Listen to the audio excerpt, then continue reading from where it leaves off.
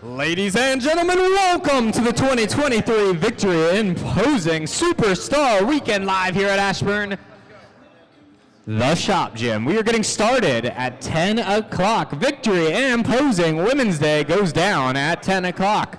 If you did not know or could not make it live, tell your friends, tell your family, we are streaming live worldwide on YouTube. Search up TSG Events or Victory Imposing. Again, tell your friends, tell your family, we are live worldwide on YouTube. Don't miss tomorrow, Men's Sunday. Again, Victory Imposing going down in just 10 minutes.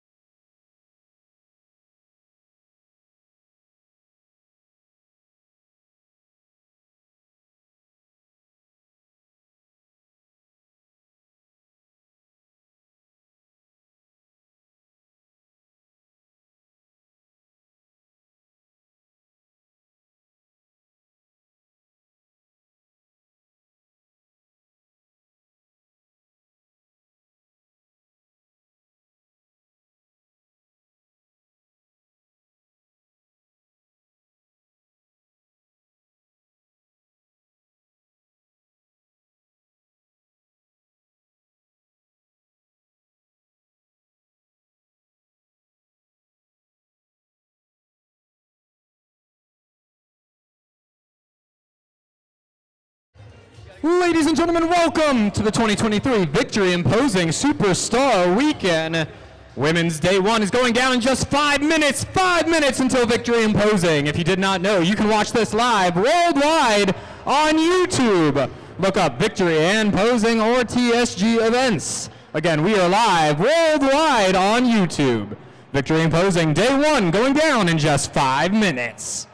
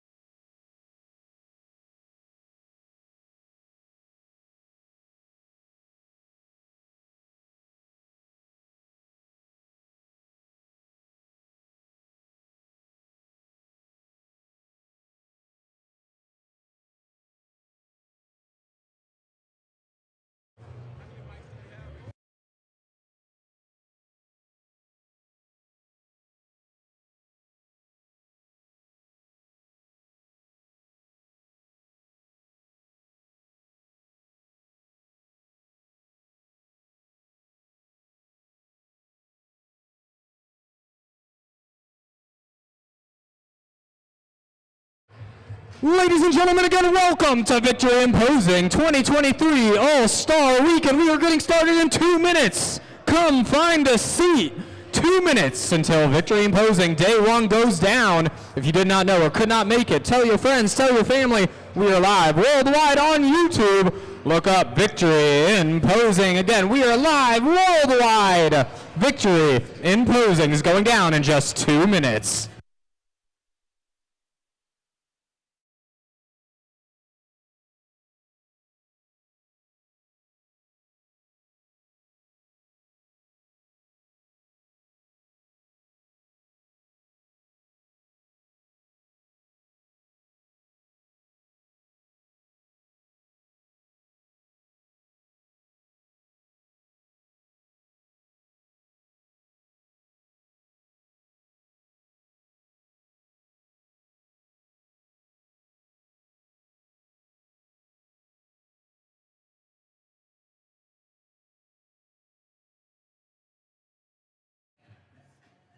Check, check.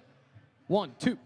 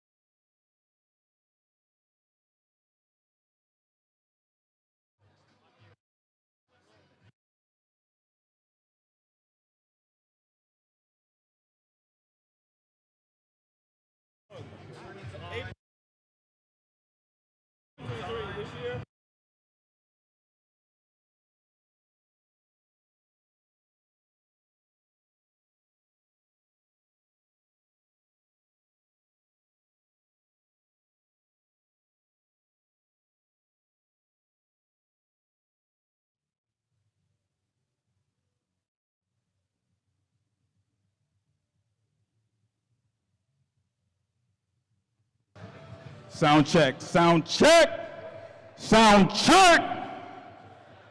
What's happening, people? What's going on this morning?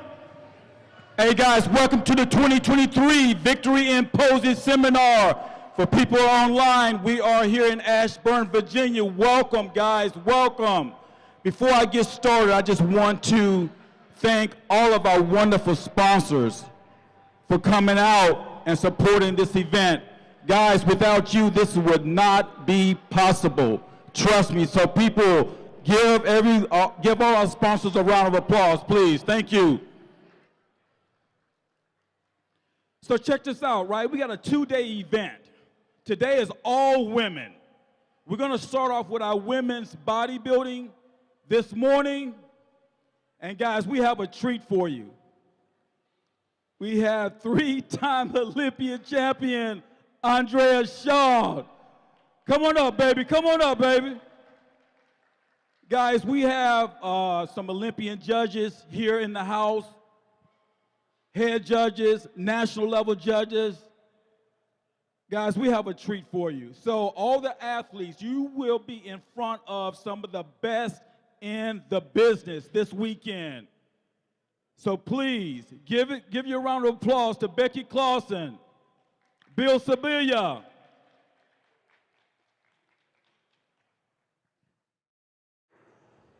All right, guys.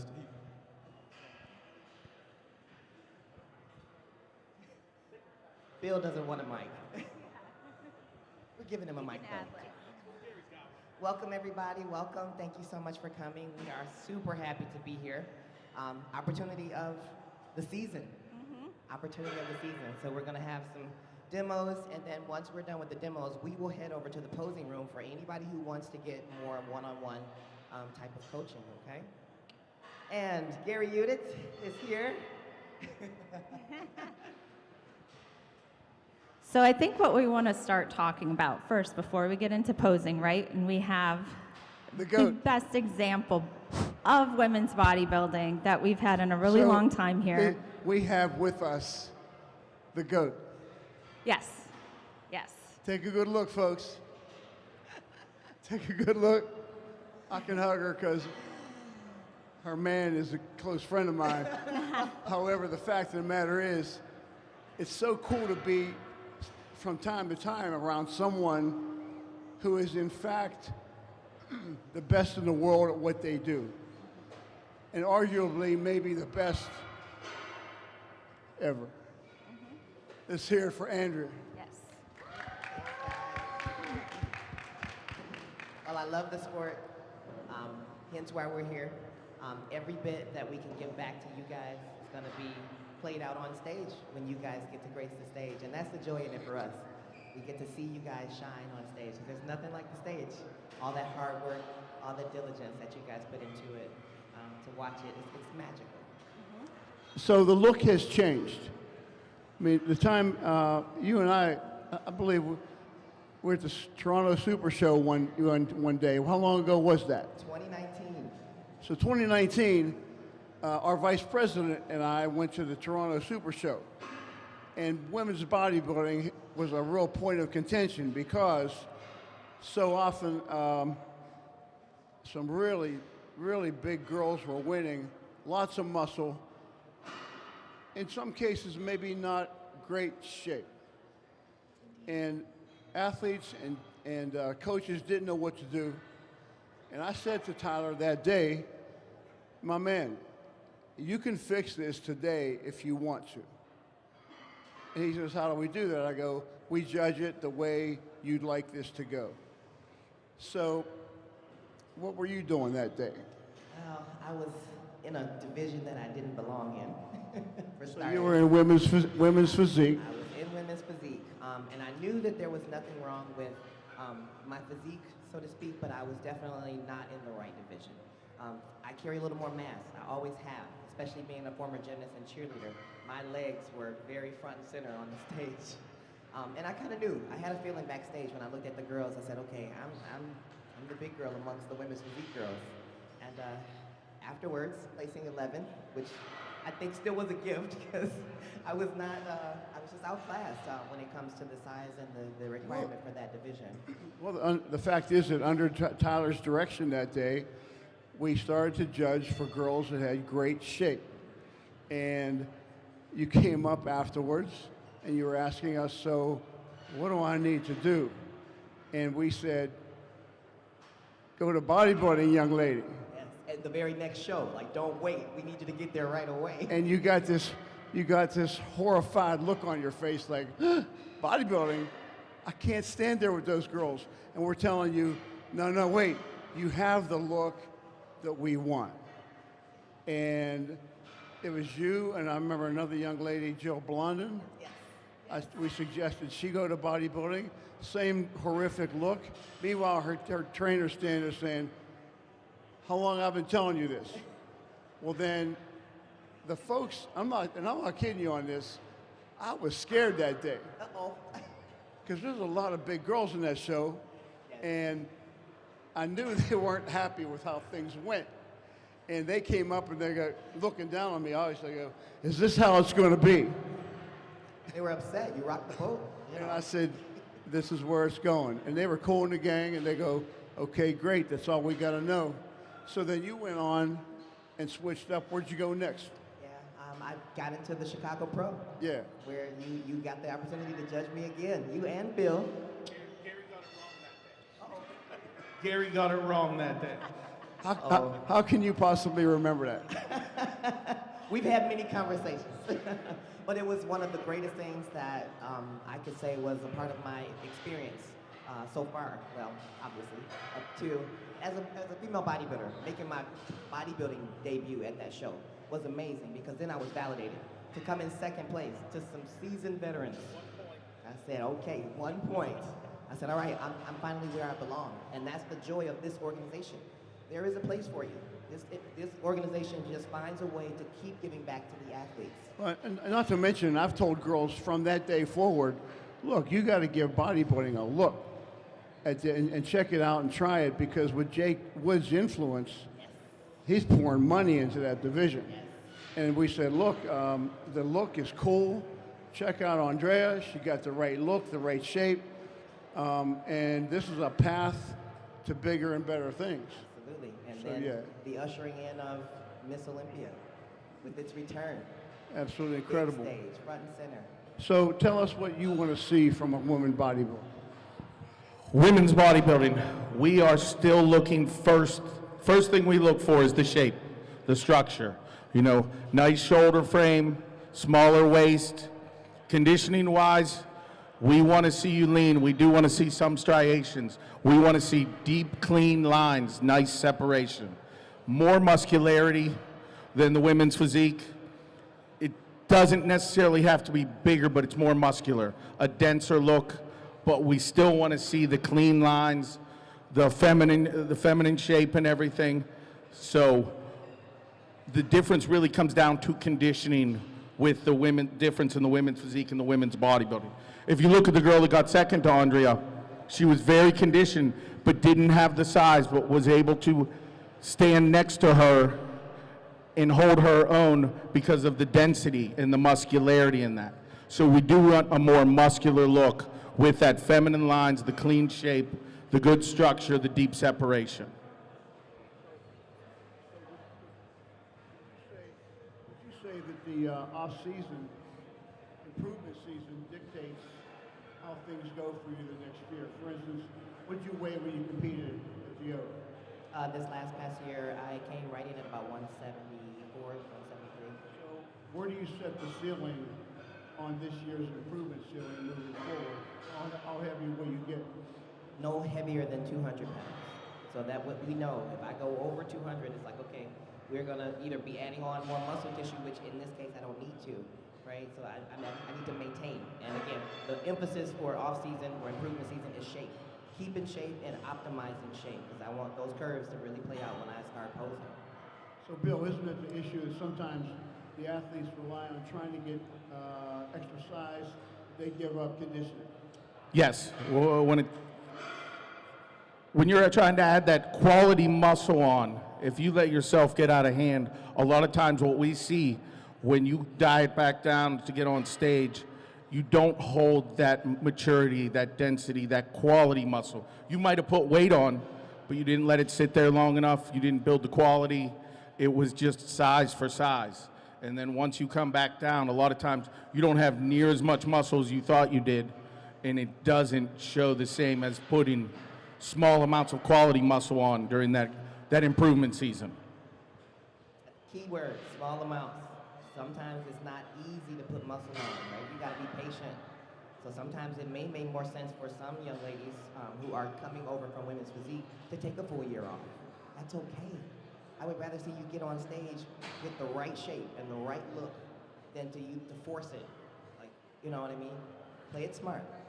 This sport's a marathon. It's not a sprint. You know what I mean? It takes time to put that quality on, mature, change. You know, nothing really happens fast here. So a large part of this is the fact that you and the other judges have bought into that look, whereas sometimes we as an organization set the criteria because we need to market it to you guys. So you guys have to look on stage and actually, you see a look and think, I like that look. I think I can attain something close to that look. It's so important for us. So also then important for you judges to keep it straight across the board on what you choose. And I think we've seen that with women's bodybuilding. Like, you've kind of encouraged the next generation to get out there and compete with the things that we're looking for. The shape, it's not just about size. It's about pretty lines and a healthy look and a feminine appearance. And I have to say, there have been several shows in the last year. I just look up there, like even at nationals, and I'm like, wow, what a great lineup. Like, these are beautiful physiques, pretty women. This is more marketable. And I think that's drawing more women to the sport. Like, oh yeah, I do want to be that. I do want to look like that. So it's been a great change. What Gary said about criteria there, we have a set criteria for all the divisions. You know, whether it's muscle shape, size, structure, conditioning, one criteria doesn't outweigh the other. You know what I mean? So you have to find a balance. You know, especially when it comes down to us judging, it's hard because someone might have great muscle, great structure, be a little bit off in conditioning, where someone doesn't have the same muscle, doesn't have the same structure, but has way better conditioning. You know, then we have to factor all that in, because one criteria does not weigh higher on that scale than the other. They all hold the same amount of importance. So that's where it gets difficult, and especially at the lower levels, trying to judge, because a lot of times we have apples and oranges we're judging with. Is there a line in the sand where someone can show up to condition? Yes, I mean, it can sometimes being hard or lean just for the factor of being lean. You can see so many times someone might be the hardest person on stage and they don't even make the top 5 because the lines, the separation, all that isn't showing. They're just extremely lean, but we don't see, you know, the abs could be washed out. You know what I mean? The lines in the shoulders are blurred. The depth in the back isn't there. The back's completely shredded or completely hard, but we're not seeing the lines and the separation in between the muscles. And I think too, in bodybuilding especially, it's still bodybuilding. We want to see muscle. Like if you're so lean to the point you're skinny, it's not really bodybuilding. So that can kind of go over the line. So, you know, obviously we're here today for posing and presentation. How much of an effect does the presentation have on their placing? I'm going to be honest, women's bodybuilding usually are some of the better posers in all the divisions. In general, they're better than the men. They hit the poses right. They hit the lat spreads right for the most part, which men have a lot of hard time doing. They hit their back poses correct in general. Now, I do see a lot of women do the wrong pose for their physique. They're not necessarily doing the pose wrong, but they're doing it wrong for their physique. So you have to learn your physique. If you have a little bit wider waist, it might help to turn a little bit, depending on your legs, one leg out as opposed to keeping them straight on. You know, you have a lot of options to adjust your posing to show your physique in the best way. And that's what you want to do. Present your physique to us in the strongest light and hide the weak spots. So how frustrating is it for you guys at the panel when this dynamite physique walks on stage and their posing is just awful, and you want to pick them, but you got to go by what they show you? There's a lot of times bodies are close. So we go pose for pose. Who looks best in that pose? So if you do 5 out of 6 poses wrong, you know, you're probably going to lose, even though you might have a better body. You know, usually the body wins and is able to, the better body usually does win. But if you can't show us and you lose those poses because you're hitting the side chest completely wrong so the other person looks better. You hit your lat spread wrong, you lose that pose. You know, so when it's really close, we will go pose for pose on the body and look up there and go, okay, who looks best in that pose? Okay, she's up 1-0. Now we go to the lat spread. She looks best in that pose. She's up 2-0. Same thing all the way around. And when it's really close, we go to that a lot, you know, trying to determine who wins. Andrea, how much time do you spend on your posing and your presentation?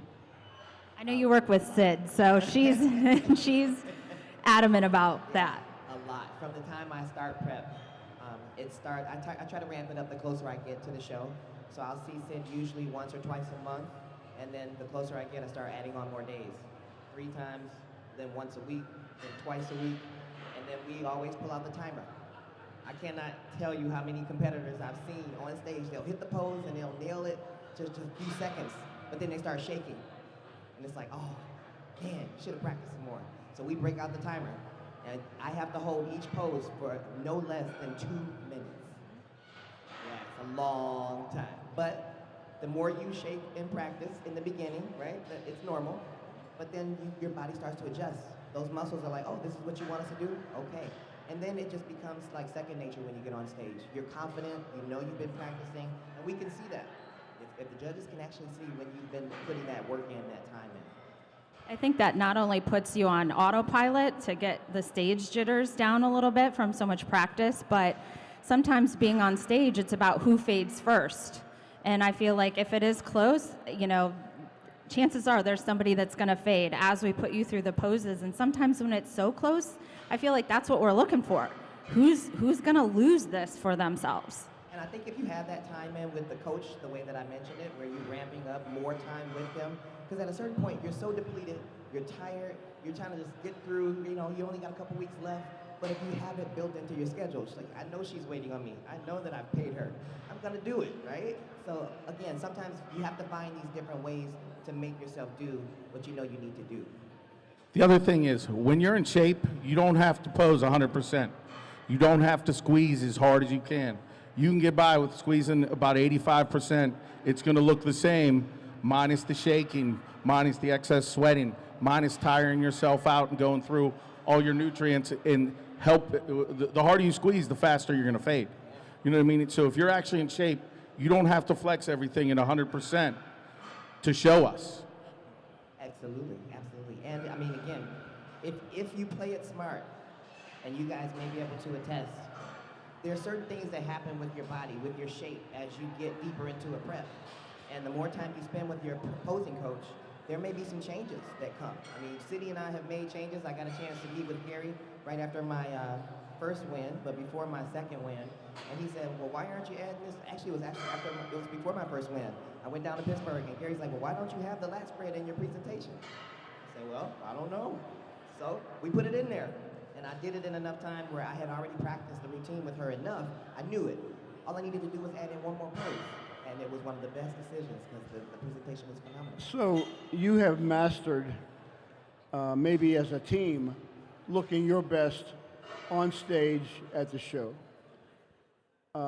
Where in the prep, a week out, or when did you look your absolute best?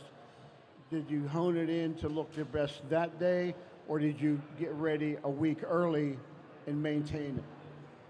I would say I was my best on stage, but I could see what was coming the week of. Because usually once I get to peak week, I got a good idea of where I'm going to be landing. And I mean, when I see the shape and I see the lines, that's like, okay, yeah, we're ready. We're ready. You know, you definitely can see it, you know. And we always video the session, so when I play the video back, I'm like, oh yeah, we're there. Yeah, good feeling. So what do you do for 2023? Ooh, good question. So for 2023, I mean, my top priorities are bring that waist in tighter, focus on that shape. I'm gonna build out the glutes a little bit, just a little bit, and just keep dialing in my posing. So what was the weight, the gap, how many weeks between Rising Phoenix to the Olympia? 5 weeks. So what the hell did you do for 5 weeks? I coasted. And I got as much time with City as I could get. So Still stayed on track. Yeah. A little extra calories? I took a week of like kind of loosely eating, but still clean eating, because I just needed to reset a little bit. So I had like a 3-day refeed, but nothing crazy. Just small little treats that were sprinkled in, but then the cardio still had to be there. Sure. The training still had to be there. The sleep still needed to be there. But by the time I got back home, because I did this away from home, I just like a little bit of a break, because you have to know your mindset.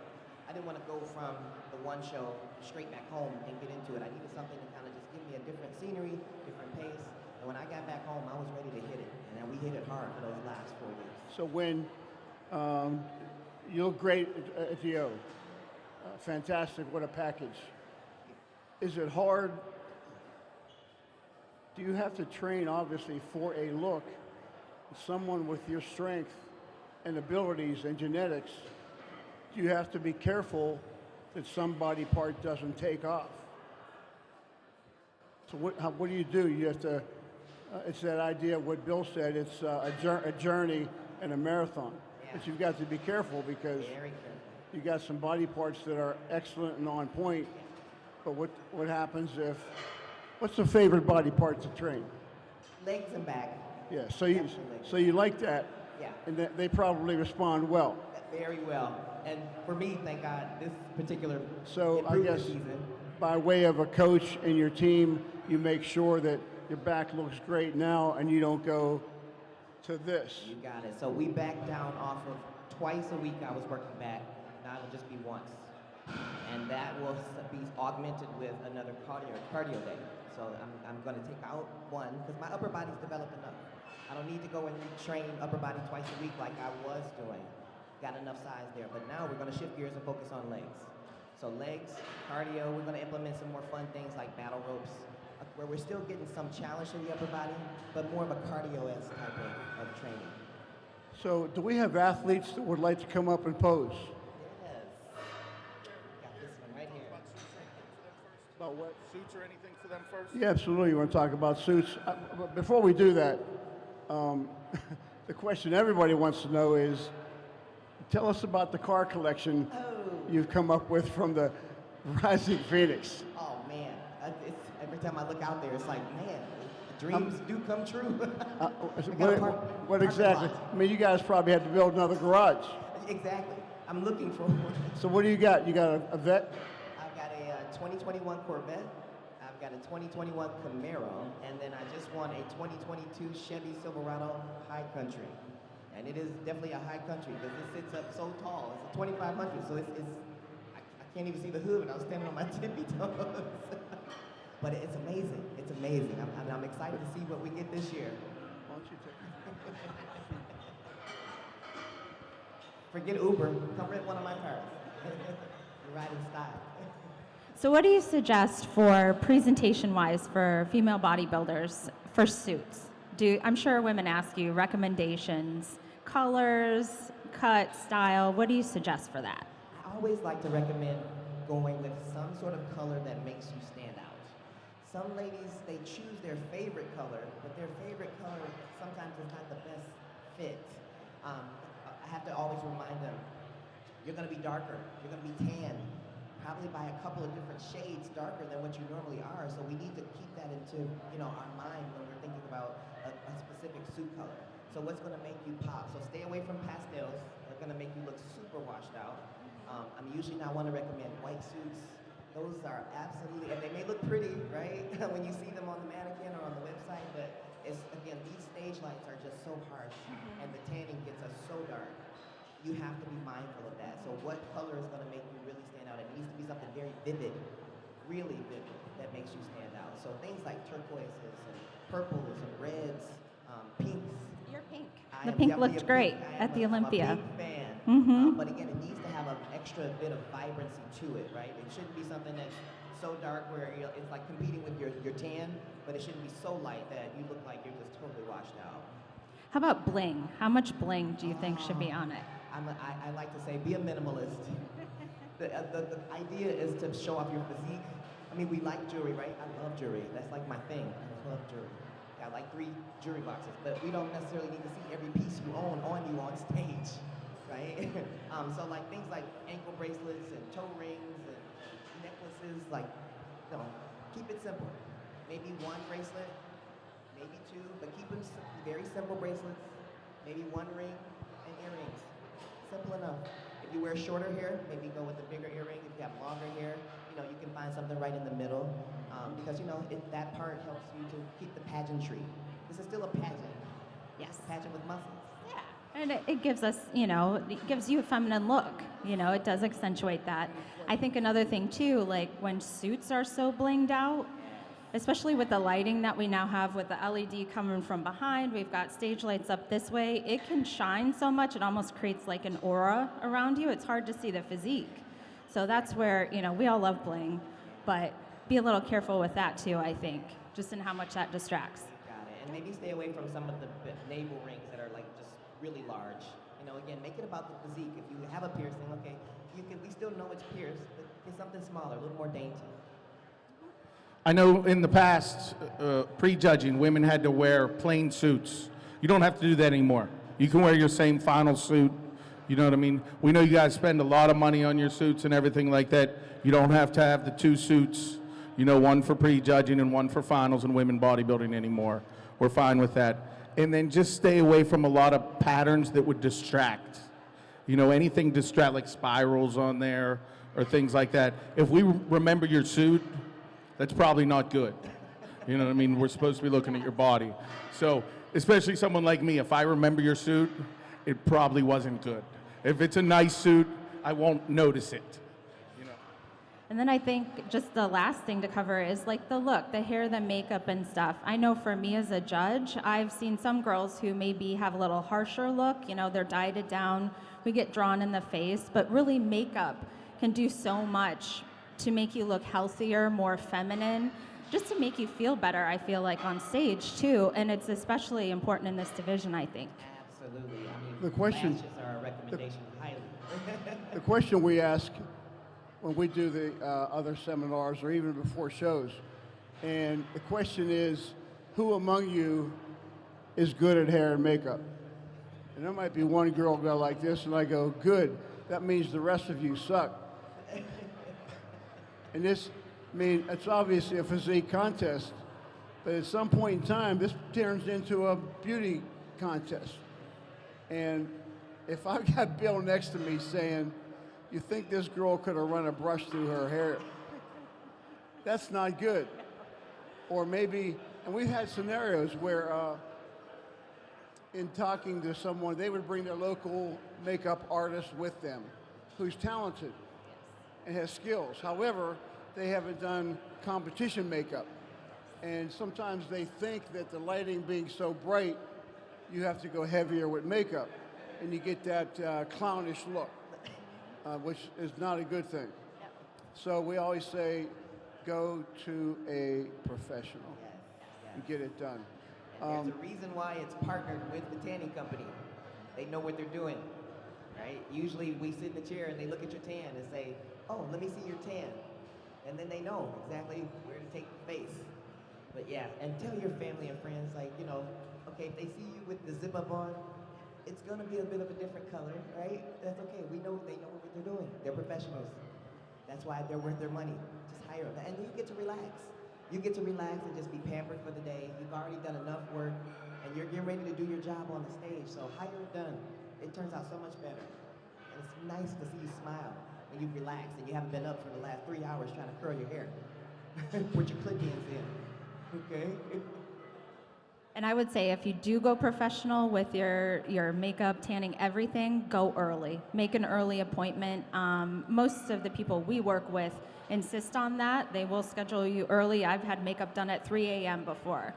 Go early versus late so that you're not stressed out then, thinking like, oh my gosh, I'm gonna miss my class.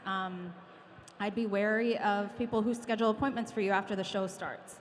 Go early, save yourself the headache and the possible heartache of not getting on stage for your class. And come prepared. I mean, have something in mind that you want for a look. That's usually something that at least give them a direction, help the appointment flow a lot smoother. Right? You don't have a whole lot of time, so if you go prepared, that's ideal. And for goodness sake, you don't have to get eyeshadow the color of your suit, especially if you have a brighter color suit. We don't necessarily need to see orange and green shadow on you. Go with something elegant.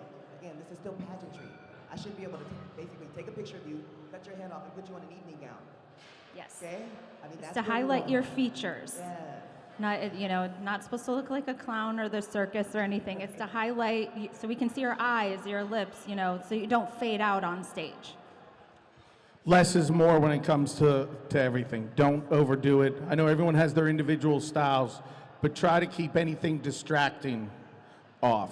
Whether it's too long of nails, you know, too much jewelry, any of that. And the best advice there is, whoever the tanning sponsor is, go to that tanning person. You know, I know some of you have tan sponsors and things like that, but they are making everyone basically the same. You know what I mean? So you don't want to stand out for the wrong reasons. And whatever you do, unless you're really good at it, don't do your own tan. You know, go to a professional for that. That's one of the tan can affect so much of your look. If you're too light, everything just reflects, so we don't see the separation. We can't see the actual conditioning if your tan is that far off. You know what I mean? If you're that light. So the tan really can affect a lot of how you place, unfortunately, because we just can't sit. Like a lot of times we'll be sitting there and I'm like, I think he's really in really good or she's in really good shape, but I can't tell. You know what I mean? Because that tan's too light and it just doesn't show the condition, you know, or show the lines. And you hate to see that happen to a lot of athletes, you know. So, Do we want people to come up now, or? sound check. So before we bring the athletes up, we're going to open up the floor. If you guys have any questions for Andrea, just raise your hand. But I have one question before I pass the mic. So it's show day. You all dolled up, hair did, makeup, suits. You ready to rock and roll. But your nerves are off the charts. So how do you talk yourself down off that cliff? Because we all know it starts with the mental, right? Absolutely. So what are your tips? Can you give us any tips? I try to say, remember why you started. Remember the desire you had to be where you are that day. And it's like, okay, now is the time. You gotta move forward because this is what you've been preparing for. All of the fish, all of the posing, all of the sacrifice that you put forward into that, now is the time. So take a deep breath. This is what, always take a deep breath, run through your routine in your mind, and just be ready to go and shine. That's it. No, I appreciate that. I appreciate that because being one of the expediters on stage, I can tell when the athlete is nervous because they're gonna look at me like, and I'm gonna say, it's time for you to go. And they're like, I have to push them out there. So normally, I try to just calm them down, say, hey, look, you got this. Go out there and shine, all right? Anybody have any questions? Anybody have any questions? Anyone else? Andrea, we have a lot of new competitors in the area we see from time to time on a local level. As far as feedback, you know, do you get feedback from several judges, or do you just listen to your coach? Because a lot of times we tell competitors not to ask everybody and their mama thoughts. So maybe a little advice there. After being judged by many of these here and some others, I will sometimes say, okay, is there anything that you think I need to work on? Or I'll go back to my coach and I'll say, I'll do side-by-sides. So after every show, I always do side-by-sides, and I say, okay, what do I think needs to change, or what do I think needs to be improved that could be better for the next year? And then once I write my list down, I run it by my coach. And I'll say, okay, here's what I'm thinking. What are your thoughts? And then I usually take it from there. I guess I've gotten so good at it at this point, though. I mean, because even as an amateur, I got into that habit. After a show, get the pictures, ask for the feedback, and then I started just kind of knowing what to look for. Because these certain areas became consistent. You know, bring up your legs or condition your legs some more.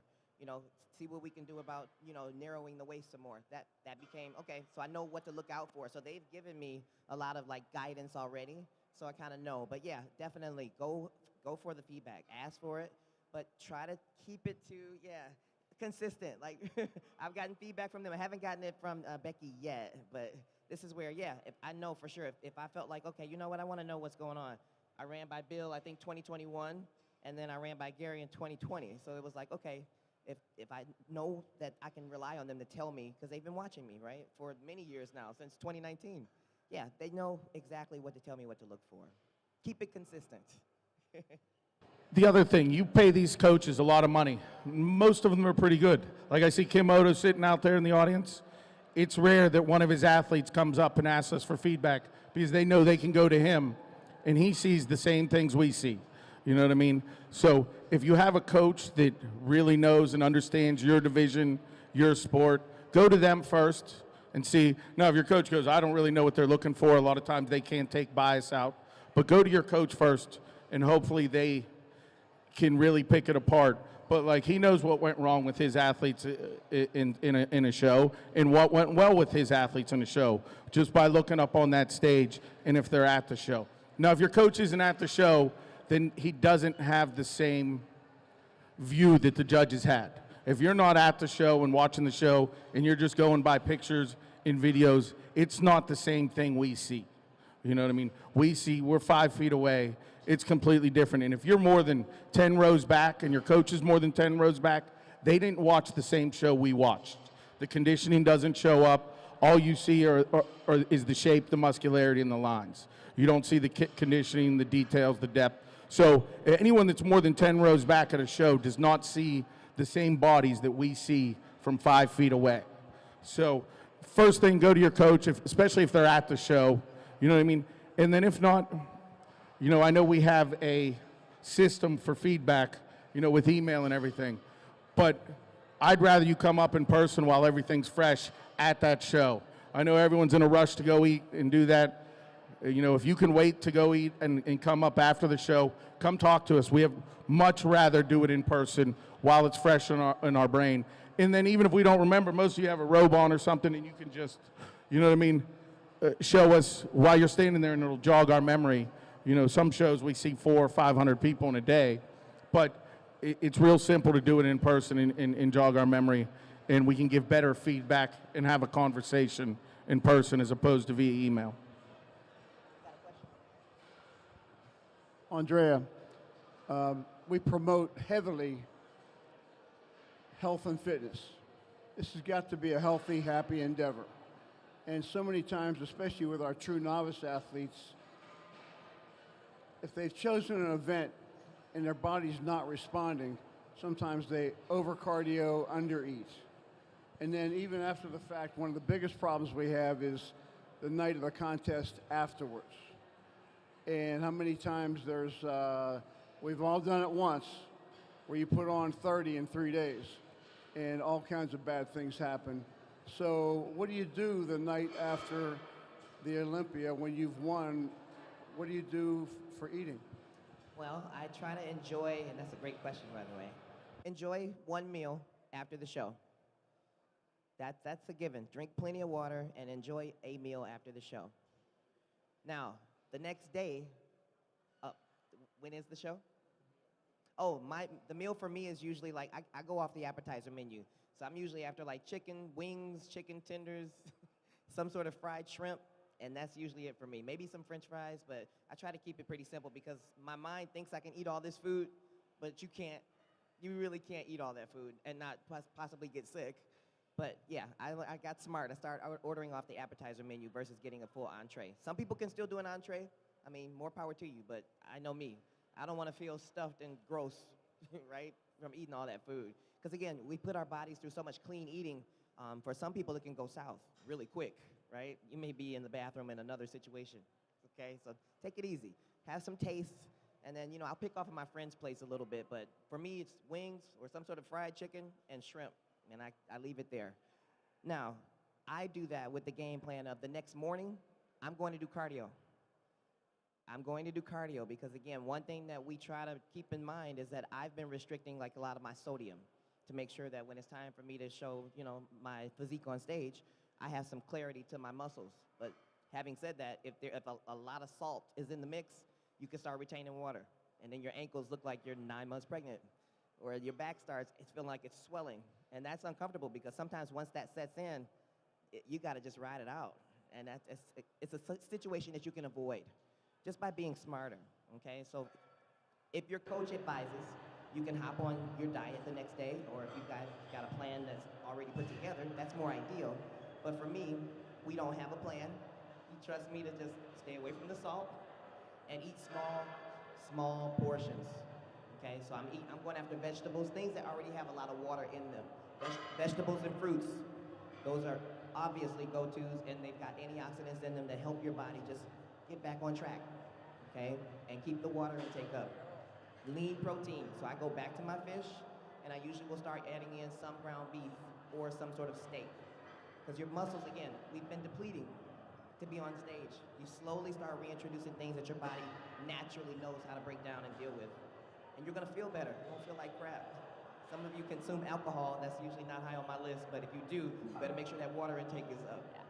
Okay, keep your kidneys happy. That's usually definitely my go-to. Because you can, the first year, I had tortilla chips. I had a family-sized bag. By the time that water started showing up, I was not a happy girl. And those ankles were swollen for almost 2 weeks. So you better be careful. The food will be there. Don't be in a rush to just eat all the things. And I think that's key, right? It's not only physically how you actually, your body's dealing with it, it's mentally looking in the mirror. It is so shocking to go from stage ready and peaked and perfect to the next day, like you're holding all this water. I know for me, that was terrible. And it would just start me on a spiral. And So I was women like, probably nope. have it a little tougher, would you agree? Yes. Yeah. Yes. Very critical, and you kind of have the post-show blues maybe. You're like, what's next? And oh my gosh, I don't look right anymore. Like, try to be moderate and kind to yourself and stay healthy physically, which helps you so much mentally, I think. Yeah, and don't stop, for goodness sakes, please don't stop working out. So at the very least, like my cardio is typically an hour, right, during the prep. Afterwards, we chop it down to like 30 minutes. You got 30 minutes, just go in there, do your little 30 minutes, get out. You know, keep moving. Your body still needs to move. Don't just get fat and happy and lazy, then you're sad and depressed and then still fat. You have the control to take over that part. Keep moving, come up with a plan, preferably beforehand, okay? Don't just wait for it, and then what do? Go with the plan. You start prep with the plan, go into your improvement season, and post-show with the plan. Okay, so I have a question. There is mandatory posing and there's posing routine. How do you prepare yourself for the posing routine in terms of song selection and poses? That's a great question. So I try to start looking for songs usually at the beginning of the year. So that's exactly what I'm doing right now. I'm looking for songs because I need to be able to give the person creating my routine enough time to actually work with that song and give myself enough time to practice the routine once she's done with it. So I would say start getting a playlist together of songs that you like, and then just play them while you drive or while you're working out. And I kind of know by, but within a couple days, which songs I really, really like. Because then I start listening to them over and over again. Even though they're on the playlist, I'm playing the rewind button again. I'm like, yeah, I want to hear that again. And then I know I'm vibing with that music. And you need to feel it, because that's what I think goes into making a really good posing routine for finals. You need to feel that music. You need to come to the stage with a story behind the music, okay? People should kind of know why you chose the song, almost. You know what I mean? So yeah, and then from there, I got a little secret sauce for how I practice it. So usually at a certain point during my prep, I take about 3 days and I go to a hotel room and I kind of just dial myself in. I go with my food prepared, I just practice my routine, do my cardio, and meet with my coach. And that is all I do for those 3 to 4 days. And that way I know for sure that I've mastered it to the point where I'm comfortable with it. And it's not that I don't know it, but I just like that extra little attention to the detail, because that way I can practice it on demand, because I've been, in that room just over and over and over again. Yeah. Thank you so much. Hey guys, how many of you guys want to pose? All right, so what I'm going to ask you guys to come over here to my left, line up on stage. We're going to bring you up. We're going to go through our quarter turns, and we're going to go through our mandatories. So let's hit it. I know we got one volunteer right here with the glasses on, for sure.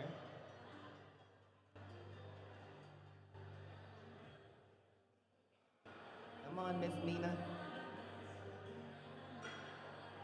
And this is actually one of my posing clients, so. Yeah. She will be at the Arnold Amateur in just a few short weeks. Her name is Nina. Come on up, Nina. We are grooming the next generation. All right. All right, so, to the box. Okay. Everybody good with female bodybuilding? I know women's physique and figure. Still can't believe I started in figure. I was way too big for figure.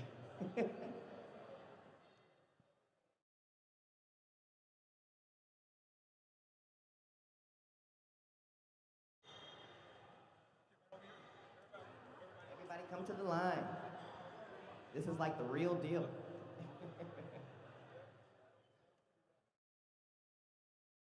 Tony's doing his job. It's like second nature. All right. So everybody just get into your front relax, please. There you go. Squeeze here and then open. Yeah. Lift your chest. Wonderful. So with women's bodybuilding, about shoulder width apart for your feet.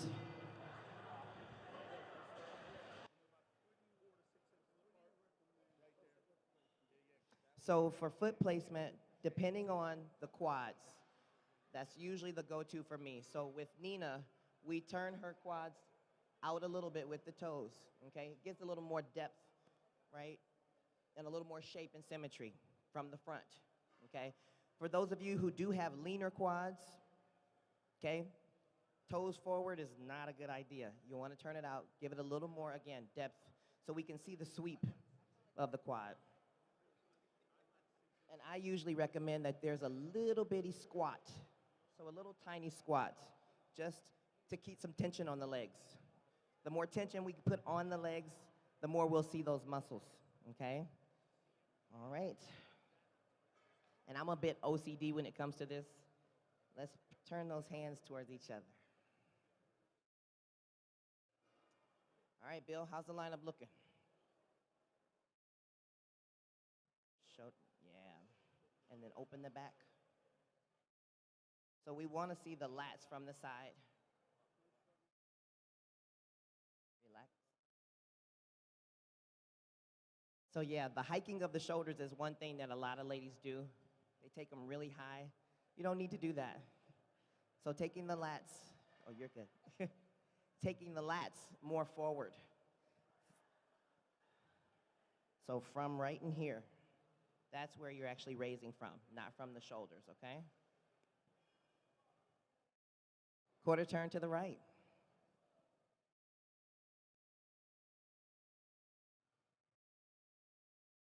Now, one thing that I typically have seen with a lot of girls on stage, regardless of figure, women's physique, and women's bodybuilding, I tend to tell the ladies, take this leg that's furthest away from the judges and put it on the line. Yep.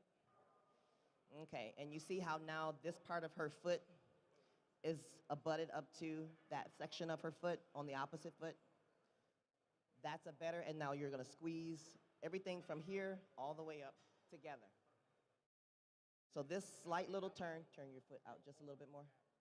Turn your foot a little bit more towards me, right there. Now I can open up this part of her waist. I can open up this part of her waist to the judges. So take your waist, draw your rib cage up, and then she's gonna twist. It's a hard twist, you guys. Oh, I feel it. Okay, and take your shoulders back towards me. There you go. So she has a little bit more of this area that she can display to the judges, especially if you've got great serratus, great obliques, great abs. You want to show that. I've practiced this with Nina, so she knows. But again, some ladies, I'm going to show you guys what most ladies do. Okay, Nina, go into the side. A regular side, like before I practice posing with you. Lots of ladies do this. Don't twist, go into it. And so the judges don't get to see any of this. Now do it the way I showed you. See how you guys got a little bit more of this on the side? That's a huge advantage, because if she's got great shape, all of this can now be judged by the judges, okay? Abs, obliques, but you gotta show it. Good. Okay, take this foot and bring it forward and turn it just a little bit. Now from your hips, right there. Again, creating smaller waist and much more detail here. Turn a little bit more. It's uncomfortable. Let's be clear, it's uncomfortable. But again, you give the judges so much more to judge.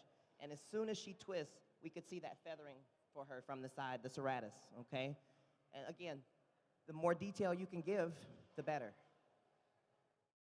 Quarter turn to the right. Now this is a pet peeve of mine.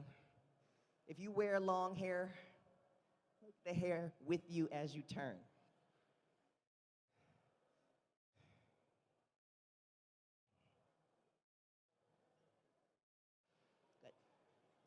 So from the rear, same thing applies with the legs. If the knees are too straightforward, we're not going to see a lot of definition with the hamstrings. So if you turn them out a little bit, some girls, there's no issue. But if you're finding that you're not really seeing the hamstrings as much, turn them, and you'll get a little more depth. Now, Nina, squat down a little bit. Okay. And then you want to squeeze from the lats. Squeeze here. Hey. And then Gary gave me a great little piece of advice. So everyone has done a pec fly.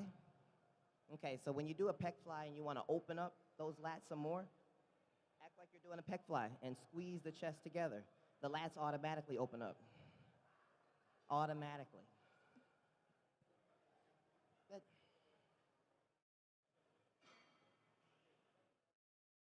Squeeze this together for me. There you go.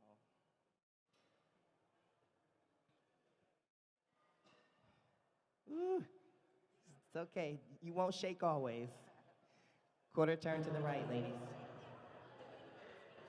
One thing, if I can say real quick, when you're turning, keep everything up.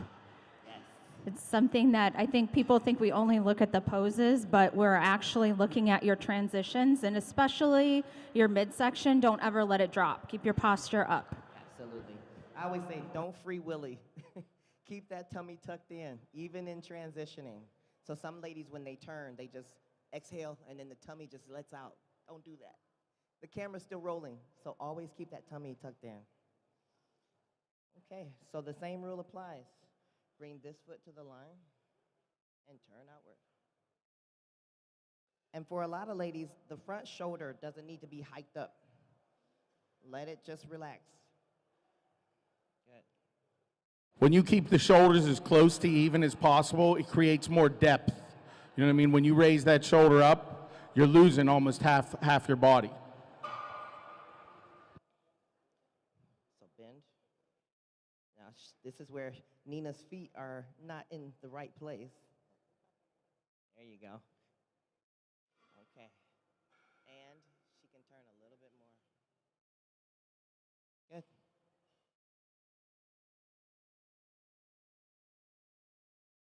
That's coming from down here. From the waist. Say again, how are we pressing the feet? She's just squeezing everything from, so once we set her feet, she's just squeezing all of this together. So there should be, like, you can't even get your hand through there. You should be squeezing that tight. Correct. Correct. And again, there's a purpose behind the squeeze. Anytime you're squeezing here, we're creating tension in the legs. You know what we get when we get tension in the legs? Much more muscle definition, which is great. Again, whoever brings the most detail and the best shape. So a lot of girls, they'll just set the pose up, but they're not squeezing, right? As soon as you squeeze those legs together, those quads start popping. The glutes are hype. Uh-oh, somebody's getting tired. And then from here, it's almost like we want the lat to sit out towards the camera. So we're gonna open her lat up, take this towards the camera. There you go. And that way we get more depth to the lat. But then she still has to do that twist with her waist. Okay? She could go a little tighter with this waist, though. But bring this. So as soon as she turns, that's the big thing about getting the turn right. Okay. And as soon as, take this lat towards the camera some more. More. There you go. Right in there. Okay. Ready? A little bit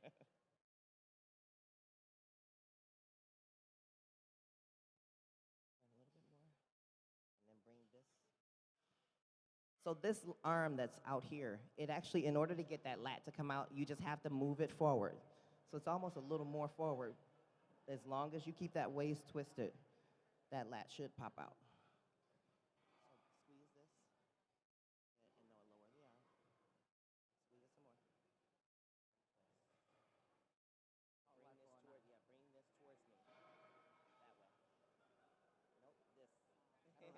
There you go.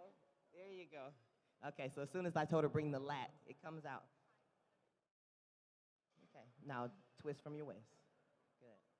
And you can just relax the arm because the lat is doing the work. So this is something you really have to feel for, okay? Yeah. Oh, yeah.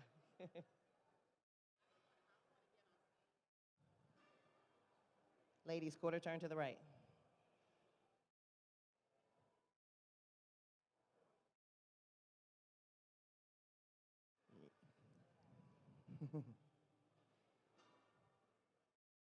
Who's ready for a front double bicep?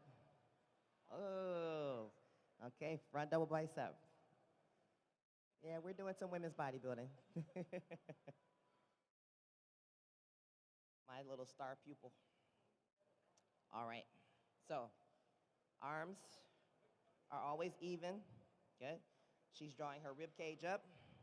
She's got both knees turned outward.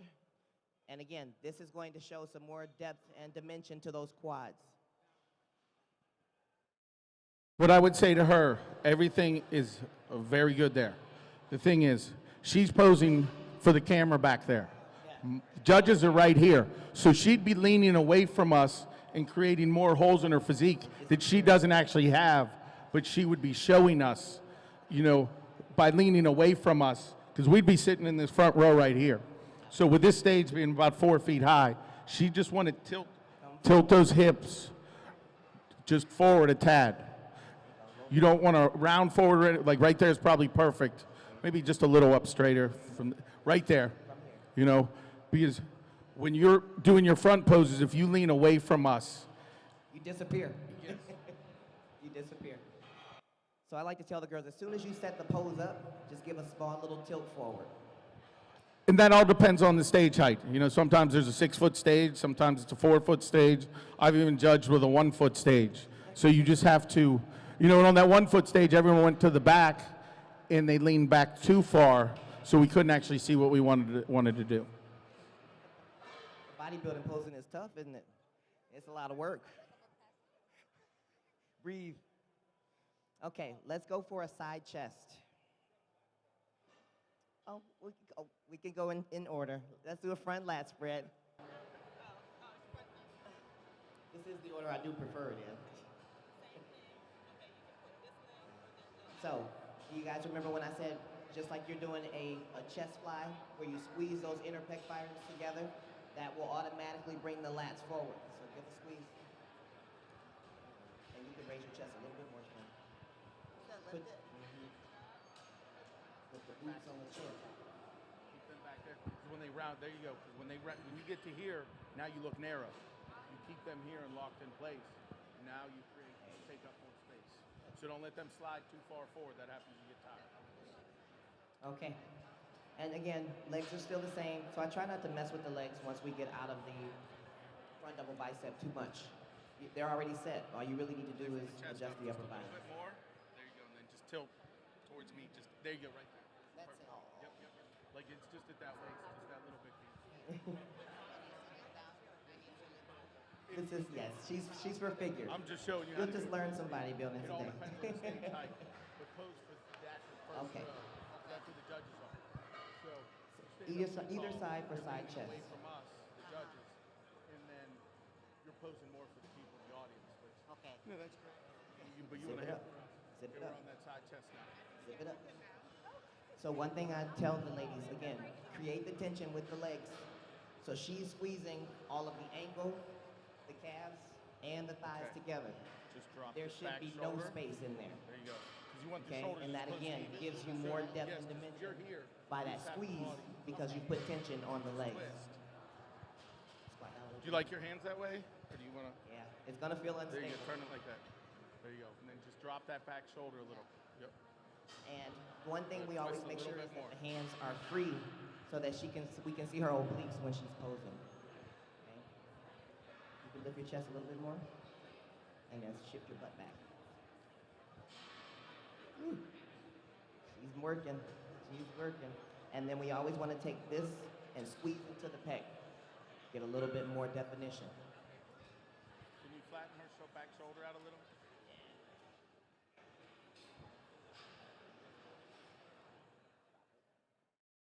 Relax the shoulder. Relax. Drop. So when you're squeezing that, so you're squeezing, Yeah. squeeze from the bottom up, not the top. Yeah. Back shoulder. Okay, so you're gonna Set your pose up. Oh, okay. I see what you're saying. So don't use your shoulder to hike it up. Yeah. squeeze that from the bottom across the chest like this. There you go. Much. Good. That's pretty good. Much better. Because then that gives more depth when you're pushing up on the chest and squeezing it as opposed to down. And up onto the toe is ideal. That way you do a little calf pop. How about a side tricep? Side tricep.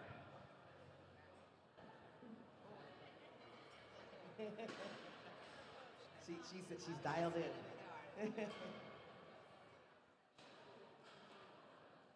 Twist a little more. So same rule of thumb. You like twist it. Squat down onto the legs, create some tension, and then zip it up. There should be no space in here. If you want to squeeze everything, I always feel like I'm sit moving down like into my it. tricep A away. little bit more. But So like squat down. There you go. when you put set up here, you can be twisted a little bit. Your hips that way a little bit. There you go. And once she does that, all of this As is opposed going to to start being straight revealing a on. little more So detail. then when you're here, then you can twist to that. And you're not. Yeah. Set that in. Draw your tummy in tight. There you go. And then if You're she gonna can be twist twisted just a little bit, not too Yeah. much. This is So that's I'm gonna be From honest. here, she should be able to This is see more some serratus. Yeah. No, you don't We're need paying shoulder, attention to shoulder. this. Like we This is the one that's closest to the judges, so that's what you want to show. We see that tricep. We see that. Like it's not just a tricep. This is more of the ab and.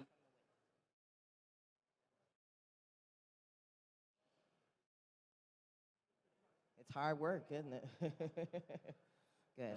Turn that toe a And little she's bit that way, working that hard, but backward, again, and turn everything. make sure so that you when don't set up, rotate this away from the judges. Okay? Stand up just a tad. There you go. Right there. Abs in tight, Don't lean back and then so squeeze far. in. There you go. Draw your tummy in. That quarter of an inch just makes working. everything look centered and balanced. Good. All right. Good. Abs in tight. Good. Okay. Zip it up. Zip it up some more. All right, ladies, let's face the rear. Rear double bicep.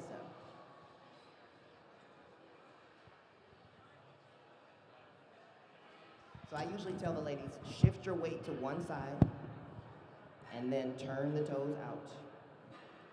Give as much depth and dimension as you can. That's pretty much perfect right there. Just remember, throw those hands a little, and that bottom part pops out. So, and your base on the bottom is perfect. And now squat down. Don't forget the squat. The more you squat down, the more tension we put on those legs. Those muscles should be popping out automatically. You don't need to change that. She's gonna get it this year, I know she will. Good. Excellent. Squeeze it a little bit more here. Good, mama. Good. Now, even when you're in the rear, smile and keep your abs in tight. If you smile when you're not facing the judges, you should be smiling like when you face the judges. But if you practice smiling all the time, you never lose it.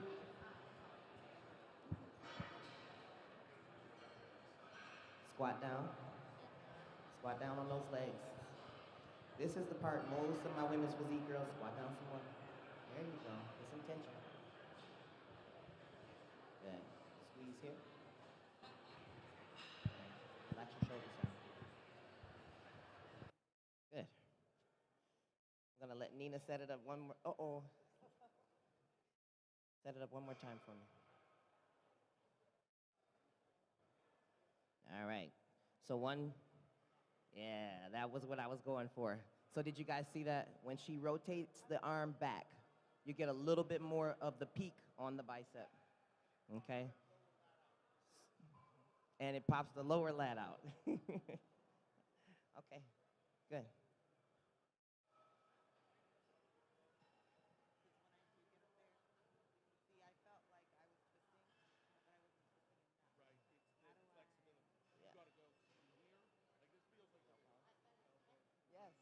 that comes with the territory. Okay, are you ready? All right, we're gonna go into the front ab and thigh.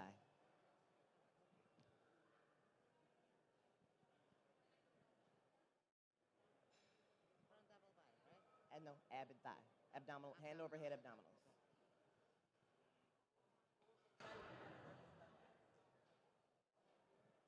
Okay. Good. Squat down some more. And then we'll take this leg and put it right about here.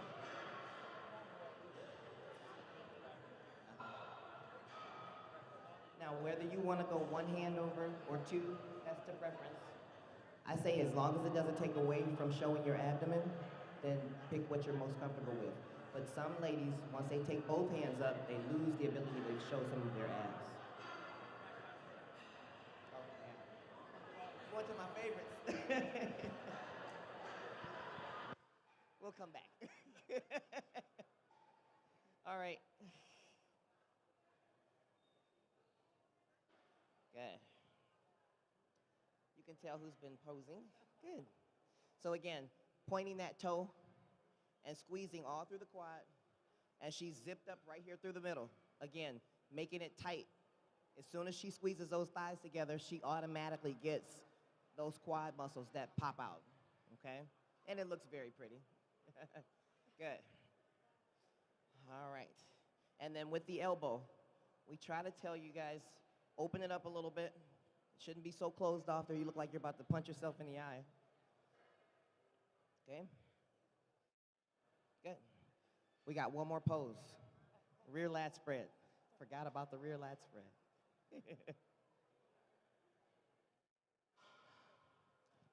So we're doing a rear lat spread.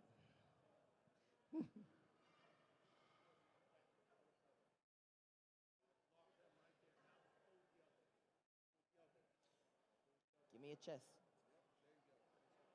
There you go.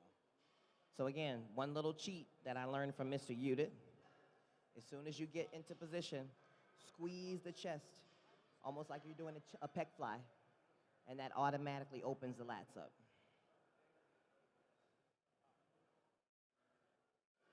Lean back, and then squeeze from the chest. You could take your hands a little bit higher. Not forward, just higher. And now squeeze. Okay, good. And lean back. Give us a tilt. So squat down on your legs some more. There you go. Better.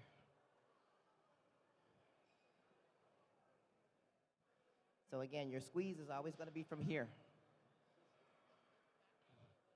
A little bit. Her stance needs to be widened. So widen your stance. Go wider. No, there you go. Out. Squat down. There you go. Now squeeze. Good. Remember, squeeze from here, not the shoulders. Good. And then shift your butt back just a little bit. So stick your booty out a little bit. There you go. All right. She's tired. Good. All right. Yes, I make her practice a lot. Yes, I do. All right. Any questions about women's bodybuilding? I think we're going to have women's physique up next.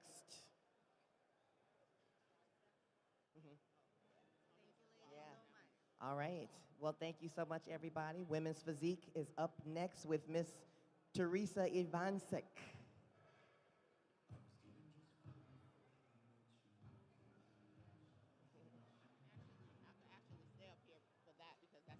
Okay, good deal. Even though I did bodybuild, oh no, I don't want the bike.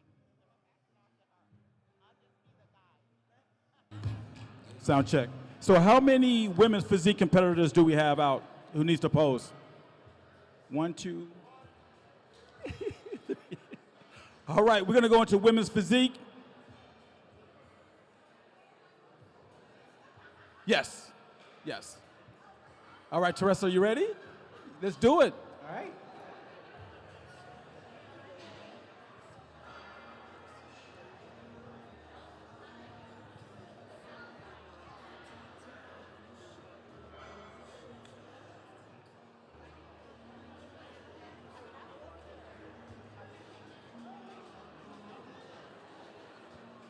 Are you coming up with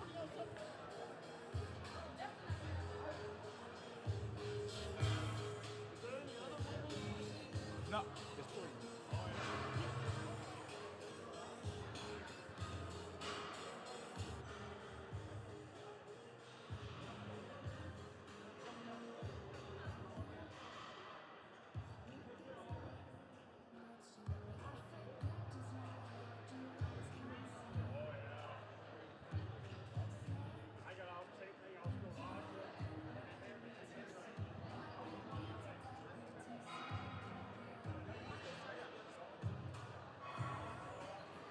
So let's get started with women's physique, which has the same poses, although less than bodybuilding. First thing I'd like to talk about is the differences between women's physique and bodybuilding. Still the same look. We want the same shape, pretty lines, feminine physique, all of which, you have that great look that we're looking for. But obviously not as much. It's not totally a size game. It is more about proportion and everything, even more so than bodybuilding. And I think the conditioning level, too, right? Having nice lines. Again, there's not as much density into the muscle. Yes. It's very fluid, very feminine, and the poses are very, very similar. We just subtract 2 out, which obviously is the front lat and the back lat spread.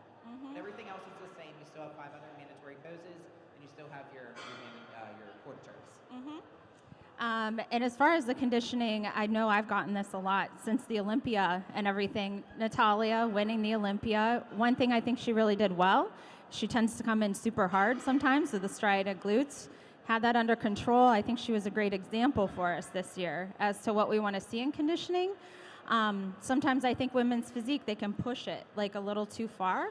And I think it's important to remember that's not all we want to see. Yes, you want to be in shape, but those deep striations, deep vascularity, things like that, that is not part of the criteria. I think, like you said, you just don't want the hard, dry, grainy look Yes. in a women's physique division. You want to come up here, look very feminine and very classy with great lines. So there is a very distinct difference, at least on the national level, between bodybuilding and physique. Where do you draw the line? As far as the look, conditioning, muscularity, Well, a lot of times, like what we've done, I know at all the events I promote, spread the word that if you do women's physique, I'll give you women's bodybuilding for nothing. So I'd like them to experience it and find out where they fit in. If somewhere there's a line of demarcation, is it in the density, muscle density? yeah, I think what you were saying, density, and there is a size limit, and especially I think we see it more when there's an imbalance in the physique. Like some women will have a really stacked upper body, and it just jumps out at you. Like this is too much for women's physique. It's not proportional, And if they've already got that, honestly, I would suggest try bodybuilding. You've already got like the upper body or say the lower body for it. Try to step up to that next level. Well, something we run into on the regional level is that, okay, there's a distinct criteria. However, on the regional level, who among us has that distinct look for each division? When it gets up to the national level events, then you can start to see there's definitely a difference. But on the regional level, many times, someone can easily win both divisions. Maybe only because someone's got to win. It doesn't mean we've changed the criteria, because people will come and say, they'll go, what are you guys looking for this week? Well, no, we got the criteria. However, someone's got to win and someone has to lose. And many times people leave the event and they'll see, well, that girl won women's bodybuilding, but she also won women's physique. Did they change the criteria? It's like, no, but there wasn't anyone who had exactly the correct thing. So people have to remember that. Yeah, and I think the best thing as an athlete is to look at the Olympia winner too as your standard. Like what do they have that you're missing? I think even if you compare yourself to a show winner, sometimes even on a pro level, they could be missing things. And you want to compare to the Olympia winner. They are the standard. They're the one that most embodies the criteria. You're going to see it in physical form there, side by side of photos. So you've gone back to bodybuilding, and you'll I am. stay there. Yes, I'm staying here. But you made the move to women's physique for a while for very good reasons. I mean, the way the sport was going at that time, it seemed to make more sense because you had way more shape than a lot of girls. So now that you're back in bodybuilding, how do you prioritize your training? It's, again, going back to like that density and that full look, and again, we could have controlled that going into women's physique by changing my diet up to deplete the muscle just a little bit, kind of downpose my posing routines and things like that. Moving forward, it's more of like just that mind-muscle connection, which I think a lot of people don't do when they train. A lot of people want to just say, okay, I'm going to be a bodybuilder and I'm going to just put 1,000 pounds on and I'm just going to move this weight. It's not about that. It's a mind-muscle connection that you need to have with the body in order to physically grow that body. Focus on what's more important to you. Look at your body as a whole, your canvas. Take the pictures, dissect the body. If your biceps are too big, don't train them. If your chest is too big, don't train them. I just talked to Gary. I only train one chest exercise a week. That is it. I do not do chest because it's too over-dominating for me. I do 2 leg days because it's my weak part. So look at yourself as a whole and really start to look at the pictures and see what are you missing and what do you need to work on and what do you need to back off on. So along the way, obviously, you realized and found out your back responds. Yes. Genetically gifted. Most of us have one body part. You have a number of them. But much like Andrea, do you have to be careful with training your back that it doesn't really take off even more so? Absolutely. So I don't want to overgrow my back, so when I turn around it's too wide and it doesn't match my quads. Because as I know, my quads are a little bit on the lacking side, so in order to bring them up and make myself look more balanced and symmetrical, we have to make the back width match that quad sweep so you have that X shape whenever you go to turn around and you're hitting your mandatory poses. So with that in mind, do you train your back less or less body weight, less weight to use, or what exactly is the mix? So for the back, like I do a lot of just like the pulling movements using my back. I do not overpower my back anymore, and I do not use a lot of the power movements. I do more of the fundamental movements, things that turn into the rhomboids, different areas that I need to hit, but I do not overpower. I go for more of that control and more of that squeeze. So V-taper might be the most important component in the NPC IFBB Pro League. Absolutely. It's always about V-taper. So what do you do to make sure that your hips and waistline don't get bigger and you maintain that V-taper? Everybody's genetics are a little bit different. Some people do like the waist trainers, some people do not. I do like them. I feel like that does help keep my V-taper in. I do fortunately have a smaller waistline, but I feel like they do help in terms of bringing you into a more balanced physique. So are there exercises like deadlifts or squats that you have to stay away from because they might affect the width of your waist? Yes, that's absolutely true. If you look at power lifters, they have a tendency to expand that abdominal wall. Whenever they're going to do certain squat movements, they hold the air, which creates the stomach wall to expand. When we do abs, we blow it out to compress. So doing like those heavy compound movements will expand that stomach wall and make that bigger when you're doing them. So we talked earlier about the fact that we set a criteria in the organization that's based on marketability. And we want the folks in the audience to look up and see you on stage and think, you know, I like that look. I think maybe I could attain something like that look. And so it's important that we maintain that, because if that takes off and suddenly you get way past the criteria, it becomes a situation, because I may have a flavor I like relative to a physique, but Becky and I are charged with judging for the criteria. So when you do that, do you have to then alter your training? You can't just go balls to the wall training. You've got to train for a look. Correct, that's absolutely correct. I mean, whatever division you're doing, you have to do certain things. Like even for figure, bikini, do you really need to do chest exercises? No. I mean, you don't really see it. That's not something that you want to actually grow. So depending on what division you're actually doing, you want to sculpt and shape that body to give you that look and what's going to fit you. So right now you're getting ready for something in the fall. I'm getting ready right now. It's about 16 weeks out. Which one is that? We're looking at the Toronto Pro. Cool.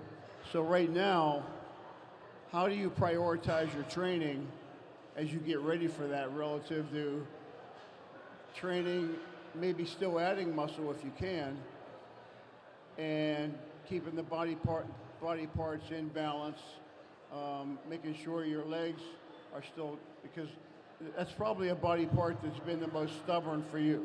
Correct. So how do you do that? It's now, it's again different coaching. People, when you do pick a coach, you want someone that's actually going to listen and do things how you want to do them. So the training and the food's a lot higher. It's feeding the muscle, and I like to grow into a show. I don't like to deplete. But we do like to get there ready and sooner than later. So suffer now and then kind of ease your way in so you're not trying to chase the competition date is what I'm going to do. So especially for our true novice, but even for all of our athletes, one of the biggest questions we get is, I need a good coach. How do I find one? How did you find this one? So it's researching, talk to different people. The internet is open. Unfortunately, there are some people that are not as open as some of us. But just do your research, talk to other clients that have had these coaches, see what there is, and see. Everybody's going to have a different match. Someone's going to be better for you than another coach, but just because somebody did well with them doesn't mean they're going to match you. So you have to get your personality, you have to understand them, and they have to be more open to answer questions, not be so sure with you, treat you as a client and a competitor, and help you out for your best interest. So isn't it a conversation you have to have with that person relative to their system, but maybe even more important, relative to getting referrals from people? And as you're talking to people and say, who do you like, or what do you know about this guy? What was your experience? The reason why I found this one was because I actually did the interviewing at the NBC Premier Muscle, and I had the opportunity to interview Jessica Reyes, who ended up at second figure division at the Olympia this year. And we ran into her actually while I was prepping for the 2022 Olympia, and she came up to me in the gym, and we had a really random conversation, and she's like, hey, I know you're having some issues. I really want to highly recommend Andrew. And this is how that all started. And then her and I really intermixed. We got to know each other a lot better, and it was just refreshing to hear from that type of source that's been with him for a very long time, the goodness that he could bring to me. I think that's a key too, is longevity, right? Like when you're talking to other people, you want to look for that in their competitors. Like, are they one and done, or are they having success? Are they staying healthy enough to compete? I feel like that's super valuable. That's what really valued me with him, was the fact that these girls that he had competing this past year, if you look at their track records, the one that won the women's physique division, the Jessica Reyes, they were competing at 4 and 5 shows this year. That would not be attainable and doable if you were overdoing your preps. So that was one thing that really made me sink in wanting to work with this guy. So isn't it then also important that if someone does select a coach, and I mean, in many ways, no one knows your body more than you do. Correct. And there's going to be situations where a coach suggests doing something that has worked for someone else, but you in your heart, you know that's not for you. Those kind of carbs don't work for me. Cutting my water doesn't work. So how important is it to be your own advocate and say, hey, appreciate you, respect you. However, that's not going to work for me. Even me as a coach and working with him, I'm big on communication. If you do not have communication with someone, they're never going to get to understand your body, and they have to be open to listen to you. I'm somebody that's competed for 16 years. I know what my body likes and what it does not like. Hoping that a coach will actually listen and follow through to the plan, saying, hey, I've done this. It's been a trial and error several times. Can we not do this? Then once that coach actually accepts that and works with you in terms of that, then it's going to be a very, very wonderful prep, and you're going to end up on top really well. We've had situations even recently where someone has been with a coach and it's not working. There's been some points of being unhealthy, just things not responding. And I said, well, why don't you find someone else? Oh my God, I couldn't possibly leave him. I don't know how to do that. That would be an issue. And I said, well, wait a minute. Let's look at the top coaches around. There's 5 people leaving them a week. Sometimes only because they're looking for the guy who has a better mousetrap. And by the same token, they're also adding 5 people a week. So it's not personal. This is business, and you're trying to get a better body out of it in a healthy manner. If it's not working, with respect, thank you for your help, Yeah. but I got to go. Yes. Do not let someone hold you back from your full potential. I've had this happen in the past, and I will never let it happen again. They were not out to my best interest. They weren't trying to make me excel as a person. So you have to speak up. You have to do what's best for you. You know your body. You know what you need to do. Be open with the coach. Like Carrie said, a lot of them will have the quality or quantity over the quality. It's horrible. I've heard coaches that train and coach 400 some clients. How are you going to be any different? And how are you going to be on top, top priority for that person? Don't pick a coach that has 20 people at a show. You're not going to get the attention that you need, but you need to have someone that you can connect with. And I think, too, the whole team concept, don't be afraid to leave a team, go elsewhere. We don't know who you train with. We joke all the time, like judging. I'll hear like a coach cheering like at finals. And I'm like, oh, I didn't even know they were working with them. Like, go with who works best for you, and maybe it is a team. There are teams that have tons of coaches and clients because they're good at what they do. But if it's not working for you, don't think that we care at all about who your coach is. We don't even know most of the time. The whole team concept is the other question we get all the time. Someone says, do I need to be on a team to do well? Sometimes they think simply because if they're on XYZ team and we know that and we like the XYZ coach, they're going to do better. And it couldn't be farther from the truth. Yeah. I mean, and sometimes you may even know their coach and it's like, well, shoot, this person just doesn't look right. Like, we can't reward that. It doesn't help at all. You've been on the teams. Coaches don't get points. Exactly, yes. You've been on teams over the years. Yes. You were pro figure and pro bikini. Yes. And from my point of view, the team can be a real benefit in the fact that you may have support from your teammates. Yes. You may be able to vent to them. Yes. Conversation, some camaraderie.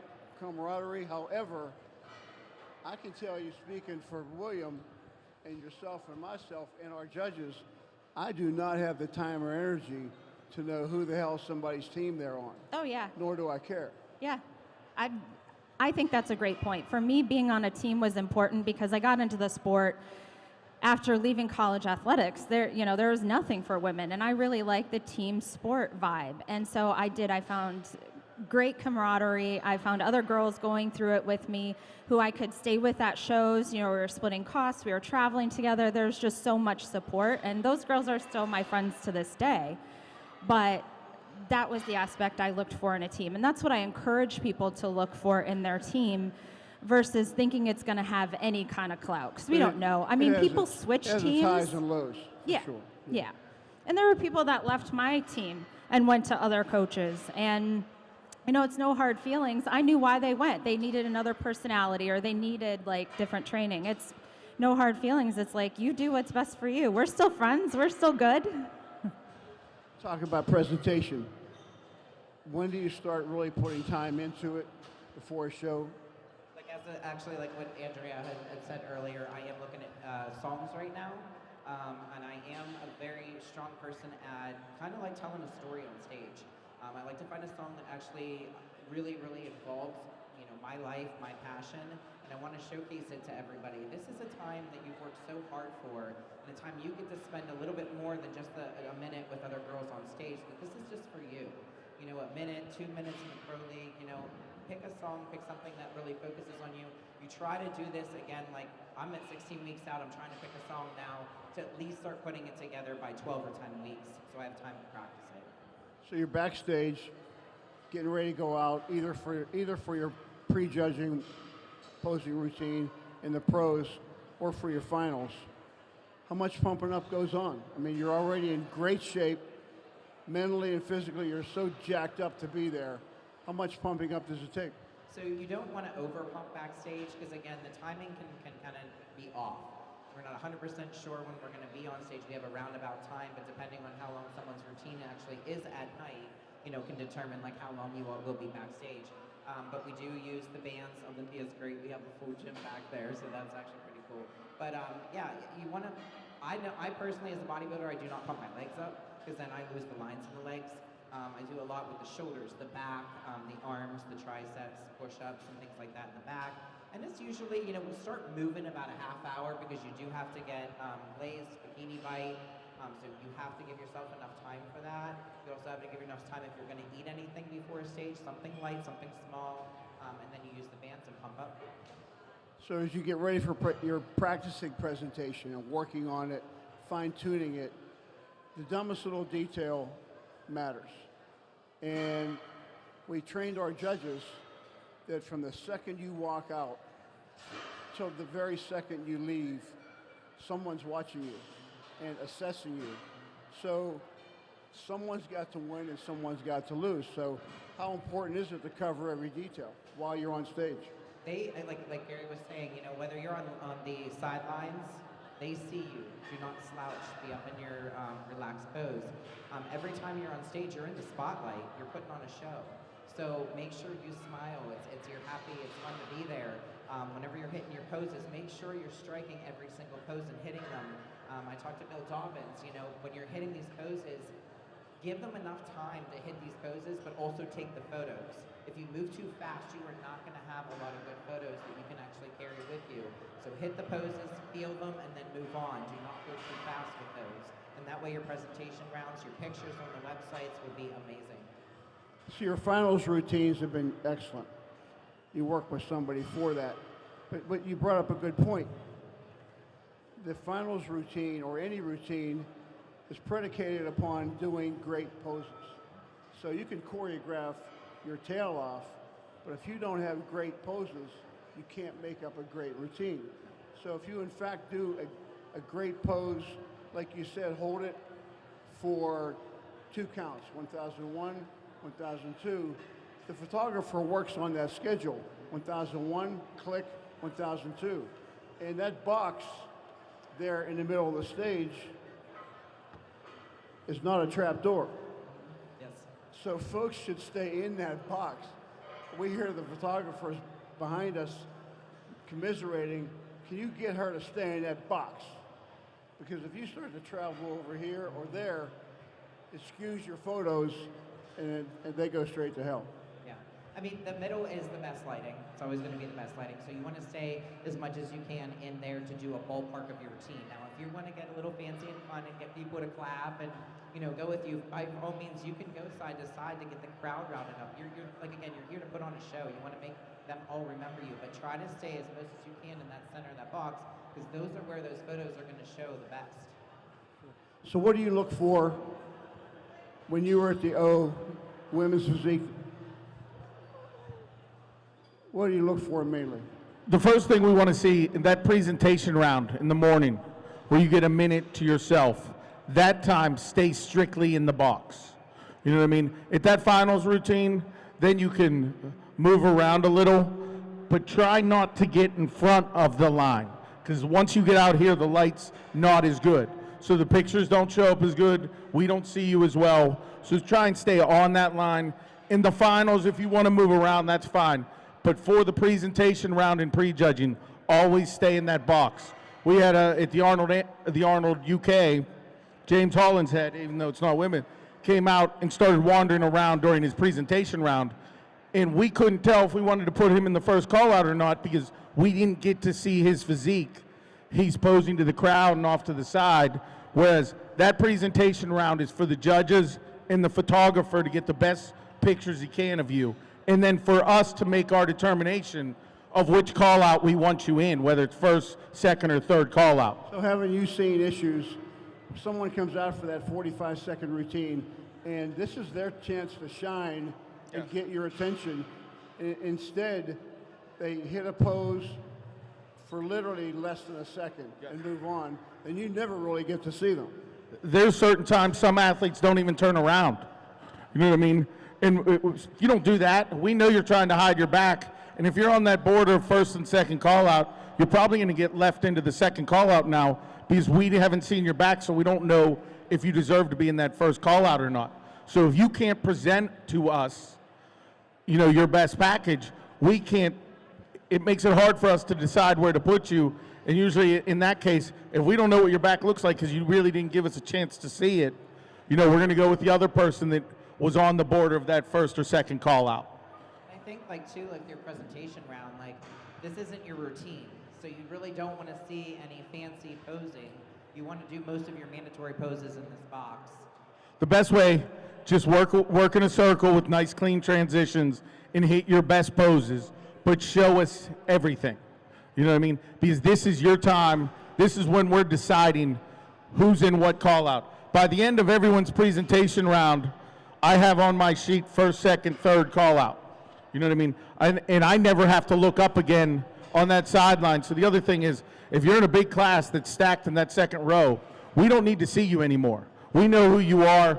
We know who we want to see you next to already. You know what I mean? We have that determined, and we have the call-outs that we want you in. Well, we have some athletes, speaking of call-outs, we have some athletes we want to bring on stage. Will you be willing to take us through some quarter turns? And Absolutely. mandatory? All right, let's do it.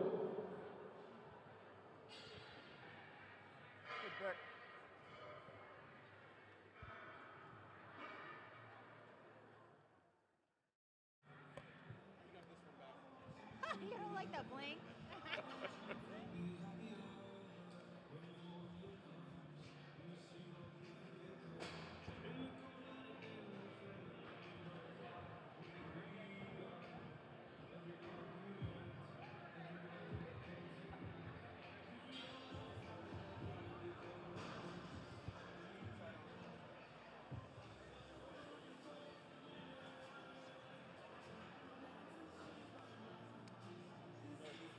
Okay, so ladies, we're going to start off with their quarter turns first. So go ahead and your wait.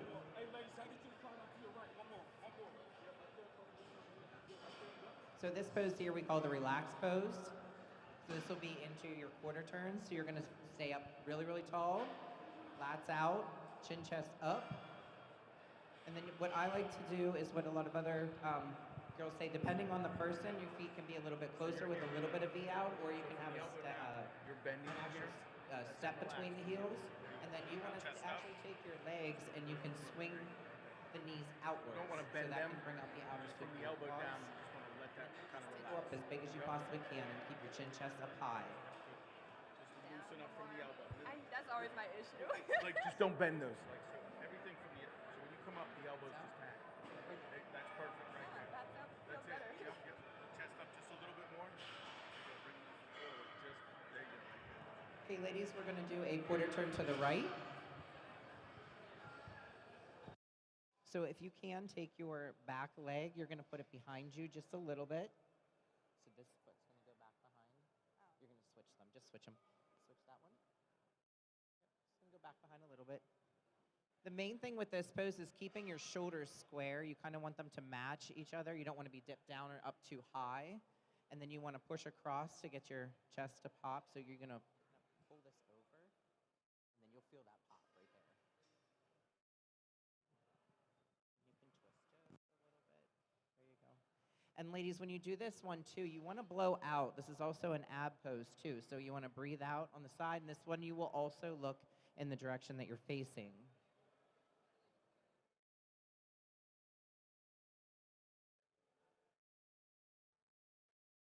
Okay, we're going to quarter turn to the right. This one here is about the same as what you're going to do with the front pose. You're going to push your butt back just a little bit, pop your chest and get your lats out really, really big. Face the palms together with your hands.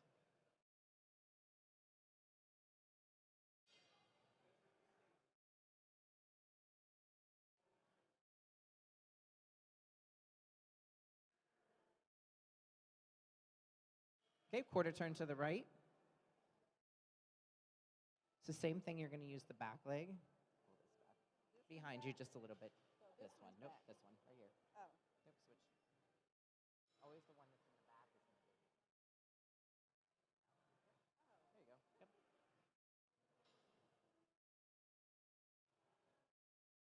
And up real big, and then you'll breathe out on the side.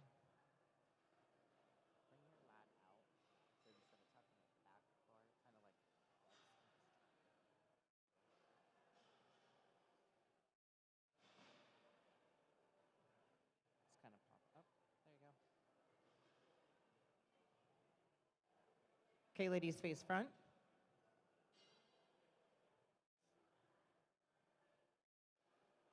So if the judges say face front or relaxed pose, this is going to be the pose that you're always going to go to.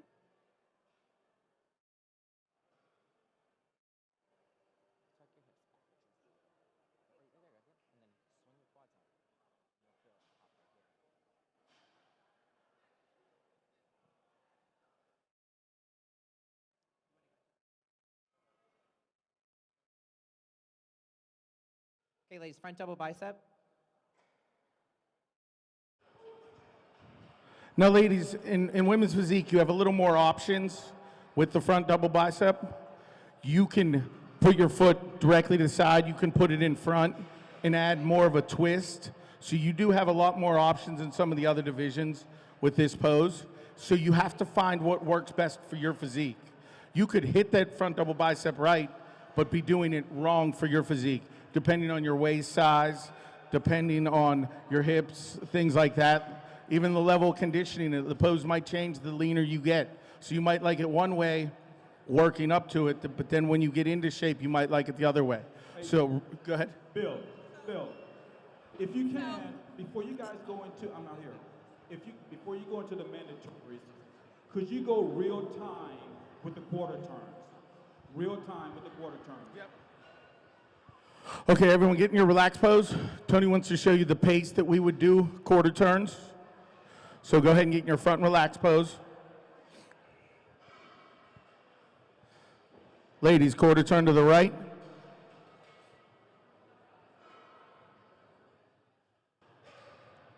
Quarter turn to the right.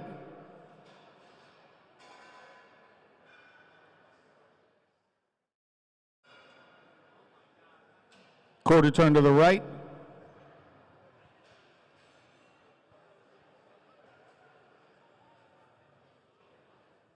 Face front. Front double bicep. So that'd be about the pace that we would do at a show judging.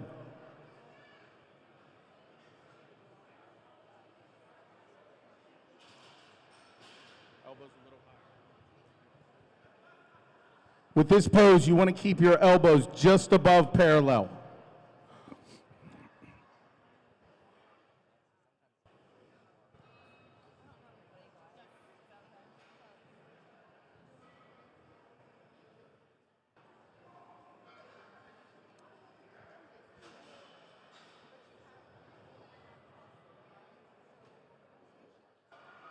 Flexing that left one. I know you're getting tired, so.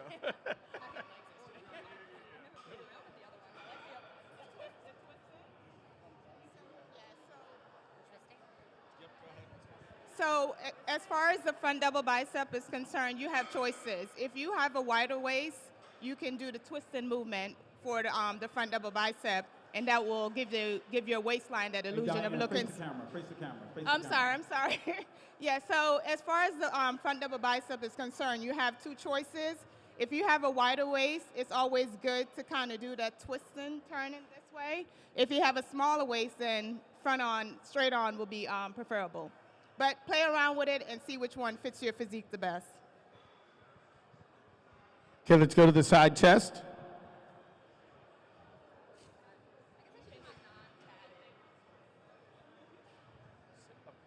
There you go. Just don't tilt quite so much.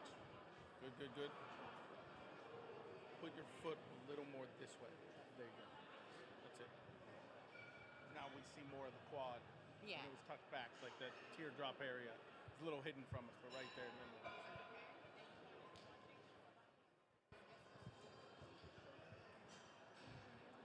Now remember, in women's physique, you only have 5 poses. So if we end up being a close division and we go pose for pose, you don't have as many poses to lose. So you really have to make sure you're hitting those right.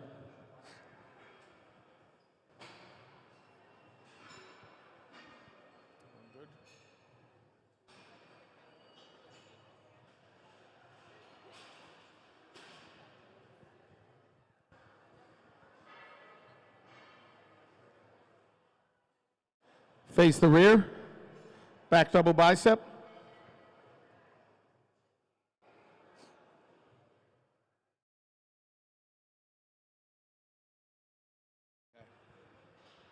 Rotate that back.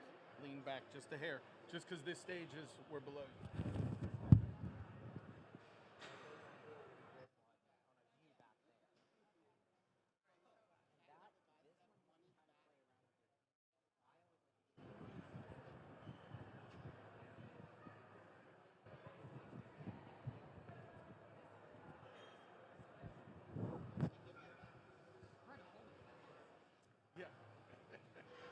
Hey, Bill.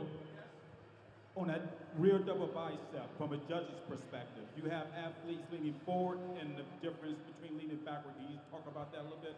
Yes. Once again, pose to that first row where the judges sit. Every stage height's going to be different. When you hit this back double bicep, you want to lean towards us.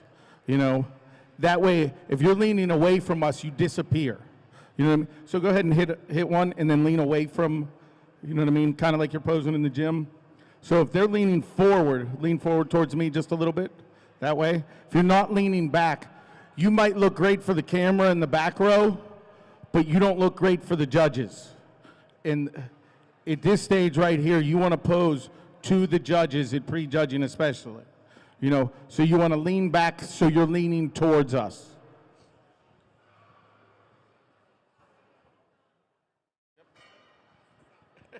One more thing, please don't forget to move your hair in the back pose. As women's physique, we tend to wear the long hair. If you're wearing long hair, make sure you sweep it away before you get into your pose. Let's go to the side tricep.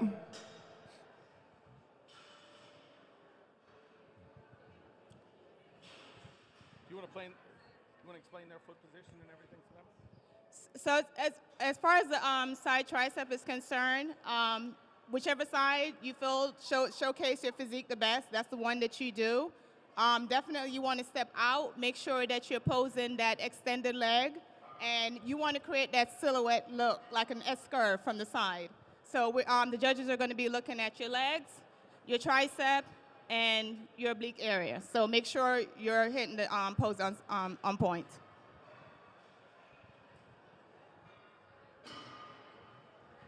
Once again, in women's physique, you have a little more leadway and options with your legs than in some of the other divisions. So play around, really find what fits your physique best, that shows your legs off in the best way.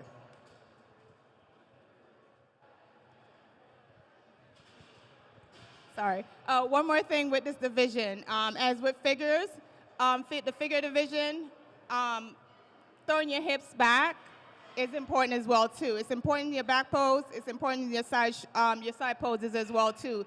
So you don't want to do this, right?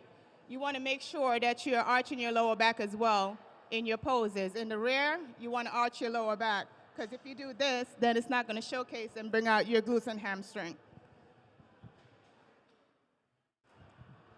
Abdominals on one thigh.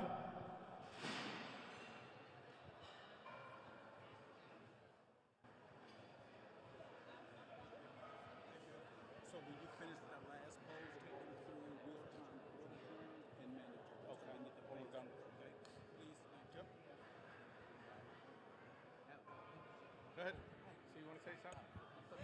Okay, so I'm going to tell my secret, okay? As far as with the abdominal pose, you want to make sure that you get as much air out of your abdominal section as possible.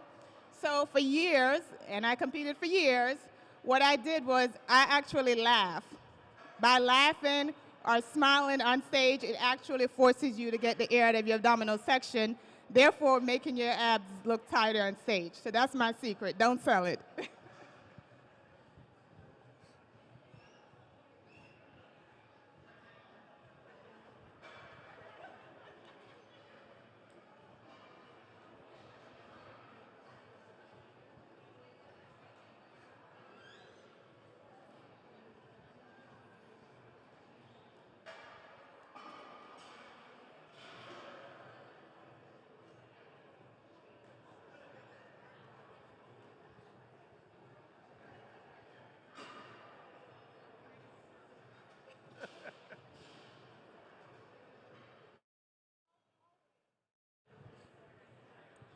always, always smile on stage. It just complements your physique and makes you look better. So you want to make it look easy as possible. So yes, posing is super, super difficult and it's super hard, but don't forget to smile. It will just make it look better on stage for you. Okay, Tony wants us to take you guys through a round in real time, how we would do at a show. So go ahead and get in your front relaxed poses.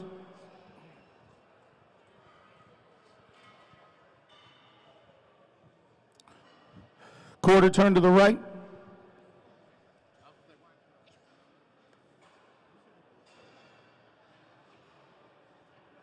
Quarter turn to the right.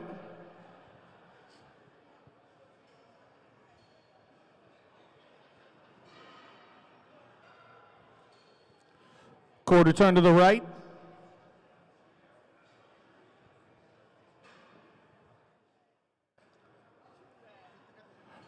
Face front. Now at this point right here, usually we would start moving people around who we would want to see. So start paying attention for a number, and we would be moving athletes around. When we call your number, just raise your hand and then move, and the head expediter would help. Hit a front double bicep.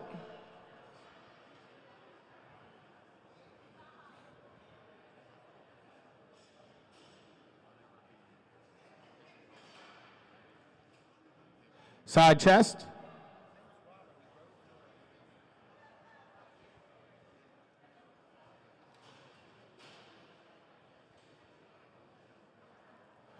Face the rear, back double bicep.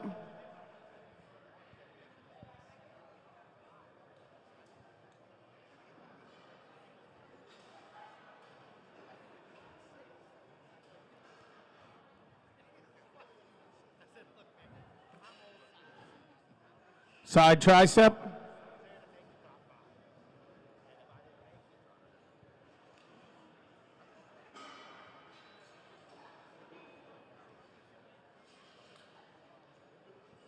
Face front, abdominals on one thigh.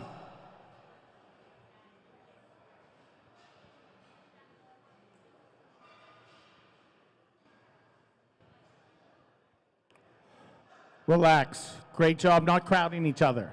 That's the other thing. I know everyone always wants to fight for the middle.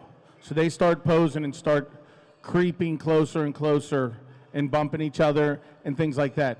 The best way to present your physique to the judges is to take your space, have enough space. So if someone's crowding you, try and move away from them. You know what I mean? As judges, we try and separate you as much as we can, but everyone keeps creeping towards the center. But it never helps anyone's physique if you're crowding someone, because then you can't show your physique off either, even though you're closer to the center. That doesn't help show your physique off. All right, thank you guys. Hey, let's give Teresa Vanchik a round of applause, please. Thank you. Diane Brown, she's an Olympian as well. All right, thank you, ladies. And let's not forget about Andrea Shawn. She was there with bodybuilding. Thank you so much, guys. Hey, I don't know if I mentioned this earlier, but we have some wonderful sponsors out here, guys. Please get around, shake hands, meet some of our wonderful sponsors, because again, this thing would not go down without our sponsors. Thank you, guys. Thank you so much. So we have figure coming up next. We have, how many figure athletes do we have out here? All right, ladies, we're gonna give you a chance to pose, but first, we wanna bring up our judges. Oh, we got Big Rod Smith up here.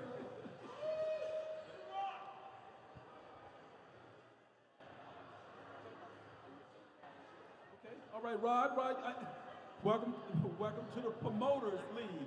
You got 2 shows coming up, right? Yeah. Talk to us about it. July 1st, as you know, there's been some things happening in the NPC and the IFBB. Mr. Yu reached out to me and asked me would I co-promote the Maryland State with him. But the exciting news is, besides the Maryland State, we have a new show coming to Maryland, which is the Maryland Muscle Classic. I think it's going to be a good upstart and start this tread again of great promotion and great shows in Maryland. That date will be July 1st at Laurel High School.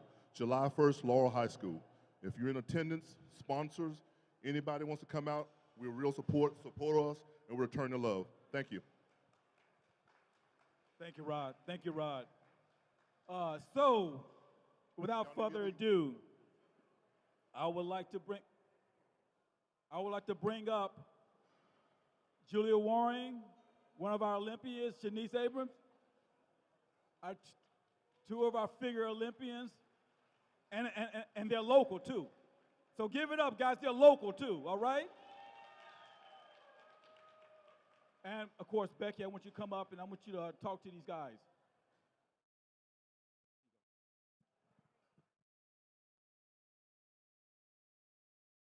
So moving into figure, of course we know it's different than women's physique, different than bodybuilding. What do you think the biggest differences are from you guys as an athlete, and then I will say what I think as a judge? Well, we wear heels from women's physique and bodybuilding. We're the last category to wear heels. Size. Conditioning, shape. Posing is a lot different. Yeah, the biggest thing would be the level, muscularity, and the conditioning. Yeah. We're bodybuilding, women's physique is going to be a tad bit more harder than figure will be. So those are the biggest difference, and then the heels, and then the poses itself. Yeah. So what made you guys choose figure? Like, did you start in figure? My body chose figure. Yeah. So even though I didn't necessarily have like the best shape starting off, I had been lifting weights since I was 14, so I had too much muscle to do bikini. So my body chose figure, and I'm a little militaristic. I used to be in the military, so as far as like the swag that bikini had wasn't necessarily my swag, so it all worked out. Yes. I think that's really a great point. Like, your physique ultimately should probably determine your division, I think. Like, we all want to train for the body that we want off stage, right? I think that's really important. You need to be happy how you walk around every day and comfortable in your physique, but, you know, someone like me, I can't really build muscle that easy. I'm not going to be a bodybuilder. Like, that would be an exercise in futility. So I think listening to your body is super important, right? And what you're able to do, how conditioned you're able to get, and really what do you want to do? What do you want to put your body through, and how much, you know, how deep into your prep do you want to go, and how is that going to work with your body? So same with my body. I started off with track at a young age, since 9 years old. So I was competing in like AAU stuff in Connecticut. And these legs, the way that they are built, I knew I couldn't, and I started competing at the end of 2019. I wasn't really familiar with wellness, and that really didn't come until the next Olympia.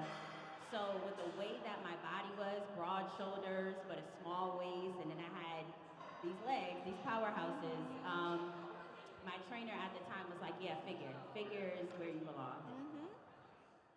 So you guys have never crossed over into anything else? All right, I think you found your spot. And we hear a lot of track athletes actually go to figure, or even just competing in general. I think that's a great foundation. So for contest prep, how far out do you guys prep? For me, 20 weeks. We start 20 weeks because we try to do it nice and slow. We don't try to do anything too drastic. You know, we start off with, 30 minutes of cardio, maybe 4 days a week. You know, we start slowly dropping macros. So for me, it's been about 20 weeks. It's been the So it's a little different for me because I like my off season very structured. So my meal plan, I stay on a meal plan all year round. And so things will start to change the more I get into prep. Obviously, like, for example, my portion sizes will change for my food, but my food doesn't really change. So I don't have a hard, 14 weeks out. My prep coach doesn't really do that with me. But I'll notice when things, will start to change. Oh yeah, I'm really getting into prep more and more. So that makes me think of off season too. Like you mentioned, off season. So for me, figure is not about size. It is very much about proportion, completeness, like you want a complete physique, no gaps, no holes, and about separation but not striation, fullness and everything. In your off season, say you're trying to add or build muscle, how long do you take in your off season, and how much weight do you put on? So it depends. The last two Olympias for me it's been I need more size. So I might actually take a whole year off the time to really just focus on putting on size. But as far as weight, I went on stage at the Olympia at about 132, and I'm 145 right now. So I definitely try to stay no more than 20 pounds above stage weight is the goal. And as far as like putting on size, it's not a size game, but sometimes you still have to put on the size, but we don't need to put on 40 pounds to put on the amount of muscle that's needed for a figure. So once again, I just started competing at the end of 2019. So I've kind of been on the fast track of things. So the first time I actually had months in between a competition was winning Pittsburgh in the O last year. Won Pittsburgh in May, had the O in December. That was the longest period of time I've had, I won't say off, but in between two shows. So I haven't really had a full off season because I've been on the fast track. But one thing with me is that I'm kind of the opposite. When I started off, I had a lot of size, and I had to curtail that down. So for me, size was not a game. I actually had to get a little smaller because I can pack on size. Like I always have lifted heavy. I used to be a CrossFit competitor too for a little while. So I just have always had the size, and I had to come down and really start tapping into what my natural shape was. So it was a little different for me. I think that's a really good point too, because you guys are both successful athletes but have different approaches. And that's why I hate when, on social media, people are like, what's your diet? What's your training? It's like, you may not even look like this person or have the genetics to achieve what they've achieved using their methods. I think it's super important that you follow your own path, find your own coach that's going to take you down the right path for what your lifestyle will support, what your genetics support, all of that. I think that's a really good point. I was like 119 pounds. I was tiny. But that's another thing I think with figures, you can add just a couple of pounds. It looks so different. And this is, another thing, look at you guys. This is not, you guys aren't super big and like muscly. I think that they see stage photos, athletes see stage photos, which we always say, don't prepare for a contest by looking at photos because you're gonna come in too hard, most likely, especially like bikini, and you're also gonna have a distorted view of like how big you guys actually are. I always say, go to a show, see the athletes in person. You would be surprised. It's all about that illusion. Even the female bodybuilders are smaller than everybody thinks. People look at me all the time nowadays, and they're like, "Oh, you look so much bigger." So I'm like, "Is that a compliment, or are you telling me I look small?" Like, right. But no. So every time I see someone in person, they're always like, "Yeah, you look a lot smaller than you know." And I tell posing clients all the time, one of the biggest pieces of advice that I give going into prep is I was like, "Don't compare yourself." Don't compare, even myself going into the O. Like, I get off social media closer to the O. I do not compare myself to others because one thing that I learned while being a pro is that you can see all these pictures on social media and you get yourself all worked up, cortisol levels go up, and then you see them in person and you could beat them in person, And so that's one piece of advice I always give, so you're 100% right about that. And the funny thing about us is that we both are a part of the same team, have the same prep coach. Our preps are completely different. Sid Gillen, who is our 6-time champ, good friend of mine, same prep coach, her prep is different than mine. So you can't compare yourself in this field. And just because you have one prep versus another, some people have it harder. Some people really, if you're trying to lose muscle or downsize, your prep may not be that easy. Whereas if you're trying to build, maybe you get more food, you get more rest. It's just working with your genetics to ultimately get to the point where you're on stage and you look the part and you can succeed. You know, it doesn't really matter how you get here, it's what will you look the part on stage. So let's talk about the figure aesthetic. Obviously, a lot more goes into like the feminine presentation, I feel like, just even with the heels, adding the heels to it. How did you guys learn to walk in your heels? Or were you good at it already? Oh no, it took me a couple years to figure it out. And honestly, I mean, I looked at people that did it really well, right? I looked at people that did it really well. I had posing coach myself to teach me just how to walk. Like I said, I used to be in the military, so I was very just like straightforward. My turns were very rigid. So just trying to learn like, you know, crossing the heels, keeping your balance, learning what shoes work best for me. When I got the right shoes, it was game over. And I probably went through about 5 years of different shoes before I got like the right shoes. So for me, it took work. It took posing coaching. It took me looking at girls that were doing it the right way. It took a lot of trial and error, walking up and down in the gym, just back and forth, back and forth, back and forth. So it didn't come easy for me. Same. Same. I actually put up a post on Instagram because I, even going back and looking at myself, even when I got my pro card at Universe, looked at how I looked in 2020 just up until my Pittsburgh show, and I was like, wow, I've come very far. But it took me a lot to get there, a lot of walking, a lot of practice. Practice is so underrated when it comes to posing. And when I'm in prep, I'm practicing my posing 5 to 6 days a week for 30 to 45 minutes. And that's what I do because I know for me, with having stage anxiety, it needs to feel like repetition for me before I get on stage. Otherwise, then my stage anxiety would kick in. And I think that's a good point. People think about, you know, posing practice and conditioning more for like physique or bodybuilding, but it's super important for all the divisions, I think.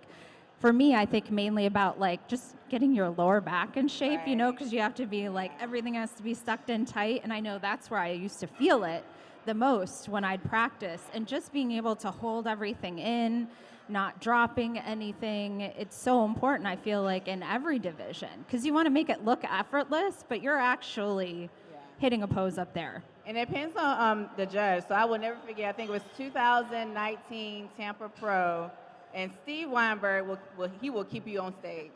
And I had been slacking on my posing, and I was not in the posing conditioning. And, you know, that was in first call outs and, you know, was doing really well, then slowly started moving out. And I ended up fourth at that show, and I went and asked for feedback, and they said, you lost your posing. Like you started fading, like you were there, and then as you started fading, then we started moving you out. And after that, my husband was like, nope. He is like my drill sergeant. He's like, have you posed today? No, 2 minutes. Give me 2 minutes. All right, 2 more minutes. So yeah, It's important. true. Yeah, Even like you can lose shows because Yes. you're not in posing condition. Yes, especially like I noticed like people stop hitting their quads or they can't flex their quads anymore or can't like keep their back out. Just shaking. Yes, Yeah. the shaking and the fatigue and, you know, start to sweat and things like that. It all matters even in this division. So now back to the shoes. What do you think about platform shoes? Yes or no? I know what I think, but. So I like to keep it simple, right? So I'm not a big fan of the platforms. I'm not even a big fan of a whole lot of bling because sometimes those things can be distracting.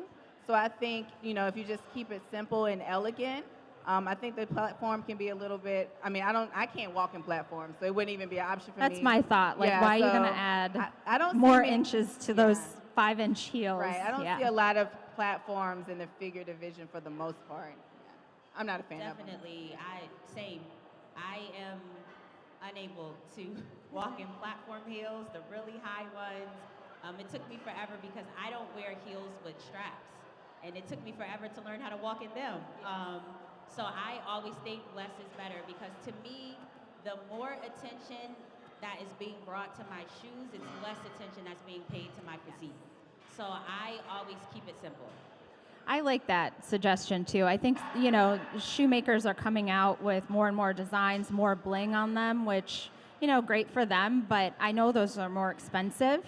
And you don't need those. Really, the idea of the heels to prop your body up, right? It's to position you. It's not really to have us look at the accessory on your feet. It's about positioning. So I think if someone just gets a simple clear heel, it totally does the job. So what about suits? Suit style, suit cut. I feel like suit cut is very important for figure. Yeah, it is. I'll be honest. My coach has helped me to really decide like what suit cut works best for my body. Because I have like a smaller torso, I have really long limbs, so I use his suggestions, and I also have a suit sponsor, and I listen to her suggestions, and then obviously, on stage, I'll, get feedback as far as like, did my waist, was my straps high enough, or was was it too slow in the front, was too much of my butt covered? So I think there's like a standard within each division as far as the suit, but then your body will determine exactly what your suit cut will be for you. Yep, for sure. Same with my suit sponsor, and as well as same prep coach. He's very hands-on, very detailed. I know I had, for the longest, had the issue with the pro cut. I didn't want to go to the pro cut because I was like, oh, the material's so small. But then slowly but surely came over that because, he's like, well, we do want to, you have good glutes, and it all depends on your physique. And with me having such nice leg structure and glute structure, he said we do want to showcase that a little more. And so then that's when I finally crossed over to the dark side and got the pro cut. But it depends on your physique. You work between that, your prep coach, if you have a suit sponsor or your suit maker, and ensuring that it fits your body. Yes, I think that's a huge point, especially with so many suit designers like renting suits and things like that. Make sure it's fit for your body. And if you're going to borrow a suit, like don't borrow, like for me to borrow from somebody who's 5'8" would be ridiculous, and vice versa. I feel like we can tell too when you're wearing a suit that's not exactly made for you, like maybe it's too low in the front or too much coverage in the back or not enough. And also one thing I wanted to touch on that you mentioned is the height of the straps. Yeah. I feel like that's something, it's a critique I often give to newer athletes competing in figure is how they're wearing their suit and how it can make your torso look proportional or just look like, maybe you're too long in the torso, which diminishes your lats, which creates all these problems. What's your guide in how to wear your suit? Like I said, I have a shorter torso, so where you think, the higher you pull it up, you got that V taper. But for me, if I pull it up too high, it just cuts my torso even more, and it makes my legs too streamlined, which takes away the ability for them to look fuller. So it gets that intricate, just with the positioning of the straps on your waist. So everybody's straps probably don't need to be in the same position. I mean, we want that V taper, but it may not work for everyone to have them super high. So. My coach's rule of thumb for me is always in line with my belly button. He always tells me it should never go higher than your belly button, and that's really the spot that kind of works for me. And once again, everyone's different. It all depends on your physique, and that's why you need to work closely with your coach to ensure that your suit is fitting properly. Like leading up to any competition that I have, when I do my check-in pictures, starting 3-4 weeks out, whenever I get that suit, my check-in pictures are with the suit. So that way he can actually see how it fits on me. And hair and makeup. Next, what do you guys suggest? Do you get your makeup professionally done? Yeah, I did. I was terrible at makeup. So that was one less thing for me to have to deal with. Yeah. I mean, for me, it's one less thing you have to think about, right, is makeup. I'm not good at it anyway, so I definitely get it professionally done. I try to use the same person because I know they know I like their style. They're gonna have my color combinations, but I'm all for getting your makeup professionally done for sure. Same with me. Yeah. But one thing that I do hear from judges a lot, just that I tell my posing clients, is just don't do too much. Your eyeshadow does not have to match the color of your suit. I don't think we can say that enough. Yeah. And these are things I tell posing clients all the time. You can't go wrong with more of a natural look. And then, a little razzle-dazzle here and there, but not too much because it could come across very badly on stage. And a lot of things that one of the things that I learned is that stage makeup is different than regular makeup because once again, I'm not well versed in makeup, and so these are things that I learned and I try to tell my posing clients for a lot of them going into their first shows or competing at the amateur level. Plus, your face has to match your body too. So Yes. a makeup artist is going to have different shades. So you want to make sure. I always make sure I get my second coat of tan before I go get my makeup done, if I can, so that I know how dark my face needs to be. On the topic of tan, I think that's a good thing to mention, especially to our true novice. Everybody should get a tan. Yes. It's not just about the color of your skin, it's about the warmth, I feel like. Like, it warms you up on stage. The lights are so bright, it's gonna wash everybody out. Doesn't matter your skin tone. So I'm glad to hear you talk about that. You guys both get sprayed, right? Yes. It's important for everybody. Prep is so important too. Like I was doing a pro-am show and the tanner was like, I can tell when the pros come because your skin is like prepped so well. So the directions they give you all, like follow them. Like it does make a difference as far as how smooth your tan goes on, how quick it dries. Prepping your skin is very important. Yes, and no matter what company you use, follow their instructions. The companies may have different products, different instructions based on the chemical makeup of their tan. Whatever it is, just make sure you follow it. So let's talk about hair. I want to talk about hair. Yeah. So my thing with hair is whatever you feel comfortable in. Whatever you feel comfortable in. I know when I first started, there was like this stereotype that everyone had to have like long, straight hair. I'm just going to be honest, it was. I remember I went to my coach, he was like, I want you to put on a long wig. And I was like, I hate wigs. I was like, okay, because I had like a half shave and I was good with it. I was winning shows. So I did it for a couple years and I was like, Dee, this isn't me. Like I feel like on stage today, I'm this person that I'm never any other time. And so I think we pick up on that. Right, As judges, we can tell if you're not totally feeling confident. Yeah. So that shows. So I took a risk. I started wearing ethnic styles like twists, braids, and my confidence level was through the roof. And then it came to realize as long as it's not distracting, if you look good and you carry yourself well and it's neat and presentable, that's really the important thing. So for figure, I feel like you have flexibility as long as it's something you feel comfortable in, and like I said, it's presentable and neat. Yep, I agree. I will never forget my second show ever. I was going for my pro card, my first attempt. And I wasn't familiar. I had just my natural hair, and I did these curls. And right when I got on stage, the judges worked us. They worked us. It was Junior USAs in 2020. And my hair started, I was sweating, and my curls started dropping. And I was like, oh my gosh, I felt my curls dropping. And so I had not paid attention to my hair up until that point. And from that point on, I was like, I don't want to go into a show stressing about if my curls are gonna drop. So that was when I figured that, I want to go with the long, straight hair, so that way I'm not worried about it on stage and I can just be confident and just pose and show the judges my hard work. I think ultimately that's the most important, is your confidence up there, and just does it match like your overall aesthetic? It could be anything. We've seen girls who are bald, who have shaved heads. We've seen girls with afros. We've seen braids. We've seen everything. And, I competed in the day when they said it had to be long, dark, straight hair.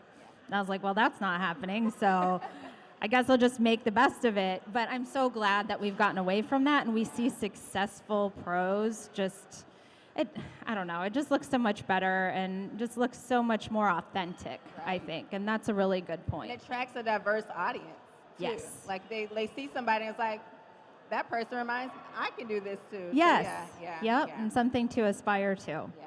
So last thing, jewelry. What do you guys do for jewelry? Do you do a ton?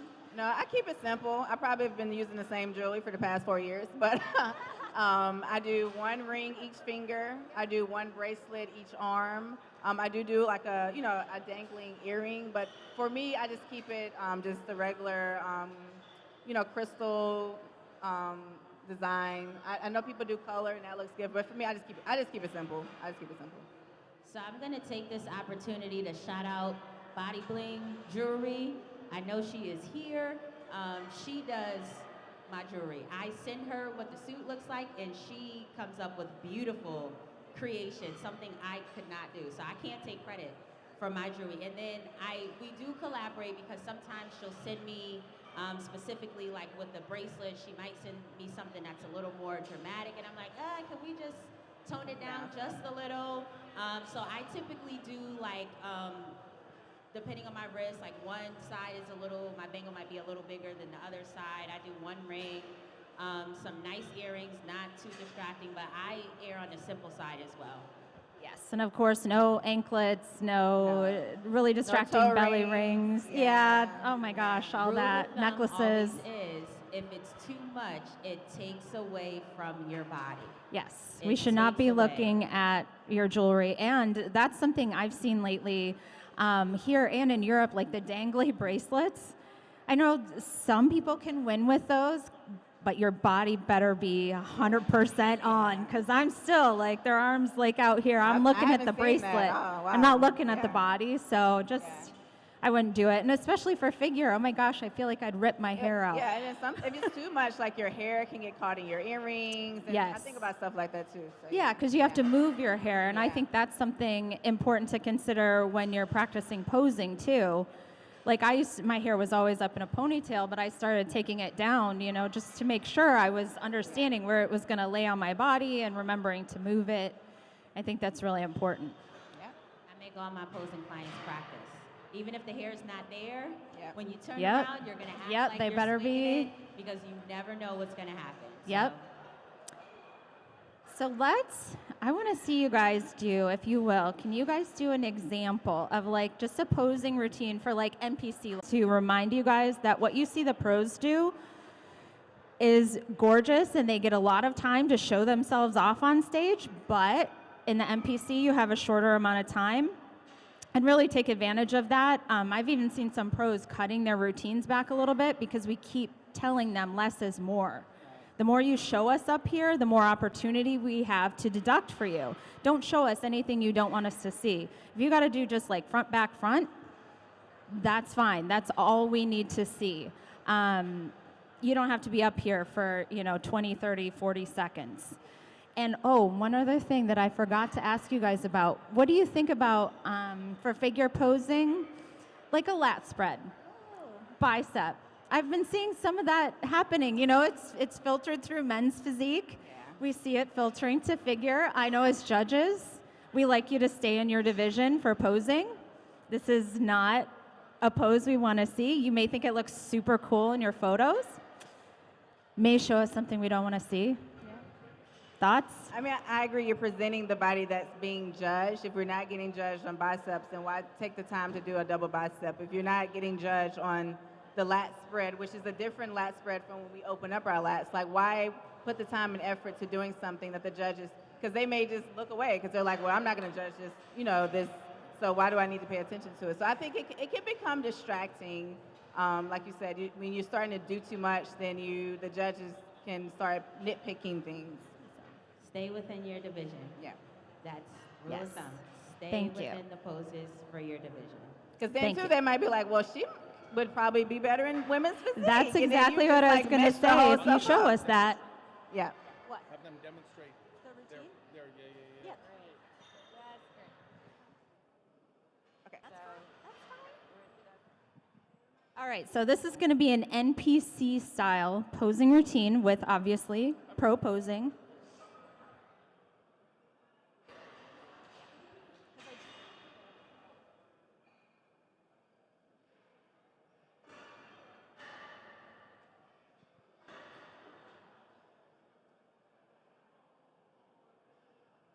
And I'll say one thing too, like while she was doing it, her tempo.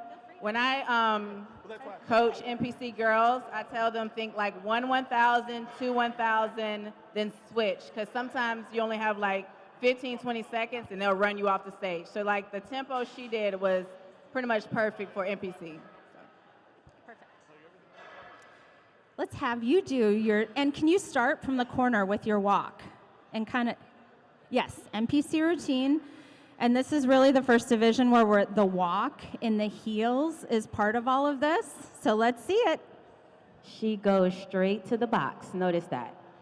straight That is a to the great box. point. We don't do any T-walks. Don't waste your time going to the back of the stage. Go right to the box.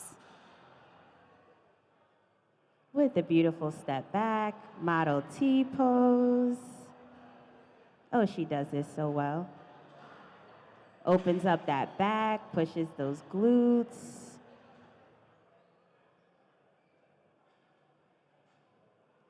Beautiful. Wave off to the judges, because you always want to acknowledge the judges.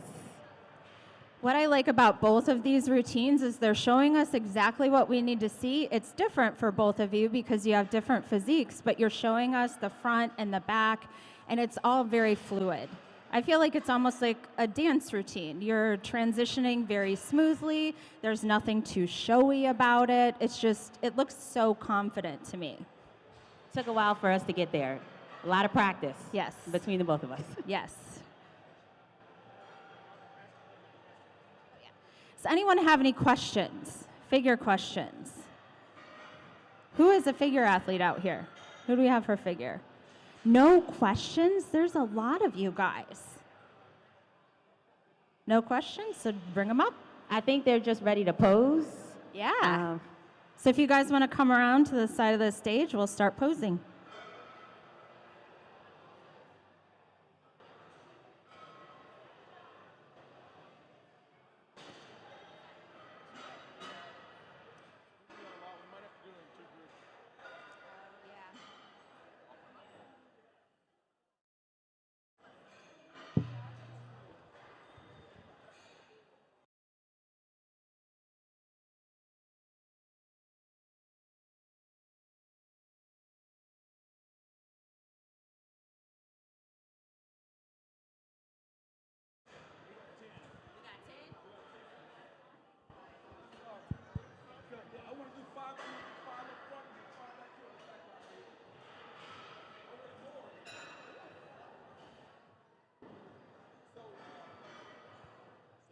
You can talk the first line through, and then we'll play the second line. Okay. Okay. Can we just give a round of applause to all these figure ladies we have? I love to see it.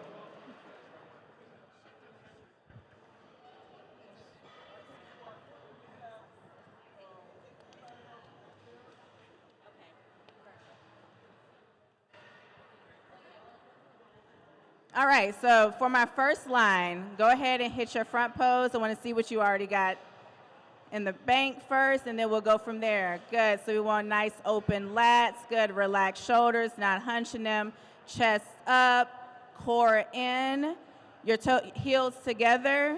Your toes can be either together or apart, depending on your quad sweep. You want to push those knees out just a little bit, good.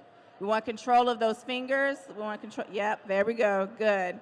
You want to breathe through the top of your chest so your stomach isn't flapping. Good. All right. Bring those shoulders forward just a little bit. Open those lats. Good. Bring those shoulders forward just a little bit. We want to open, open. Keep coming forward. Keep coming forward. Good. Let's put that thumb to that finger right there. Good. All right. Quarter turn to the right. All right, let's not overthink this one. Yeah, all you're doing is turning your torso towards the judge, keeping your head straight forward to look at the person's head in front of you. Good. Feet are together. One can be slightly forward, depending on your structure. Bring that back shoulder so your right shoulder around. There we go. Good. Make sure the arm's hanging in front of you. Make sure that back arm isn't too far back. Make sure this shoulder is forward. Good. There we go. Let's make sure our hands are controlled. Bring that arm and straighten it a little bit. Straighten this arm for me. There we go. Good, good. All right. Quarter turn to the right. All right, I tell people all the time, from the waist up is pretty much your front pose. From the waist up, you want to make sure you keep those shoulders forward and don't pinch your back, nice and open. Hands aren't too far away from your body, so let's bring them in just a little bit. You got to arch that lower back. So when you arch your lower back, you arch and you bring your body back towards the judge, right? Because the judge is, there we go. Good, good, good. Heels together. right? We want to make sure we push that butt out just a little bit. Good. Shoulders forward just a little bit. Make sure you open up those lats. There we go. All right. Quarter turn to the right.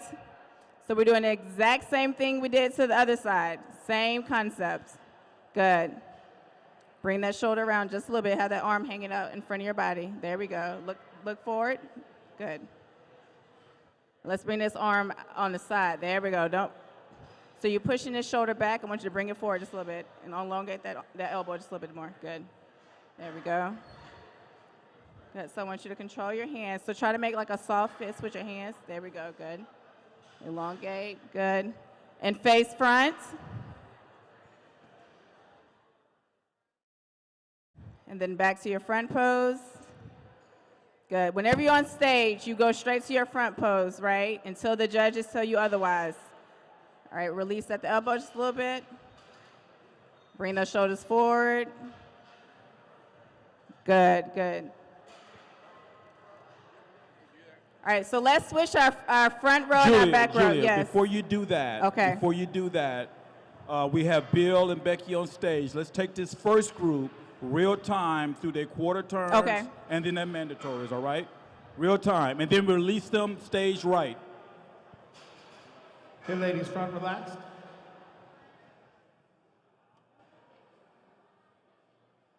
Yeah, so you can help me do it. Quarter turn to the right.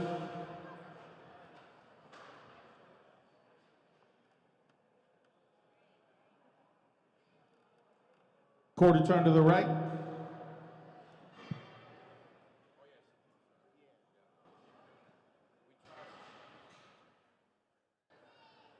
Quarter turn to the right. So turn the torso, there we go.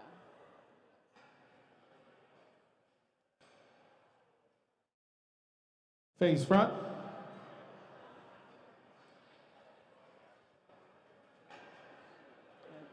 Nice job, ladies. Thank you. All right. There we go. Wave with the back arm, please.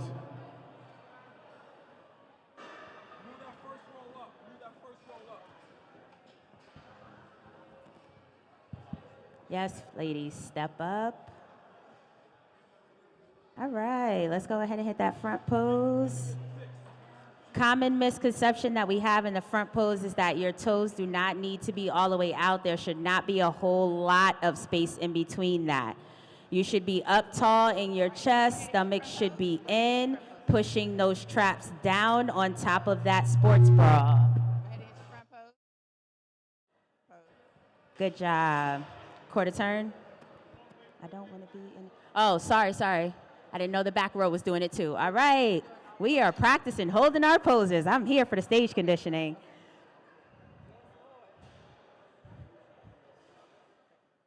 Open this up. Push elbows forward. There you go. Relax those fingers, ladies. Stay on those quads. Good job.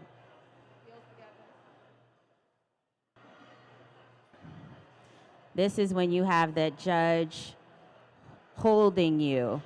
You need to learn how to hold those poses, short breaths. I only see 2 people smiling. Don't forget that smile. Keep those fingertips relaxed. Keep the quads engaged. Keep that chest up. Some of y'all are losing it.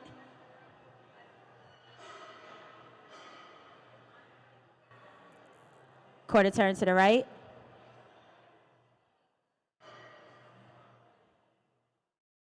Left foot should be the one forward. Left foot should be the one forward. Yes.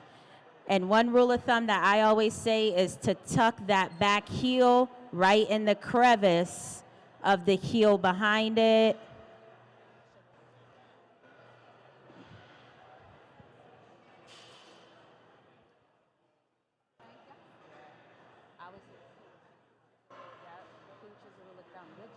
So I would roll this shoulder just to open up. Roll the shoulder back.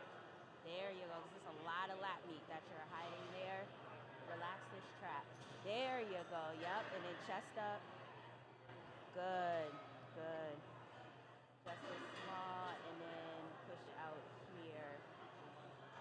let's turn to the back. Let's turn to the back. Let's go ahead and turn to the back. Quarter turn to the right. Yep, she said it. Quarter turn to the right. You're going to the back. Remember to dig into those toes. Your feet should be together in that back pose. Feet should be together. Toes should be together in that back pose. There should be no space.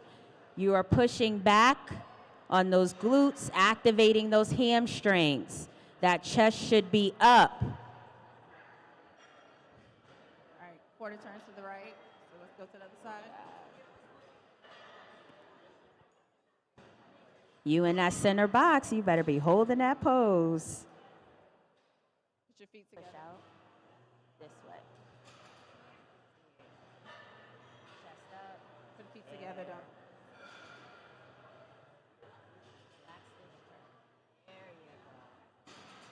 Now roll this up shoulder up. Make sure we look that way. Keep it out though. Now turn.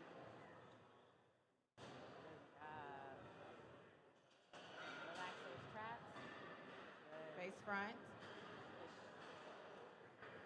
So to control your hands, I always tell people make like a soft fist. So that She said quarter turn to the front. Yeah, but like this, not like this. Open the lats up. You got beautiful lats. It helps to Open up control and then you. break at the elbow to bring it in. So open Did your up front and pose then one break more at the time? Was it elbow. okay?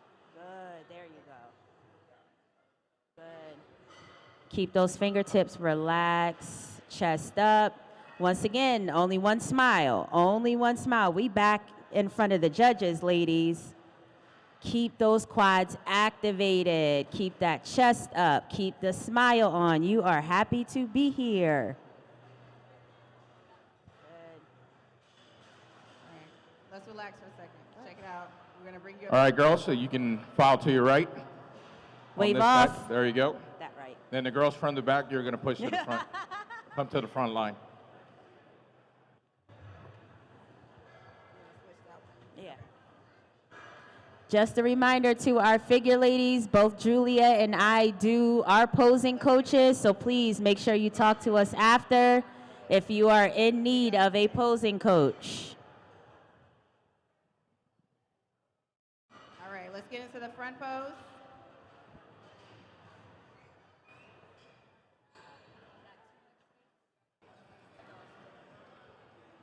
All of our figure competitors Quarter turn to the right. that's been posing, we are going to take a group photo at the end of this session. So please stick around for that group photo. Thank you.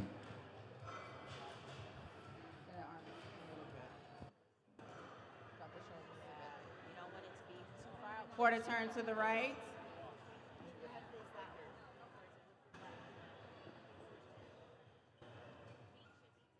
Bring the elbows down. So make sure your elbows are not too sharp. They need to be a little, you need to have a little bit of relaxing elbow. If they're too sharp, it's going to take away from physique. You're not going to look as wide. Good. Bring those hands back some. There we go. All right, sharpen those elbows just a little bit. There we go. Quarter turn to the right. There you go.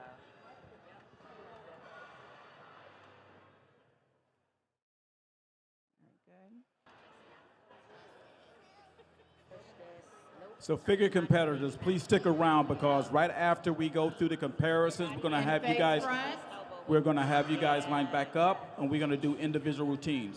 How about that? Individual routines after this.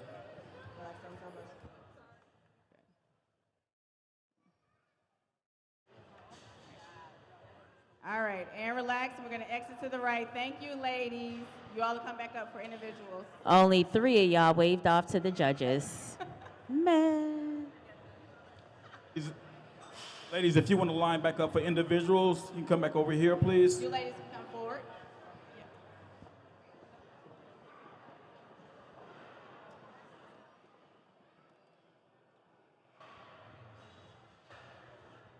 Let's hit that front pose. You on that line.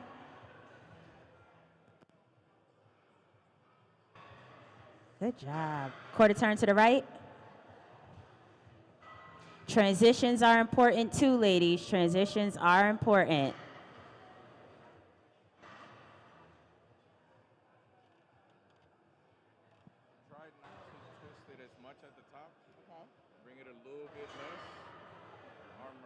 this one. This one is okay. And then don't point the elbow as much, right there. Yeah, drop the shoulder. There you go, see? It looks so much better. And then bring it a little bit that way, just a tad bit. Pull your torso. And then Right turn there, some of your, and just then your top half. right here, and then a little bit more relaxed.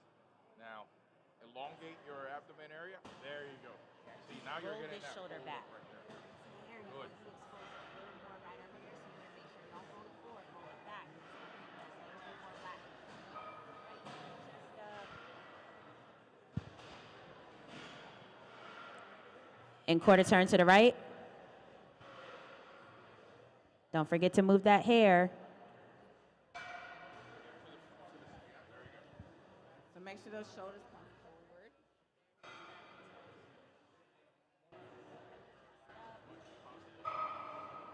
Make sure those shoulders are forward and you're not pinching your back. You don't want to pinch your shoulder blades. Make sure, ladies, in the back pose, your palms are facing one another. And relax those fingertips.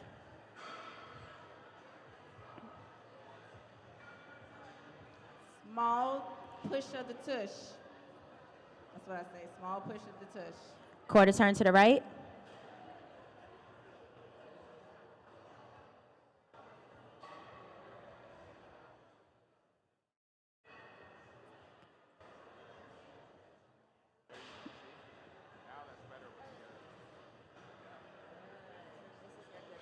Yep. Roll that shoulder. Good. Now push the elbow away from you. There you go. Now turn just your top half a tad. There you go. And quarter turn to the right.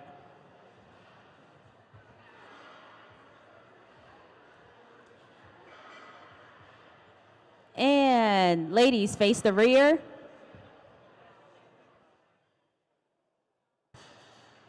Good job. The judges will throw a curveball at you sometimes and ask you to face the rear.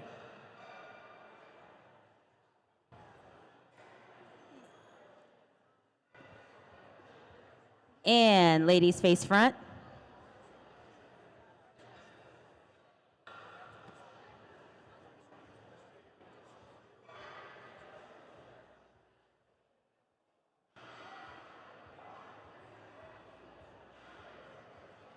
And thank you, ladies. Good job. 2 people waved off this time. 2 people. Next to the right. Yeah, to the right. So Julia, Shanice, could we talk about individual routines? First of all, I wanted to ask you both, what was the thought process or the transitioning from doing your individual routine as an amateur versus as a pro? You already did that? I missed that. We did. I missed that. Okay, so we have some wonderful athletes to my right. They are going to come up and do their individual routines, all right? If you can critique them and just point out some things and then send them off stage to your right, that'll be great. All right. Ladies, remember these routines should be like 30 to 45 seconds.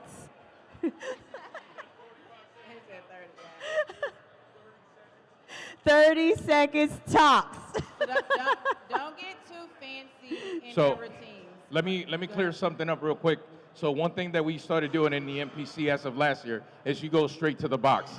Understand that in the MPC, you go straight to the box. You do not do the T-walk. You will see these girls in the IFBB Pro League doing the T-walk. They have earned that.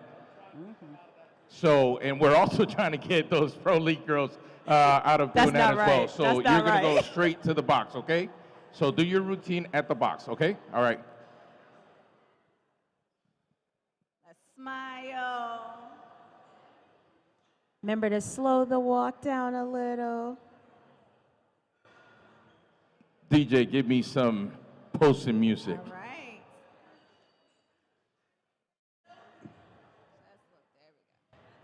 Good job. Okay, transitions. I always see that sass. One of my posing clients, ladies and gentlemen.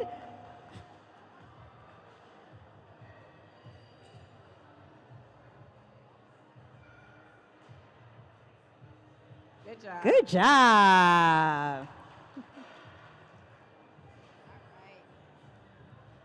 Nice smile. Good.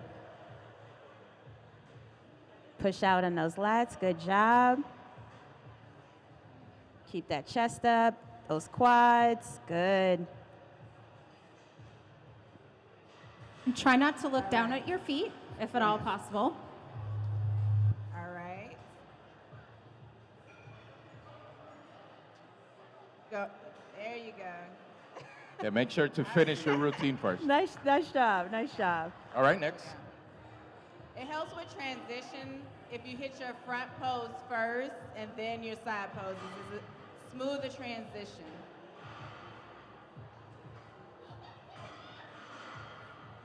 Good. She gave us the toe up. Went from Model T straight into her first pose.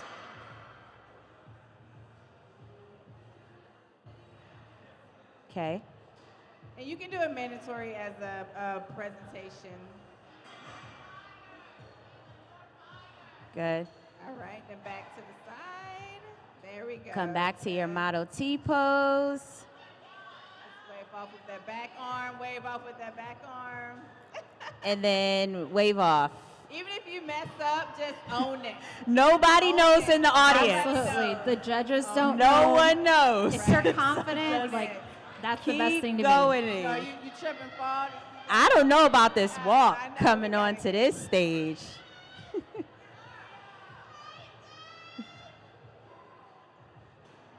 All right. Okay. Push that elbow forward, expose that lat. Move that hair. Open that back up. And then come back, hit your last pose, and then wave off. All right. Always remember, That's one of my girls. Good job. remember to wave off with your back arm. The judges do not like to see the armpit. Well, and it's mostly because your tan is usually running off some on your armpit. So try to Good wave with the job. backhand, not the front one. The toe up is an option. Push that butt back a little bit. There we go. Good job. Good job. Always watch the person in front of you. Do whatever they did going off the stage. So one thing in the figure division that we should always be looking forward to, and just go through these while I'm talking, your transitions. Transitions are a thing. You want to make sure, and she's doing a very good job of it, when you transition into a different pose, you are not dropping your chest. You always keep your chest up and in tight.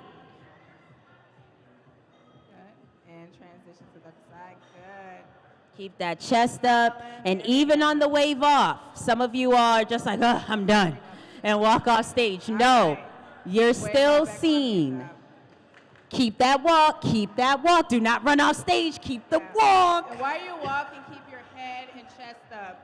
Posture matters wherever you are on stage. Head and chest up. Good job. Smile, keep it up. There, good job. It's okay, keep it together. Open that back up. There you go. Beautiful back. Good. Wave off. Turn. Keep it up. Keep the chest up. Keep that walk graceful. Smile. The minute you are in that wing, ladies, the judges see you. There we go. Go ahead and swing to that side. Oh, you got it. Give me this. Right here. Yeah, there you go. That walk is very important. I always say that the minute you are in the wing rating, There we go. you should not just be doing whatever in the wing. You should be looking at the judges, And then back prepared to around. walk on stage. Go to this side. It's okay. Do what I do. The minute you are on stage, you're prepared to walk on stage, and that walk is everything, both on and off. Good job. Good job. No. Do not That's just our let first it time go. Doing it. Good job. Good job. That walk should remain slow and graceful. Good job. Oh, about face. Good. Come back, hit that Model T pose. Wave off. You don't have to do Walk. 4 poses. You can do 3. You can come back to your strong side.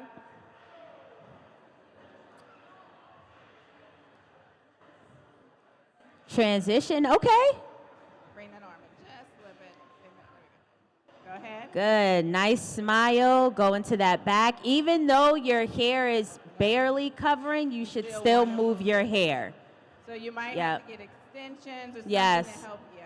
Because you're covering those pretty traps in your back. It's okay. It's okay, don't worry about it today. Just telling you, open that back up. Good, she's even smiling in that back pose. Judges can tell. Okay, nice job. Next time when you wave off, just a quick wave off. Go ahead and walk off. Just relax those elbows. There we go. Good. All right. Let's transition. And that's fine. Okay. Go ahead.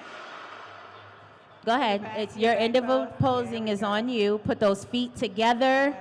The feet should always be together in the back pose. Heels and toes. Her arms should come down, I think, a little bit. They're kind of out to the side in that back pose. And same there. Yeah. It should be, when you're doing these poses, you should be holding each pose, counting in your head, 1, 1,000, 1, 1,000, 2, 1,000, and then go ahead to the next pose. That is always a good rule of thumb because once again, you are showcasing your hard work. Hit that front pose. Let's smile. 1, 1,000, 2, 1,000, transition. 1, 1,000, 2, 1,000, transition. Move all the hair. There we go. 1, 1,000, 2, 1,000, transition. Remember to move that hair back. Good job. 1, 1,000, 2, 1,000, wave off. Good job. Turn, keep that walk, keep that walk. Good job. All right. Love the walk. Love the walk.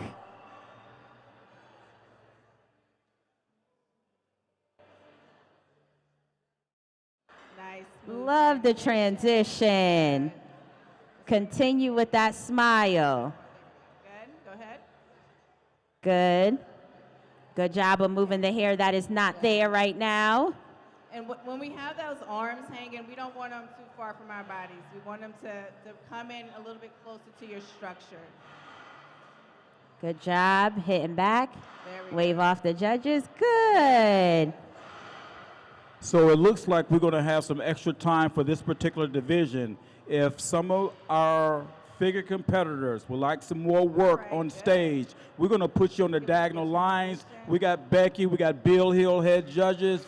They will call you out, take you through your quarter turns, just like a real show, guys. So this is the time to do it. Work out those kinks. And they're going to, yeah. You can line back up on this other side, guys. All right. Go to your back pose. Your back pose. Go ahead, hit your back pose. Yeah. Feet together. Good. Ooh, okay, back. Way to open it. Okay. And then back. Come back to the front. Hand on the hip. It's always good to put the hand on the hip. You get that little lat flare, adds a little gracefulness. There we go. And that is a pose. And then remember, make sure you switch. No, wave off. Wave off. Go straight from there, wave off. Good job. Okay. We're going to work on that. We're going to work on that. Smile. Good, with the smile. Good. Good. Nice transition. Model T, good. Nice, keep the head up. All right. Good, keep those shoulders up. Push on that back. Roll those back, the shoulders back, good. Move the hair back. Flex that quad. A lot of times we forget.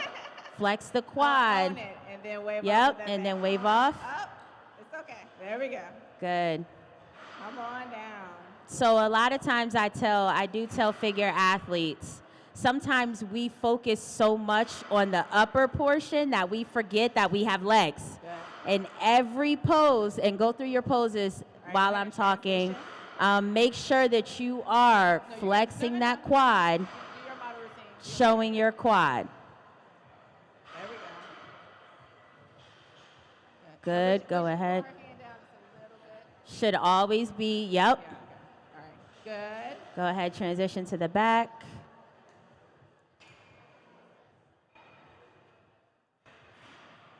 Open those up. There we go. And then So you got to practice that hard arch to make sure you get those glutes back, but keep your back towards the judge. There you go. good. Chest up, stomach in tight, tight. Make sure you always move that hair back off those pretty shoulders. Wave off. Back arm. Good job. Keep the walk, keep the walk. There we go. Good job. Nice walk, nice smile. Good. Straight to that box. Set the foundation, then go up top. Good. Good. Keep that chest up. You can actually pull your arm. Yep. All right. You should be placing that hand fairly close on the same line as your belly button. That's always a good rule of thumb. So here, open up that back. You're kind of pinching a little. There you go. Palms should face one another in that back pose. Good. Go ahead and come to the front. Last pose. It's okay. Turn a little more so you can create the illusion of the turn this way. Good. Good. All right, and wave off. Opposite arm. Wait, wait, wait. Nope. We're going to make her do that again. Because we're going to get y'all into the habit now. You will switch and wave off. There we go. There you go. Good job. Keep that walk. Good. Come on. Come on down. Don't look down. Smile. Head and chest up. All right. Nice shape. Yeah. Good. Good. Good. And it's good, we have to smile because we're already looking, face Yes. sunk in, we're already looking hard. So you want to make sure Good. you have a vibrant presence on stage. So make sure you smile. There we go. Good. You have a beautiful smile. Yeah. Beautiful. Beautiful. All right. Beautiful. One hand, no. Other way. Yep. There we go. Good job. Keep that walk. Good. All right. I like. Good. Your stage presence starts the minute you get on stage. Keep that stage presence throughout. Transition. Good. Relax the Let's traps. go model pose. That's Yep. okay. Switch it up. If you know Good. what- That's okay, good. That works. All right, to the back. Great job on moving the hair. Push back on those glutes. Chest up. So I always say when you're going into your poses, it's always good to set your foundation, which is your bottom, You go ahead and then transition. You can go through your poses while I'm talking. Yeah. Set your foundation, which is your bottom, and then your top gracefully comes together with that bottom foundation. All right. And Good job. walk off the stage shoe. Off the stage Keep shoe. the All right. walk. Good.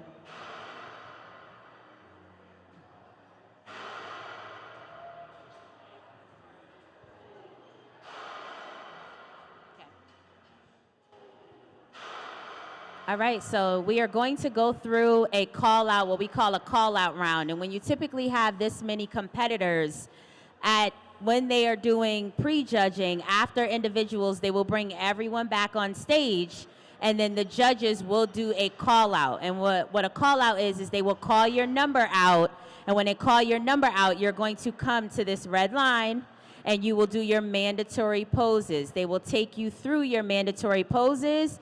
Once you're done, they will wave you off. You will have an expediter who will come, be amazing, and bring you on stage, show you where to go. And make sure that the judges can see your number at all times. So where you position yourself on the side of the stage matters. So make sure the judge can see your number. And everyone should go into a model pose. So here we go. Hit a model pose on the side of the stage. There we go. Good. And make sure those numbers are visible. Good job. Yep, they see you at all times. If you try putting this thing, yeah, right, yeah. Good. Good job. If you get tired, you can switch arms, but you have to keep your posture, right? So I'll maybe switch arms and maybe switch a knee, but make sure your numbers are always to the judge. You always have good posture.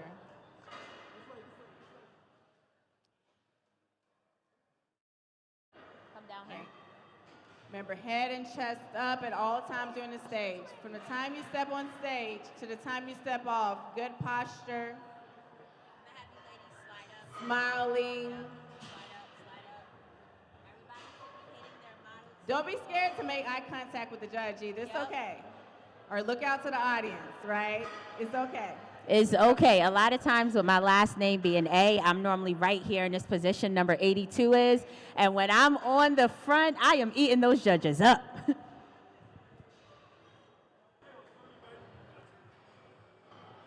Competitor 250, 236, 254, 216, 32.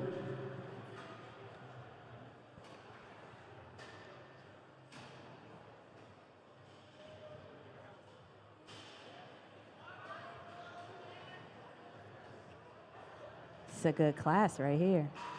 Let's get it. Let's get it. Ladies, quarter turn to the right.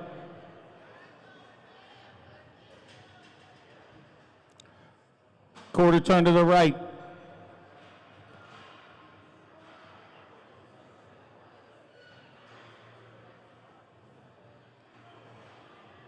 Quarter turn to the right.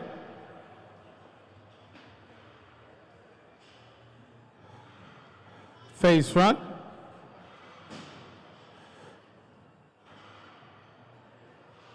.254 and 236, switch places. Switch in the front. Don't ever go to the back. Switch Always to the front. Yep. Yeah. Don't walk behind the line. Walk in front of the line. 216 and 32, switch places.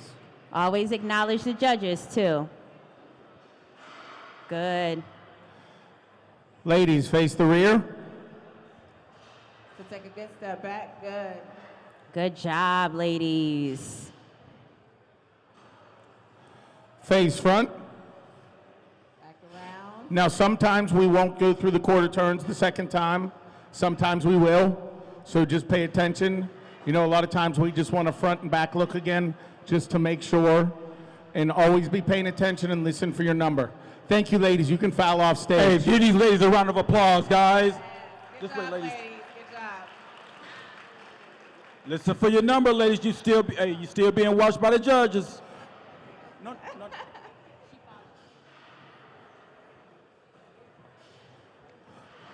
229, 10, 268, 170, 277. And I'm just calling randomly, like this is nothing to do with anything. 170 also.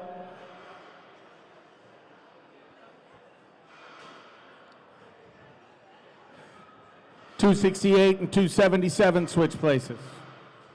Sometimes we move 277 switch. Sometimes we move before we turn. Sometimes we move after. It just depends on you know, the head judge and what he's feeling in that moment and how much he needs to see before they make a decision of who to move and when to move. Quarter turn to the right.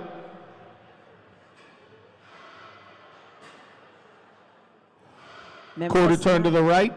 Remember to smile, ladies.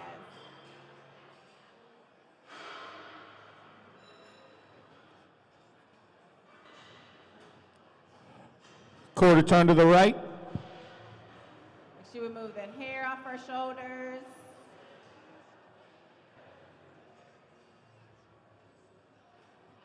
Face front.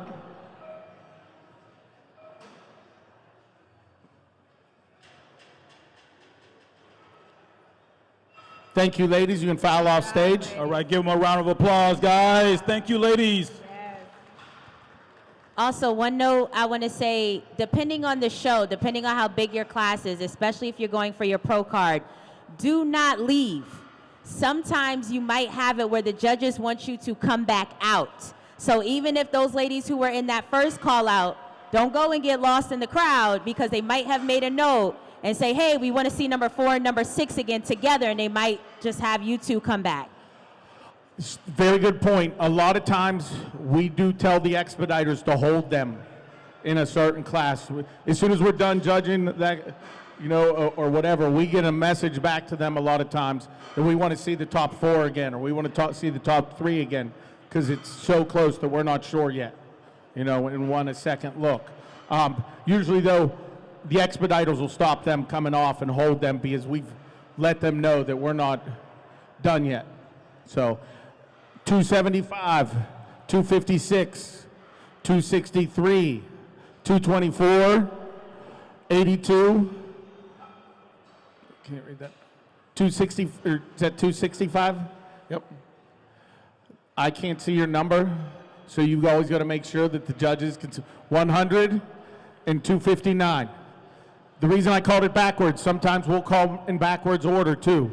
So be paying attention for your number. Sometimes we call randomly, sometimes we go in numeric order. It just depends on that day. 259 and 256 switch places. Switch in the front. There we go. With your number, that's a little too far on the end. On the end? Yeah. With your number there, you're wearing that a little too far on the outside. I know it's not your suit, if you're on the but you end, always got to make sure that number, we can see it. So if you're on the end, you can turn towards the judge just a little bit to make sure that he can see your number.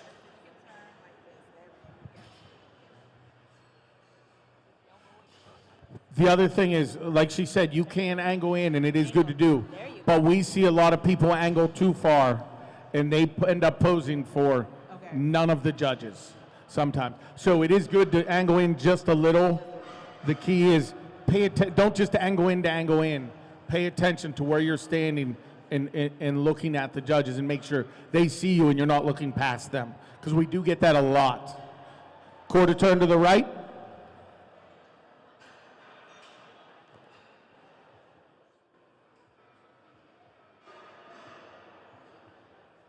Quarter turn to the right.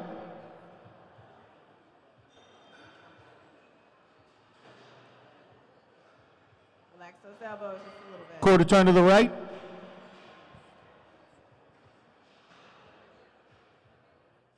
Smile, ladies. Face front.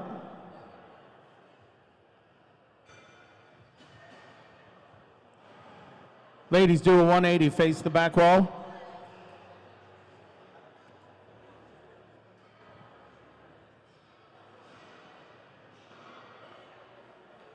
Face front.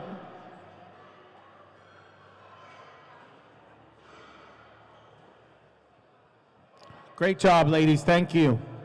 All right, ladies, you can stay up here. Could we have the rest of our figure athletes? We want to take a group photo real quick with Shanice and Julia. Amazing job, ladies. Good job, ladies. Amazing Good job. job, ladies. Come on up. Let's take a group photo real quick. Don't be shy. I see you out there. Let's go, ladies. Come on. Let's go. Look, figure we don't often show out in numbers like this, so we got to appreciate it while we can. Exactly.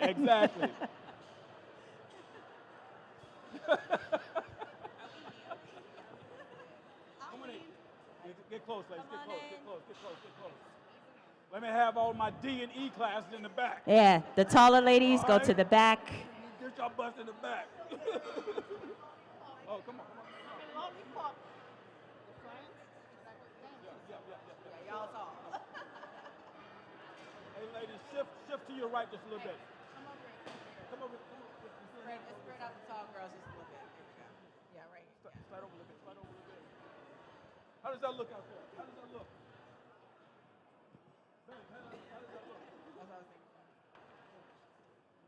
Hey guys, shift to the right. Shift to the right. I need some of you ladies in the back on the right. Right. There you go. Right there. That's good. Yep.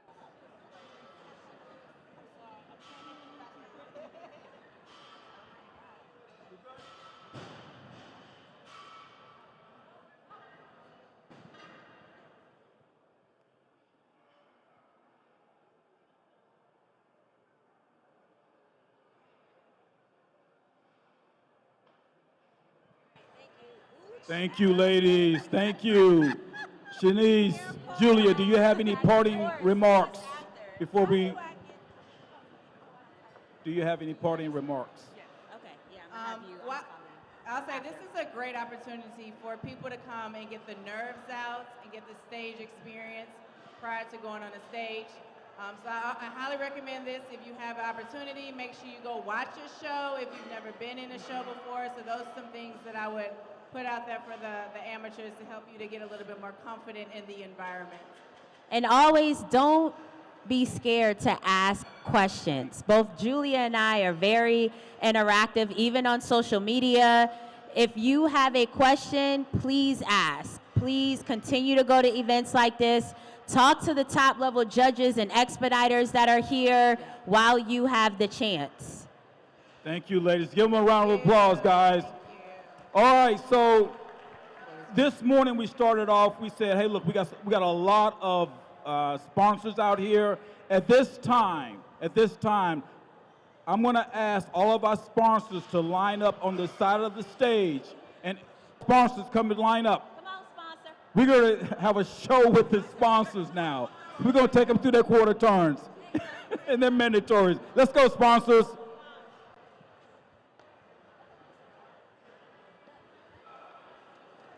Let me have all my sponsors on the stage right, right here.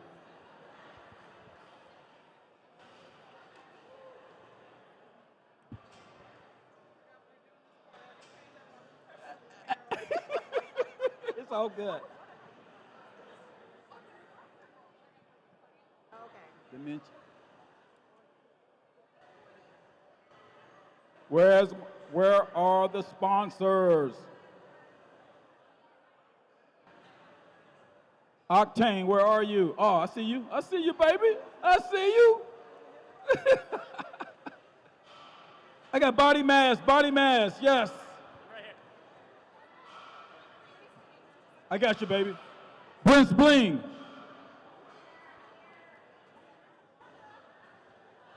Hey, I see you. Who are we missing? Milton. Where's Bundy? Bundy.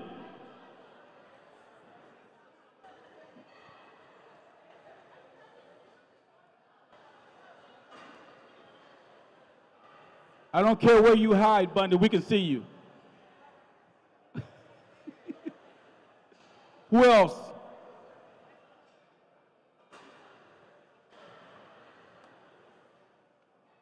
I think we are good. So at this time, right, we're going to have our sponsors. Again, guys, this event could not go on without our wonderful sponsors. We're going to have them come up, introduce themselves, and give you a little bit about their business, all right? Are you ready? He just threw me up, man. I was over there picking my nose. I wasn't even ready. Baby, in the box. I'm used to this position. What are we doing? Introduce yourself. Oh, okay. Hello, everyone. It's the biggest, the baddest, the Bundiest, Big Bad Bundy. I want to tell you guys about my clothing line. The company is called MBRKS. It represents No Break.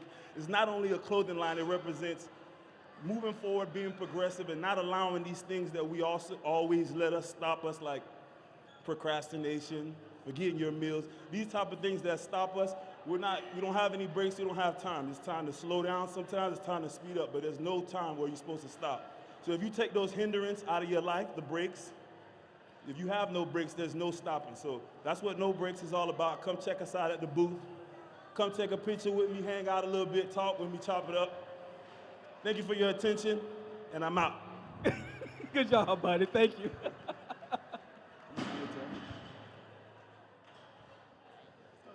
Welcome to the box. All right, hello everybody. My name is Leslie, and I'm the owner of Dimensional Athletica.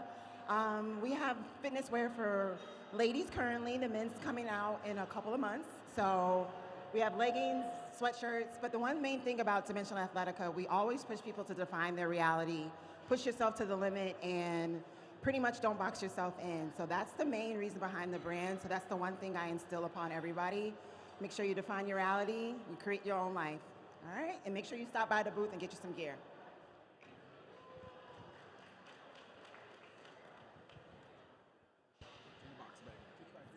She's already on? Yeah, she's on. Hello, world. I'm Jennifer Lynch, IFBB Bikini Pro. Hey, I got some friends. I'm a licensed realtor, so that's what I do to pay for my sparkle on the stage. My team is Easton Ivy. We're with Keller Williams, Capital Properties. We do sell Virginia, Maryland, and DC. If you're not in the DMV area, we have partners across the country. So come see me at my booth. I've got business cards. I've got a raffle for a fitness basket, all the accoutrements that one might need to stay fit and sassy.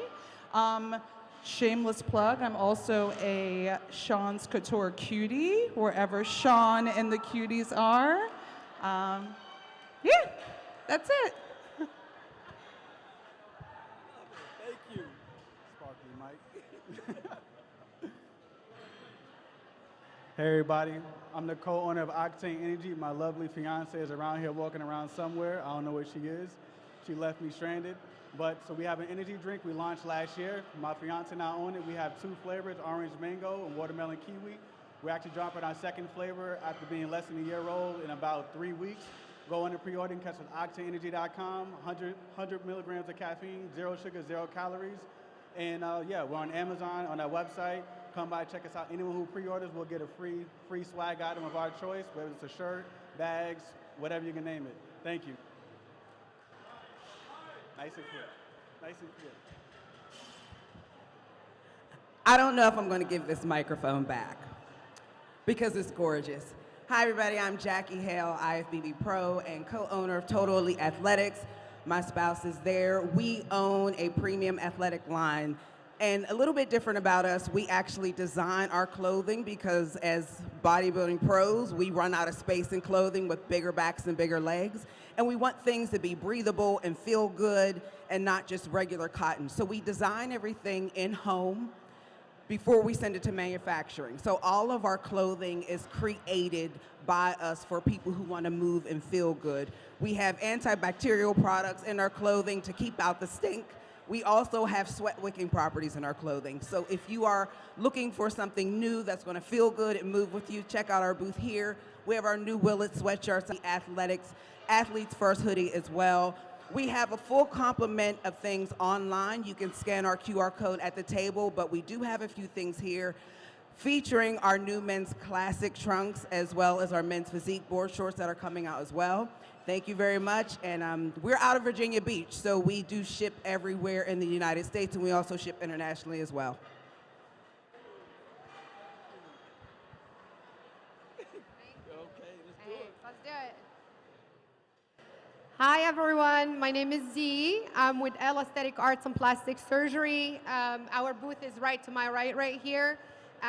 We are in over 6,000 square feet, a facility that combines both surgical and non-surgical services that we really, truly believe that could definitely team up with what your mission is with health and beauty. My team and I are here today. We will be doing more of some IVs, some toxins, quick toxins if you want to stop by. And please see us as an opportunity to stop by and ask about anything you'd like, anything from breast implants to fillers to collagen stimulation. So we're here to help. Make sure to stop by, okay? All right, we'll see you soon.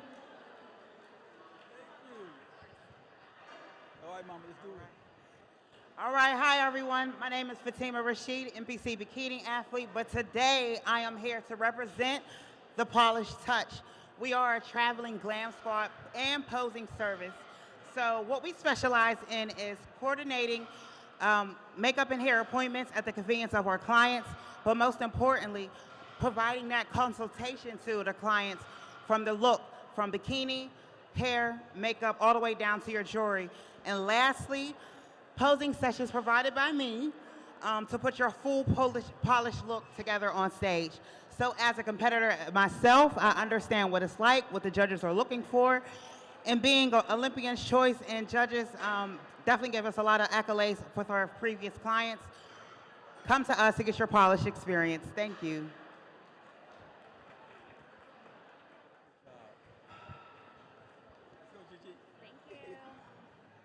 Hello, hello. Nice to see everybody, and thank you for having us. My name is Gigi. I have a booth right in this corner over here, and we do recovery services. The recovery services that we do is sports massage, we do stretching, cupping, and scraping. We also offer compression therapy, which is like Normatec services. So if you guys have any other questions, let's connect and follow me at recover.gee on Instagram. And again, we're right in the corner. Thank you. Thank you, madam. Thank you. Hello.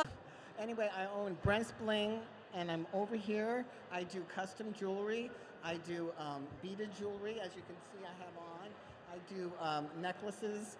I have a competition jewelry also, so come check us out. Just because I'm standing here, you all get 10% if you come to my booth. Off.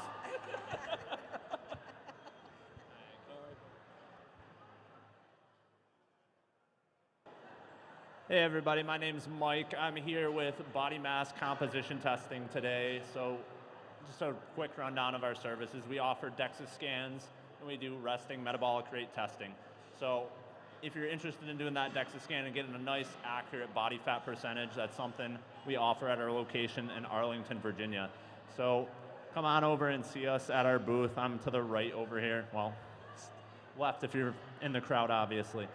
We've got a 30% off deal for you through Wednesday next week if you come and scan our QR code and get signed up for over the next month here. So please come on over and say hi, and we would love to have you in to do a scan and have that help you with your prep for your competition or just dialing in your nutrition and your macros. Thank you. I like this glitter, Mike. Hello, everybody. How's everyone doing today? I own the circus right outside of the gym. Please feel free to swing by and check it out. No, my name is Milton. I'm a mortgage lender here in the greater metropolitan area. We do DC, Maryland, Virginia, Florida. Special thanks to Tony and Victoria. I don't know if you guys know this, but they're also realtors. So, but yeah, no, grateful to have the opportunity to be here. Any questions regarding financing? We do it all. Feel free to swing by my booth, but hopefully we'll see you guys there. Thank you. A lot of you probably know me from IG, playing around all the time. But as of right now, I'm a prep coach.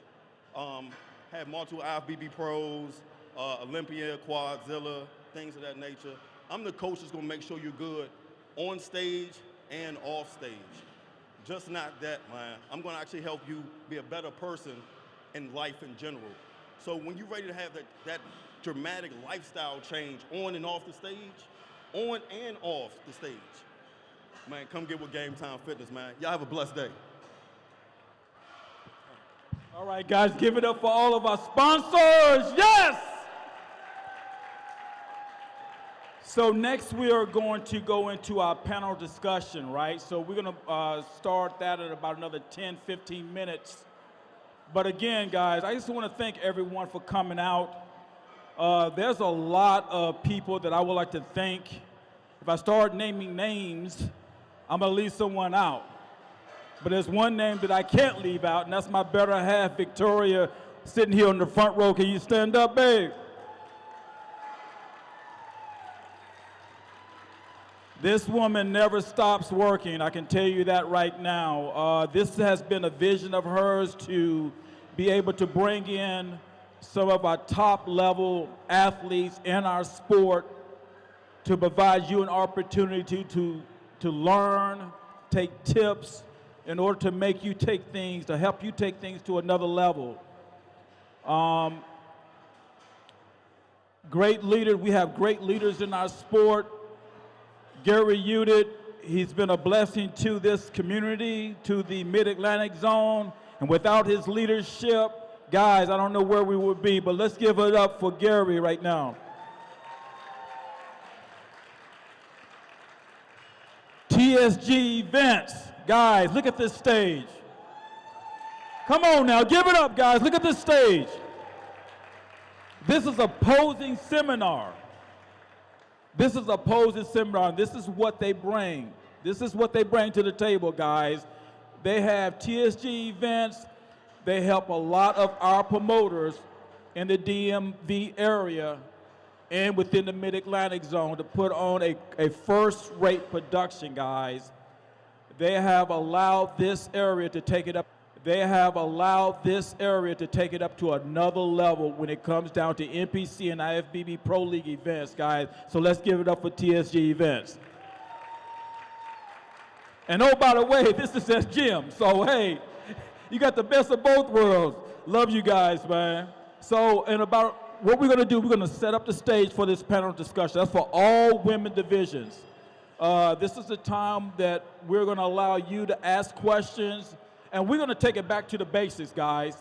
We're going to talk about hair, makeup, suits, jewelry, presentation, and this, again, this is a time for you to ask the professionals questions that's going to take you to the next level, right? So we're going to start that about 2 o'clock. So you got about another 10 to 15 minutes, guys. So please get out and go to some of our wonderful sponsors, guys. Thank you very much.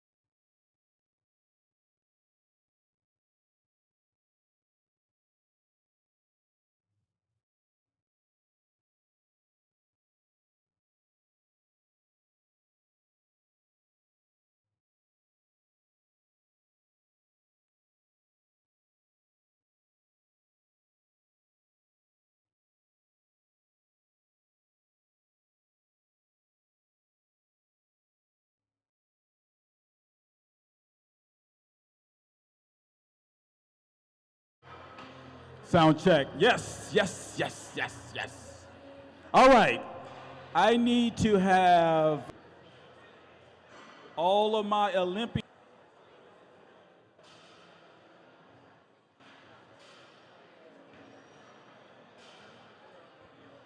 Oh, perfect. Yeah. Right over there. I need you right over there. Perfect. Yeah, that's perfect. Yeah, you stand over there. I'm gonna bring you on. I'm gonna bring you on. All right, guys, we're gonna start this panel discussion. Are you ready to hear some feedback from our professional judges and professional athletes? Yes? All right, but first up, let me introduce the man, the myth, the legend, Mr. Gary Udy. Give it up, guys.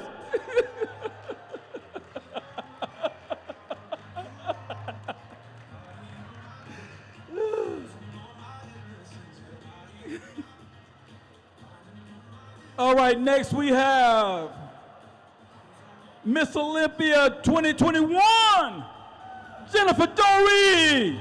Give it up. Yes, yes, yes. Give it up all the way from California. All right, next we have three-time Olympia, Daraja Hill, Bikini Pro.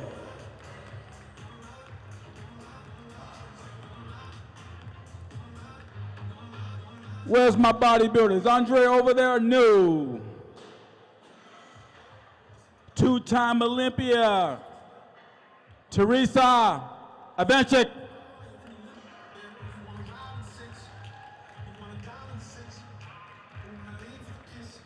Four-time Olympian, figure pro, Julia Waring. Yes, give it up, guys.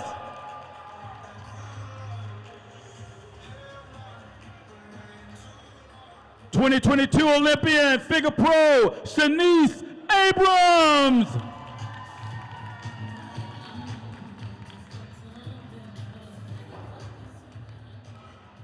Wellness Pro Olympian, Joy Bay.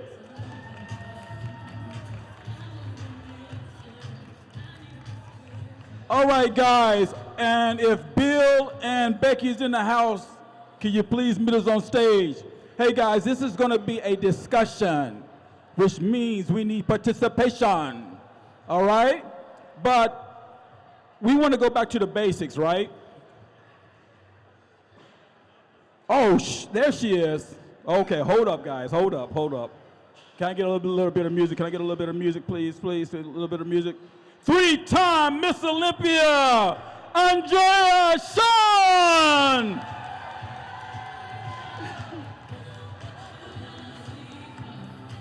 Oh, yes, give it up, guys. Give it up for all these professional, wonderful-looking athletes, guys.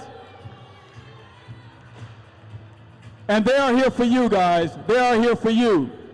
But like I was saying, we want to take it back.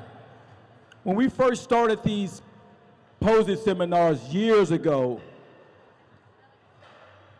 we started bringing in athletes and started educating them on, what suits to wear, how your hair should look, or what type of hairstyle is best fits your body, things of that nature, posing suits. But we also have some of our professional sponsors here. We got Olympia Tan, we got the Polished Touch, and we got SS Custom Suits. They are the professionals, guys. So what I want to do is bring them on stage right now, and I want them to just give you a brief synopsis of exactly what you do for each one of the athletes, all right? Come on up. Give them a round of applause, guys. Come on, give it up, give it up.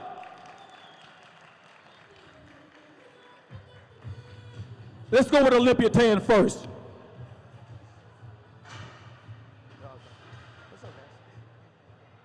Hey guys, so I'm with Olympia Tan. Basically, we are the host stand for most of your regional NPC shows here. So first-time competitors probably applies most. A lot of you guys I've seen before. We've tanned you, so you kind of know the deal.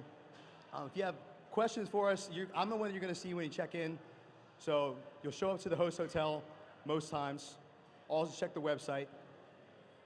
Check in with me, and then we'll get you tanned up. We do your base tan the night before the show when you're doing your check-ins, and then we'll do your bronzer in the morning of the show. We're there with you all day throughout the entire show. So if anything messes up with your tan, we'll take care of it. Your glaze, your bikini bites, whatever you need, we got you guys there too. Make sure you take care of your skin. One thing I wanted to say for sure, especially if there's competing in the summer, sunburn, if your skin is peeling, if we spray and tan your skin and it peels off, it's not gonna be there. So that's one thing that we dealt with a little bit last year. Ladies as well, shave everything. Body hair, you might not be able to see it, but the tan will not stick to it. So when your tan starts peeling off or rubbing off, it's because it's not sticking to the hair. So another thing that's important there. And then anything else you guys have a question with, we're here to help you guys. We're backstage with you all day, so whatever you need, just let us know. So olympiatan.com, olympiatanning.com. We have our Instagram up as well, so if you guys need anything there, so just feel free to contact any of us through there. Mike's number is on there. He's the owner of the company. He's always responsive, always available. The guy doesn't sleep. So if you guys need anything from Mike, just let him know, and he'll take care of you. Thank you. All right. Thank you, brother. All right, the polished touch. Can we talk about a little bit of makeup, please? All right, so I'm Fatima from the Polished Touch, and where we come in is providing that look that you need to pop on stage. Yes, you've done your hard-earned work, but how your makeup looks on stage is not the same way it looks on an everyday basis, and you need the professional services to be able to provide that, knowing what the judges are looking for, knowing what flatters your body. So it's very important to have your foundation, your makeup that complements, yes, your tan, but not exactly matching. You want to have the makeup that flatters your face. Not everybody can do the heavy makeup. What looks cute, what's trending on this person may not look good on you. So this is what we provide in our consultations. What hair is going to look good on you, making sure it's not covering up your hard-earned physique too. Some people have hairs that's taken away from your body. You never want anything that's going to take away from what you're presenting on the stage that day for your show. So something that complements your body, not overwhelming, but still making you look pop and giving you that polished look for the stage. So this is what we do in our consultation. That's what makes us special. And providing those hair appointment and makeup appointments for you at your convenience. So you're working hard. No one wants to think about that. You just want it done, but you need it done right. So that's where we come in at the Polished Touch. Thank you. All right, and we definitely know that suits are very, very important. Madam, can you please step up and tell us about SS Customs, please? So at SS Custom Suits, we make everything custom. It's made for your body type, and when you put in 18 weeks for a prep, 16 weeks for a prep, 20 weeks for a prep, you don't want a suit that's not going to complement your body and it's not going to look as fitting as it should. When you go with a suit, you're also going to want quality too. We hire exclusively with Swarovski. We custom make everything right down to the pattern for each competitor. Jewel tone suits are also a suit that's going to complement a lot of different hairstyles, skin tones, hair colors. So when you get your suits, you come and try them on. You're going to want to try it on right before your show and make sure everything fits, have everything tweaked. Our booth is also to the left. So if you guys have any additional questions, we can answer it on the side. But yeah, with the suits, you're going to want something that's custom and that's going to complement everything right down to the fit of the suit. You don't want something that's going to look right off the rack, especially when you put in all that work. So if you have any questions, just stop by the booth and I can answer it even further. Thank you very much. So the individuals who just came up, right, we're going to have them on the side just in case during our panel discussion, in case some of the questions come up. We want our professionals to be able to answer those questions. But there's one more company that I would like to bring up. I want to bring it up, Dr. Langston of L Aesthetics. They specialize in certain things that I'm not privy of, but I want to bring them up just in case there's some athletes out there who just need some information. Dr. L. Oh, thank you. Thank you, Tony. Hi, I'm Dr. Larry Lickstein, part of L Aesthetic Arts and Plastic Surgery. We are the largest and most comprehensive plastic surgery center and wellness center in Loudoun County, and just about 5 minutes down the road from here. We are a full-service plastic surgery practice, but we concentrate on both surgical and non-surgical therapies. And we do take care of a lot of people in the fitness world. You know, a lot of people find when they start cutting fat, it can affect their skin quality, it can make them look a little sallow. We want to give them that vitality back. We have medical grade skincare with devices, lasers, medical grade products. We have traditional toxins, traditional fillers, but also biostimulants that allow your body to build its own collagen. We have IV therapies to help you recover with anti-inflammatories, antioxidants, amino acids. So come visit us at our booth right here. We're happy to tell you about our lines of services. Appreciate all you guys do. Respect and admire you. We're just here to help you be your best self. Thank you. Give it up for Dr. L. So guys, y'all need to understand something, right? So you come through this door, you have the gym, you have some of the most knowledgeable and top athletes in our sport, and then you're surrounded by people from A to Z who can help you to get on stage to look your best, guys. So give it up, guys, give it up. This is a one-stop shop. A one-stop shop. This is provided to you free of charge every year, guys. And again, without the sponsors, this is not possible. So look, we got on stage, we got our Olympians on stage, we got the doctor himself.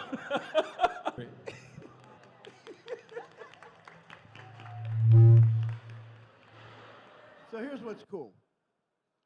I don't know how you are, but in my life, one of the coolest things I've ever experienced is being around someone who's the best in the world at what they do.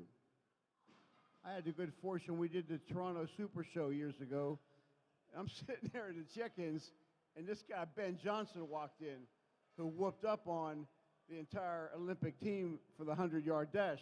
And he walked in, and I could not believe my damn eyes. I'm like, because he's the best there ever was. And that's how we are today, and what a great event they put together, and many of the people much like that. Andrea Shaw, the best there is in the world. In my humble opinion, best in the world, Jen Dory. We've got a couple of the judges here are arguably at the top of their craft, Bill Sibilia and Becky Clausen, two of the best there are. Not to embarrass my man, but I like to regularly anyway, because I like to brag on our folks, our team. Certifiably the best expediter in the entire world, our main man. And you know, that's not for nothing. He'd been in the, I remember when we met him, you remember that day at Goucher College, he was doing the task of 7 different people, no lie. And we're driving home, me and my man Rick, driving home at 4 in the morning after the show, and we're trying to figure out what the hell do we do with this guy, Tony Roberts. And I go, well, he's doing 7 jobs. We got to hone him into something. From that day forward, he honed himself into being the best expediter in the world, changed the face of the Olympia, frankly, and not only the best domestically, but now that we've gone international, he is certifiably the best in the world. My man. That said, every single one of these people started somewhere. They started one day for some reason, and has brought them to this day where they are now. So each one of you has got some tip. We live in a world now of instant gratification. People, my man Bill mentioned earlier, this is a journey. This is a marathon. It's not a 100-yard dash. So you got to be patient and work hard. However, every single one of you has to have something that was the single tip that maybe you started one day and how long it took you to figure it out. And looking back, what was the one tip that would have set you free and saved you time? For me, it definitely was getting with a coach. For when I first started competing, someone said that I didn't have the heart to stick with it, so I took 4 weeks and jumped into a show just to prove them wrong. And I did good, I placed, but was I really my best? And at that time, I was just young, wanting to prove a point. So I jumped into another show a couple months later. Still placed. I made 4th place at that show, but it took me 8 years before I finally decided, you know what, I'm gonna hire a coach. And back then, women's physique wasn't around yet, so I had an 8-year break. So I knew I was too big for figure, but not big enough for women's bodybuilding. But the weird thing is, I always had my coach around. So he was always in the gym. I had trained with him before, but I never asked him to coach me. The question then becomes why? I wish I would have done it a lot sooner. But right timing, right? Because I don't think I would be Miss Olympia now had I done it back then. But I know that my coach was instrumental in my success. So when you have the opportunity to hire a coach, interview the coach, find out what are their tactics, what's their process, how do they do what they do they check blood work? These types of things help you make that decision. It's not just because they got an all-star lineup of people or a gaggle of people, right? You want the quality of a coach that's going to actually walk you through the process. Or if you're with the coach, then maybe you need to assess. Maybe it's time to walk. So sometimes you need to be mindful of where you are, where your goals are, and how you plan to get there. I knew right away when I wanted to get my pro card, I sat myself down in 2016. I said, okay, who is going to help me get there? And I said, oh my God, John has been around all this time, and I've never thought about asking him to coach me. So I asked him to go to lunch with me, and I said, you know what? I think I can go pro. Will you help me? He said, yeah, of course. I told you years ago, you got so much potential and you don't even know it. He had to remind me of that. And thank God I've been winning ever since. Okay, so just keep your goals in mind, and then you start doing the work for how are you going to get there. But coaching is a number one for me that I know has been a pivotal part of my success. So for me, I think my number one tip that I would give is focus on today. It's so easy, especially in our sport, because we're counting down the weeks, the months, the years, whatever it might be into the end goal that we want to achieve, whether that's doing your first show, whether that's getting your pro card, getting that national qualification, getting to the Olympia stage, winning the Olympia. Any goal that we do have, there's going to be a series of steps that you need to complete to get to that bigger goal. So of course, have those big goals, dream big, believe that you can achieve anything that you want to, because if anyone is going to believe in yourself, first and foremost, that person has to be you. And if you don't believe in yourself, you can't expect anyone else to believe in yourself. So number one, have an unwavering belief in yourself, but take it one day at a time. It's so easy to get overwhelmed with how big the mountain is that you have to climb, but you don't climb Mount Everest in one step, and you're not going to climb this journey in one step either. So break it up one day at a time. Today, do what you have to do today. I always tell myself and my clients, check off your boxes. Get your cardio done. Get your training done. Get your stretching, your posing, your meals in. One day at a time, that's all you have to focus on is today. Put in 100% today. Tomorrow, be 1% better. And that 1% better every single day truly does add up over the course of weeks, months, years. And eventually, you will look back and you'll see that focusing on today and being present is really what makes it all worth it in the end when you do get to the top, because you actually enjoyed the whole process and the whole journey, and you didn't just try and fast forward to the end goal, because it's not just about the outcome. And when you do get there, you'll realize that, the dream is really that entire journey in the process, the experiences, the people that you get to meet, the opportunities, being at seminars like this where I get to be among so many amazing people and meet so many of you guys, and just the show experiences and so many things that you can do while you're competing, both during your preps and off of your preps. Soak in those experiences, and again, take it one day at a time. Don't try to rush the process. Don't try and look too far and get overwhelmed. If you're 16 weeks out, focus on today. Don't focus on where you need to be in 16 weeks, because if you put in the work today and tomorrow and the next day and the next day, I promise you will see the progress that you need to. So one day at a time, that's always my motto. Hi, guys. Okay. Just had to make sure you can hear me. Give it up for Daraja Hill. So to add to these two amazing points, I think one other thing that I think is super important is to stay focused on yourself.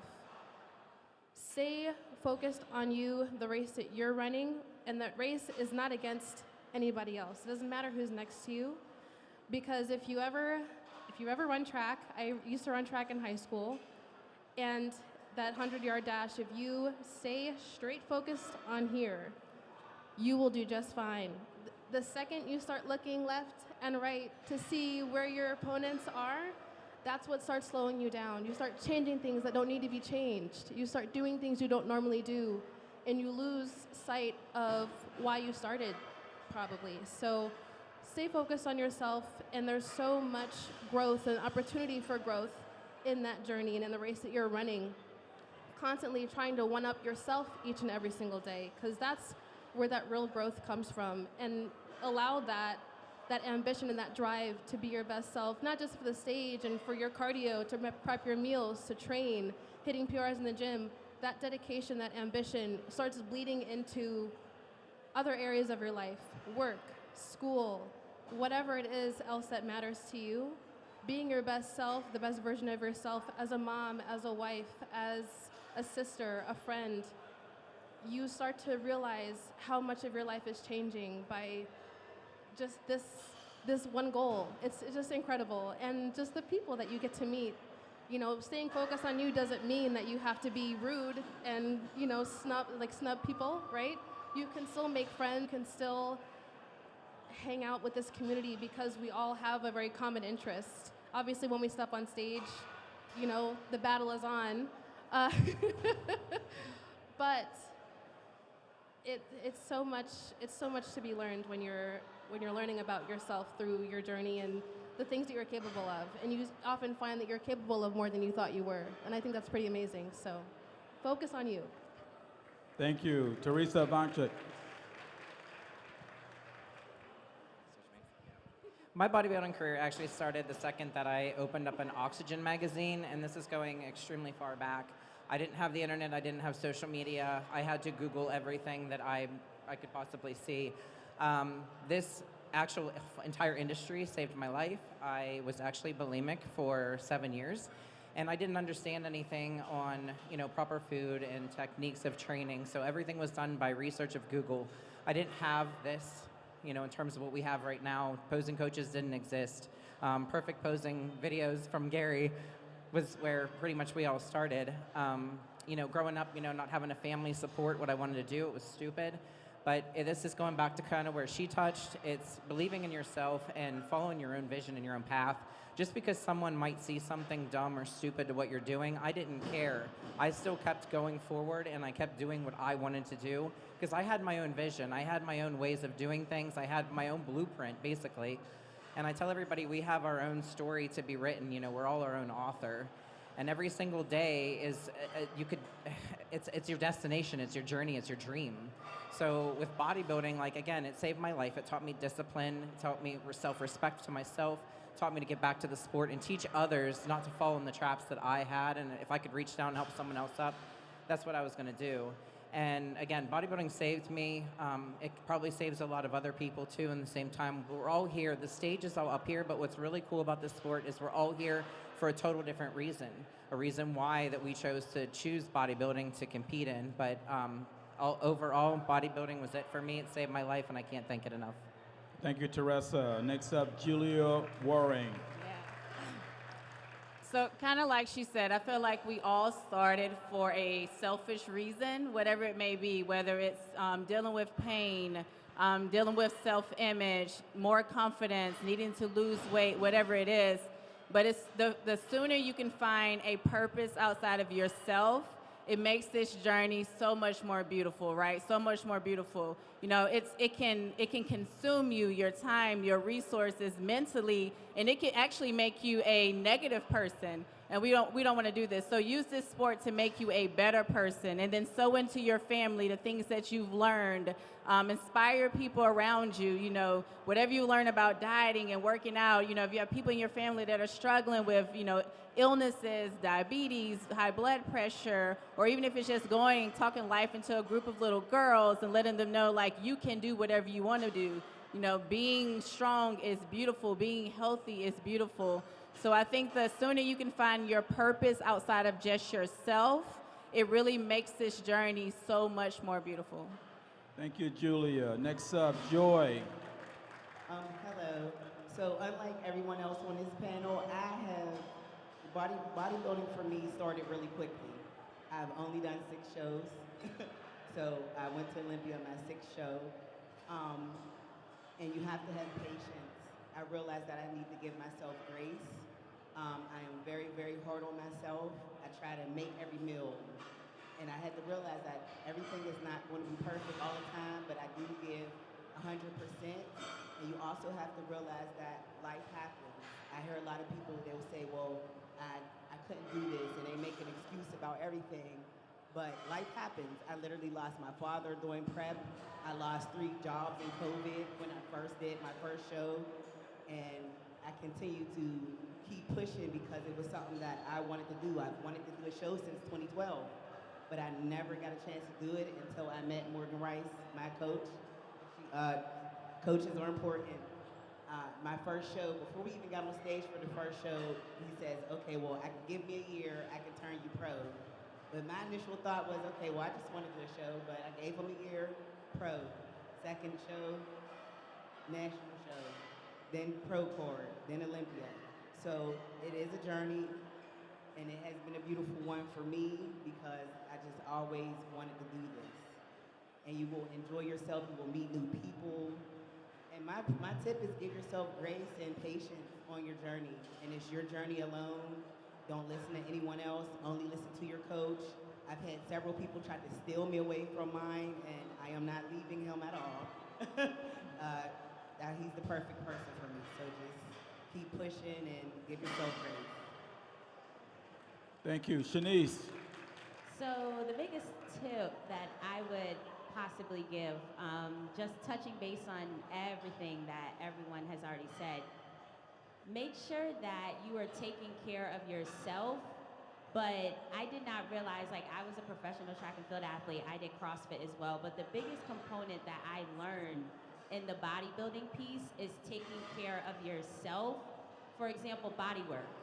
Body work is very important, and I did not know how important that was until I got to the bodybuilding spectrum.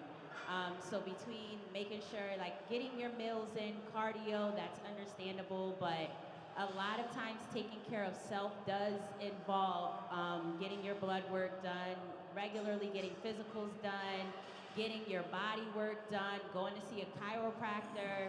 Those things are very important when you're competing because you're putting so much stress on your body. You have to make sure that you're taking care of that body as well. So that's just as important when it comes to this bodybuilding game. Thank you, guys. Before we move on to comments from our 2 excellent judges, there's always that phrase that shows up somewhere. It's like, you've seen it. Lifting weights will make you look like a man. Well, not today. Look like a man. I don't think so. So let's move over and talk to Bill Sibilia, Becky Clausen. And the question, guys, is what are the biggest mistakes you've seen an athlete make on stage? One of the biggest mistakes I see with athletes, especially getting started, is not so much on stage. We could sit here and list, posing wrong, dieting wrong. What I see is after the show, and athletes come and talk to you, and they put so much focus on their trophy or on their award or why they got third place in fourth place. Don't pay so much attention to your placing. This is just a stepping stone. Most of the time, you're just getting started. It's the first process in the journey. You know, everyone up here is lost at one point or another. And it's how you bounce back from that, how you improve. You know, when we give feedback, take the feedback. Did you hit your peak? Did you not hit your peak? Are you just getting started? So don't worry about the trophy or the placing when you're getting started. Really worry about what you can do to improve yourself and better your journey and achieve and reach the goals that you've set for yourself. You know, with that one show and one trophy, a lot of it just depends on how well you hit your peak that week, how well you know your body. Are you with a new coach and not with a new coach, someone that knows you?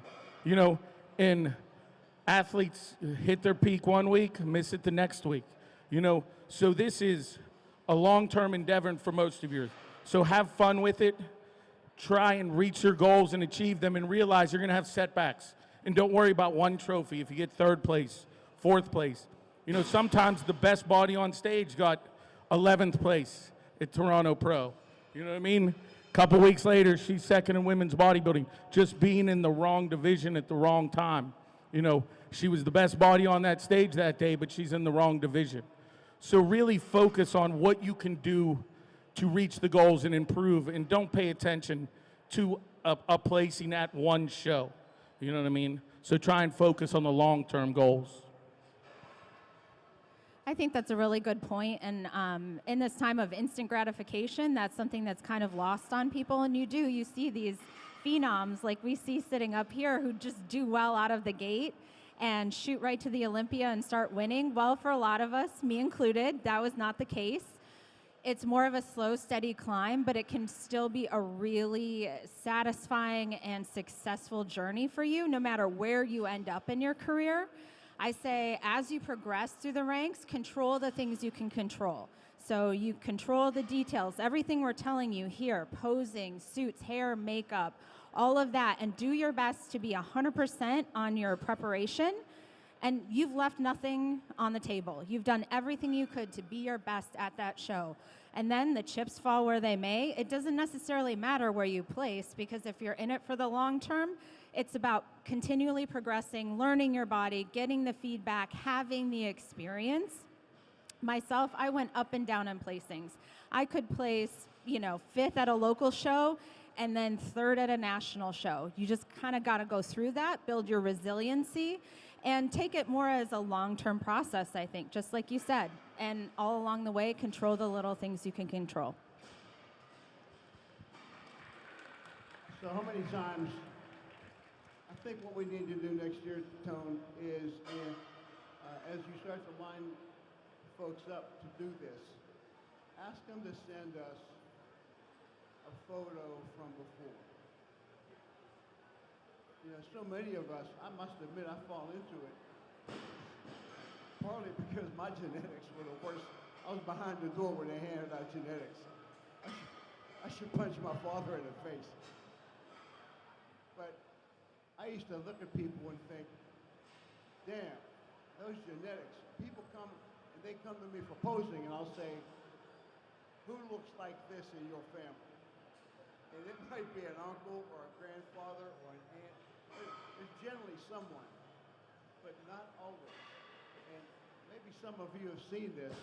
I've seen a lot of them where somebody's early photos, maybe from a first event, and what they've then turned into now. So next year, we got to ask them to send that to that so that we have a before and after picture. Most definitely, we got that noted. But speaking of family, what I want to put out there, right? So we have a lot of young athletes who like to get into the sport. And then their family may say, hey, why do you want to do that? Why do you want to look like that? Okay, because I think we all probably have went through that at one point of time in our life or in our career. So can you guys just answer that or give us some, go ahead, Shanice. Shanice, go ahead. So even though I've only been in the bodybuilding game since the end of 2019. And as Becky said, I was fast tracked on it. Prior to that, I was a track and field competitor and a CrossFit competitor. And I remember the first time I went to go do my first competition, which my trainer kind of just sprung on me. It was like, hey, you got a great physique. You should do bodybuilding. My first thought was me prance around on stage in some heels in a bathing suit? Nope. Me, no. So when I finally decided to do it, the next task that I had to do was tell my parents. My parents were very old school, and so I know my same exact thoughts of me prancing around on stage in heels in a bathing suit was not something that they were going to be proud about, so to speak. So I remember I had to tell, and I have like my aunt who's like my buffer. She was there, and I told my parents through FaceTime, I was like, hey, so I'm gonna do a bodybuilding competition. My mom's first reaction was, you on stage in heels in a bathing suit? So I already knew this was gonna be their initial reaction to it. But I had to know myself that there was a goal that I had already registered for the competition, and I was old enough to know that this is something that I wanted to do as a goal. Did I ever think I would make the Olympia stage? No. But to your point, once I told them, I had already built up the mental capacity that I knew I needed to tell them, like, basically, this is the goal that I have, and I'm going to proceed with it, and I hope you support me in this goal. And if you proceed with that, it'll be amazing because you have already built up that mental capacity before you even stepped on stage. And when I tell you now, my parents are probably some of the loudest parents at Olympia, so excited to see me on stage, and they have completely brought into my vision, my goal. And so the biggest thing I would say is make sure that you have that conversation with yourself. Your mental capacity is there, and you basically tell them, like, hey, this is my vision, this is my goal. I hope you support me in this, but I am okay if you do not. I can add something real quick. So also what I've done is, can you make your family a part of the process, right? So as far as my parents, they were used to me being athletic and going after the next athletic goal. So it's like, okay, bodybuilding, this is your next athletic goal. But like my mom would go on walks with me, or she would help me meal prep, or, you know, my husband's a bodybuilder, but he trains me, or, you know, if I can invite them, like give them a little piece of my world, even if it's like working out with them one day, right? Or just kind of like helping them to prep some meals or giving them some advice. I feel like if they can be a part of just a little bit of the process and they see like your hard work and really see like what you're putting into it, they're like, man, this has made you a better person. This has really grown you. So don't, you know, shelter yourself in the process. Allow them to be a part of the process if you can. I had a very similar like case, you know, with I think down there. But my parents kind of, I will honestly say, they've never came to an Olympia yet. I started off and they did not agree with anything I wanted to do. I wanted to be a pro, own a gym, and be a personal trainer, and it was all stupid. Wasn't going to make any money, and it kind of just went along the wayside. I did it anyway, so I want to teach other people to do it anyway. I am here. I made it to Olympia twice, a place I've never ever thought I would ever make it to. But at the end of the day, they still don't understand. I don't think they ever will, but now that my name's all through the paper and in magazines and the front covers, I'm their daughter. How do I accept that? I don't know. You know, it's still hard today to actually deal with it. I'm saddened, you know, to hear stories like where everybody's parents are at the Olympia, but mine have never gone there. They won't even buy the pay-per-view. So still still follow your dreams, because you can make it. I'm living proof, and I did make it. Well, so I was very fortunate. Both of my parents and my family, my friends were very supportive from the start. But like you had mentioned, getting them involved, you know, my husband I cleaned up his diet when we started dating because, you know, I was like, I need you around for a long time. You know, you can't just be eating Pop-Tarts and Lunchables. So when I started prepping, obviously, I would do cardio. We would go on walks. We'd walk the dogs. But, on my refeed days, if you don't know what that is, you'll learn about it. But I would start making us either steak and potatoes or burger and potatoes, whatever it was. Or sometimes I would just be really hungry and make him what I want to eat, and he would love it. But I think those things, those aspects of prep are definitely make things more appealing to your partners and to your friends and the people that are surrounding you and supporting you. But I think another important thing is to just, like I think we all kind of touched on, educating the people that are surrounding us, helping them understand. And if they don't fully understand, that's okay. If they don't fully support, I think one of the things that you touched on that I love was setting your boundaries. You don't even realize that's what you're doing when you're doing it. But when you say, this is my goal, this is my passion, this is what I want to do, and if you support me, great. If you don't, you would just want to watch from the sideline and say, you go, good, that's fine, but I'm going to keep doing me, I'm going to be me, and I'm proud of that. And setting that boundary, I think, teaches you how to continue setting boundaries and more boundaries, not in an unhealthy way, but in a way that allows you to continue growing into the person I think you probably wanted to become. And I think that's freaking awesome, so yeah.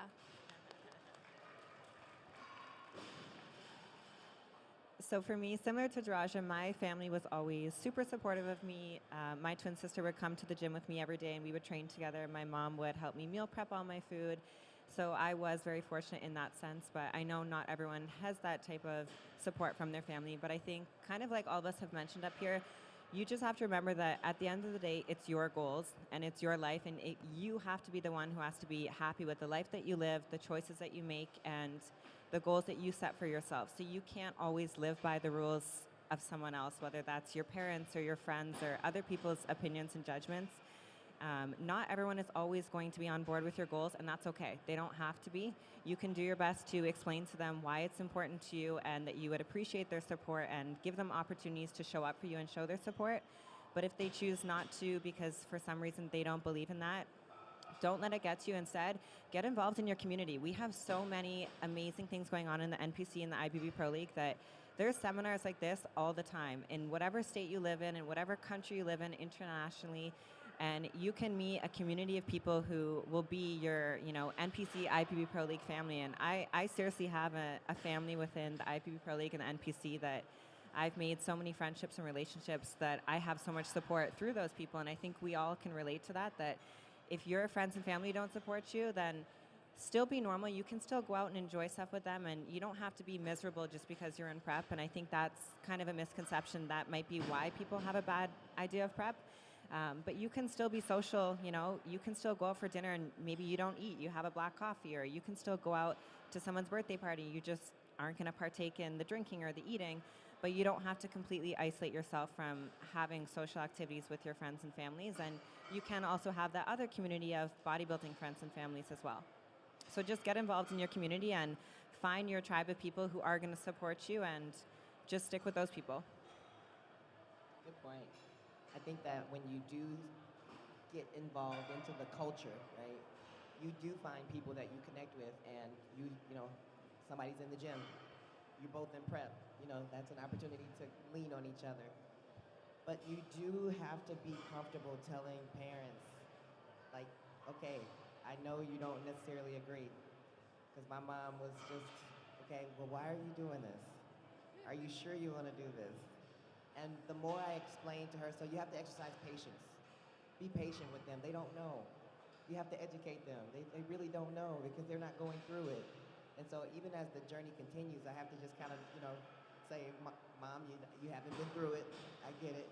But they do. They end up being like some of the best supporters, even though in the early years it was like, well, why are you eating that? And then I would have to explain, well, this helps me get lean.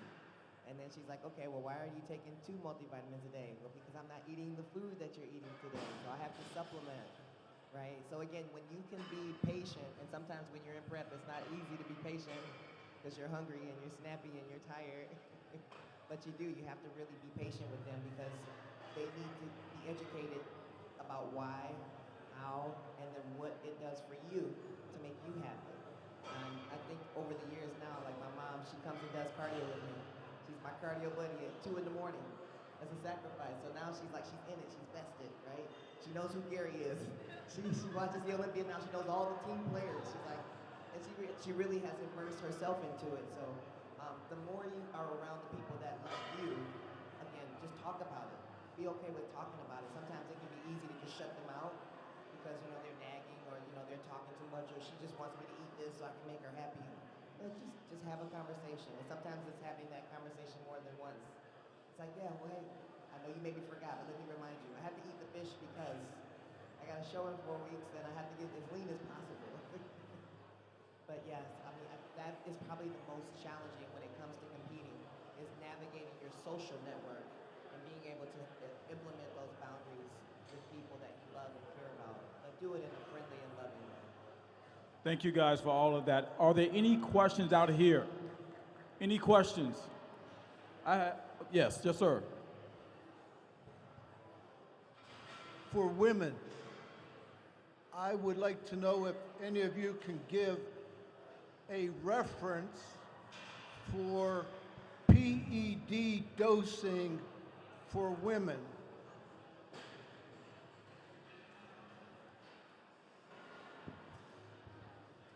What was? Anabolics?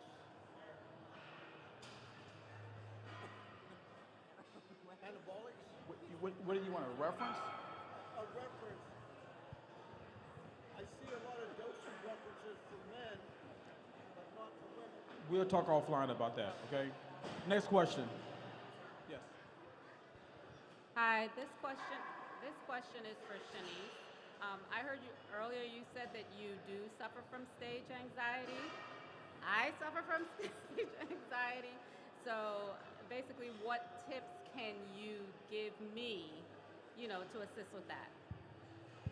So I was lucky enough to have a great tribe around me, but yes, I talk about it a lot on social media. I suffer a lot from stage anxiety.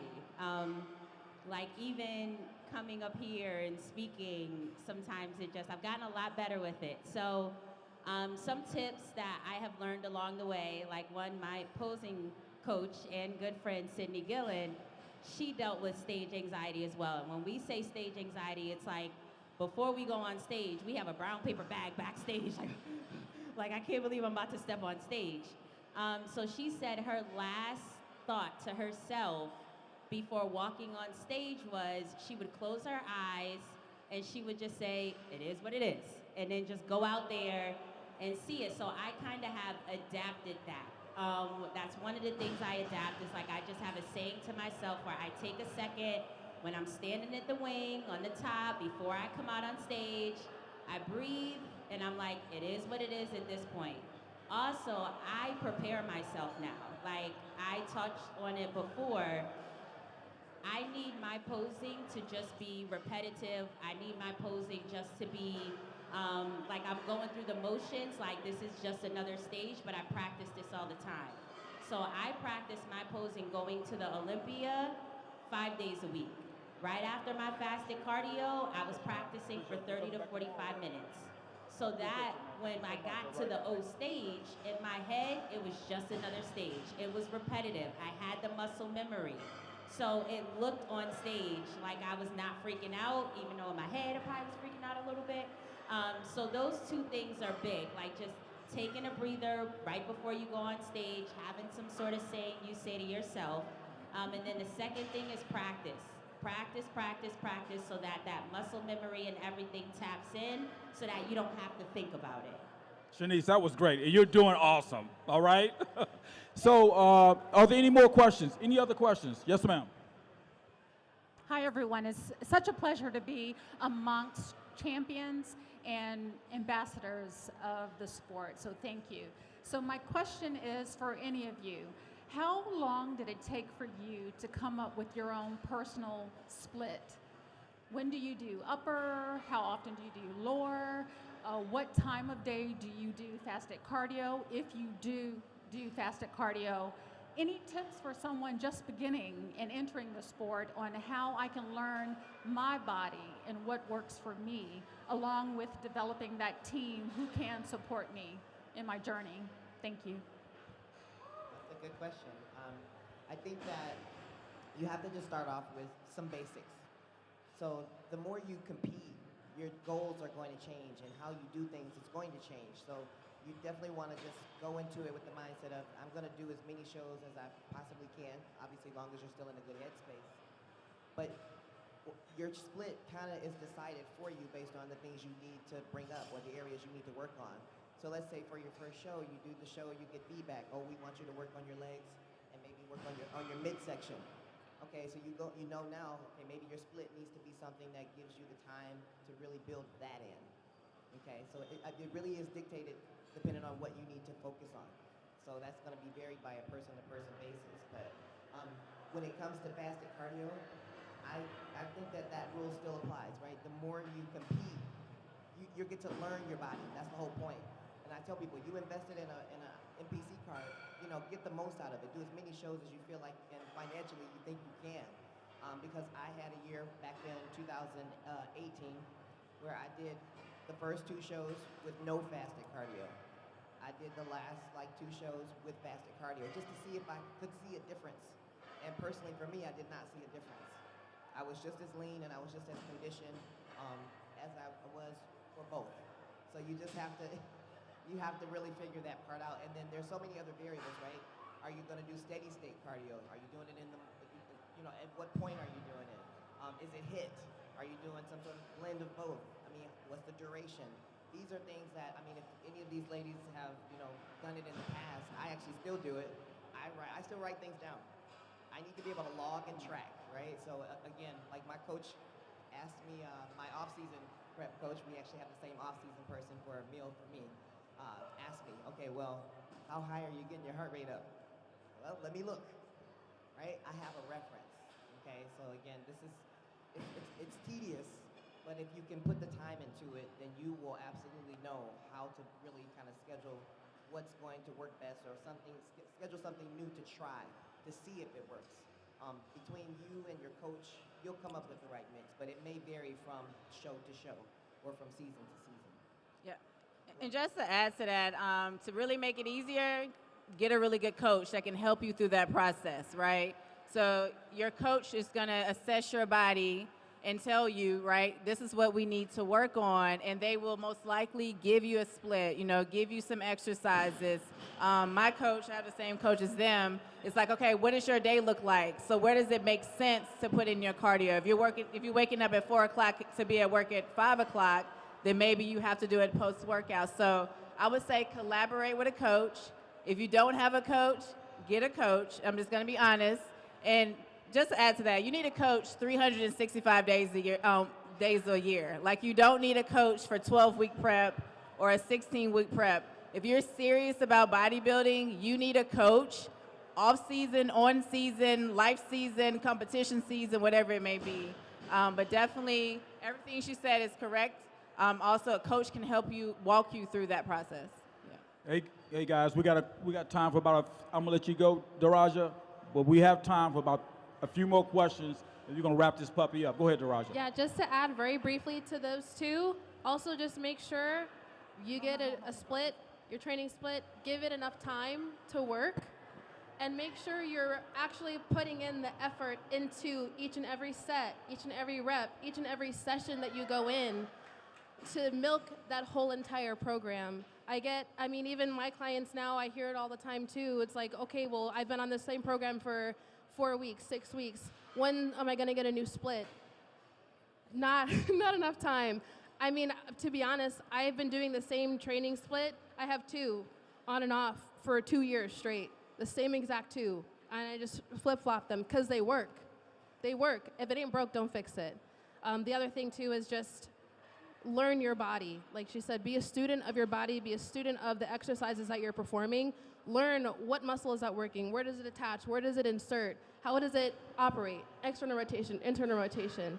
You can actually learn to perform better if you know what those muscles are doing. So give it time, learn as much as you can. Thank you. For first-time competitors, how long should a prep typically be? because I think a lot of times, when competitors step on stage, they're not doing as well because they're not dieting long enough. I prefer a longer prep personally. I like anything like to start from like around 20 weeks out, because it gives you enough time, because you don't want to just be dieting into a show like this where food's going down, cardio's going up. I mean, obviously to each their own, everybody has their own approach, but I find obviously you want to preserve as much muscle as you can as you lean down. Trying to diet down to stage conditioning in 12 weeks, possible, but probably not ideal. Using refeeds, diet breaks, things are going to keep that lean mass as your body composition changes.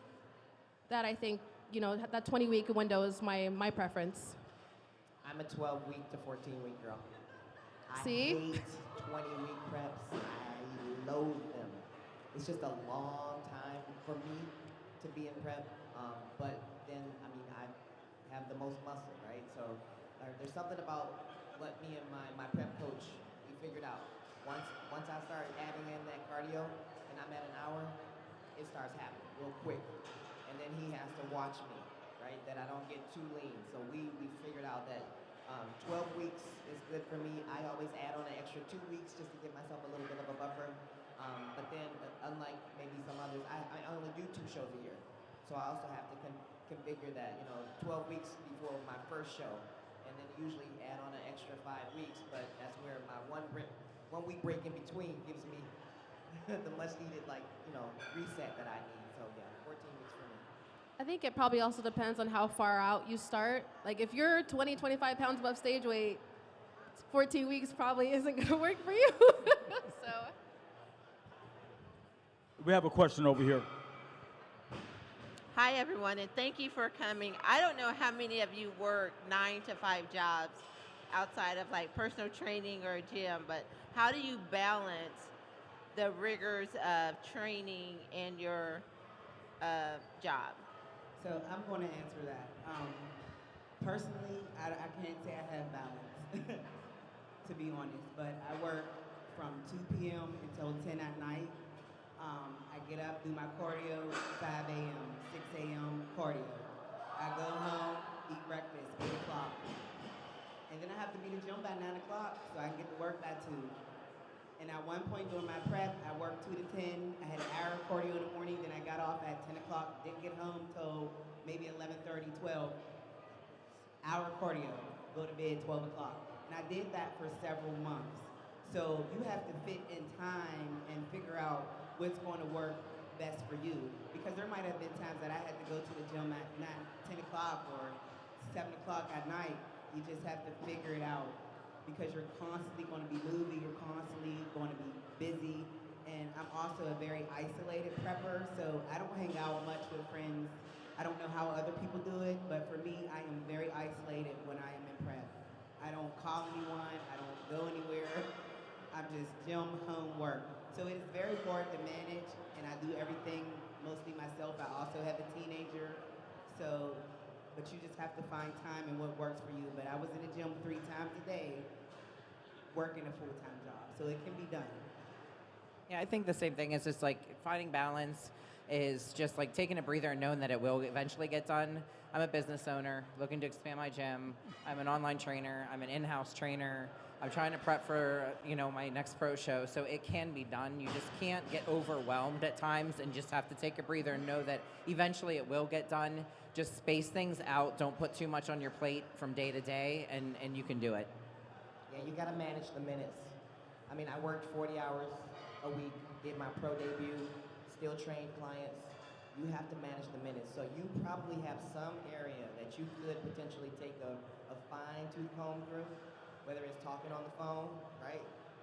Texting, social media. I had to put the little shutdown thing on my phone. Like, oh yeah, you only get 30 minutes of social media time. That's it. That's literally it. And that was just only as a reward if I did what I was supposed to do with my cardio and my training.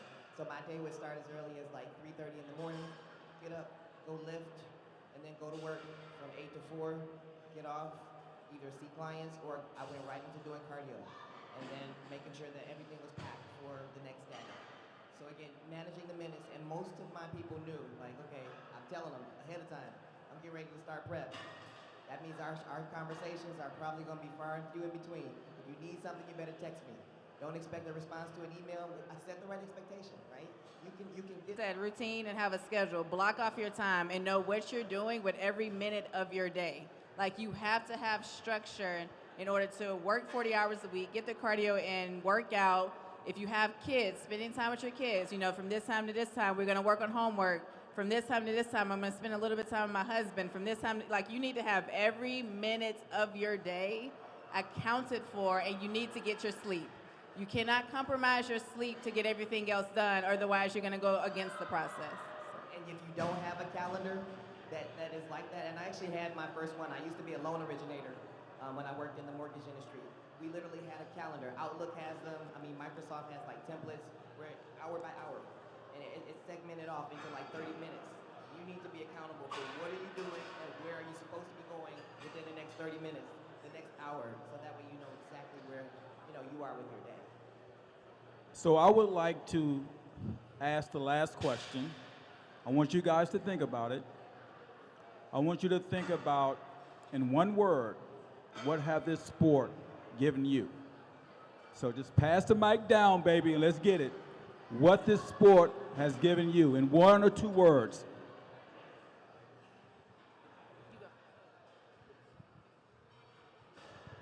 Self-love.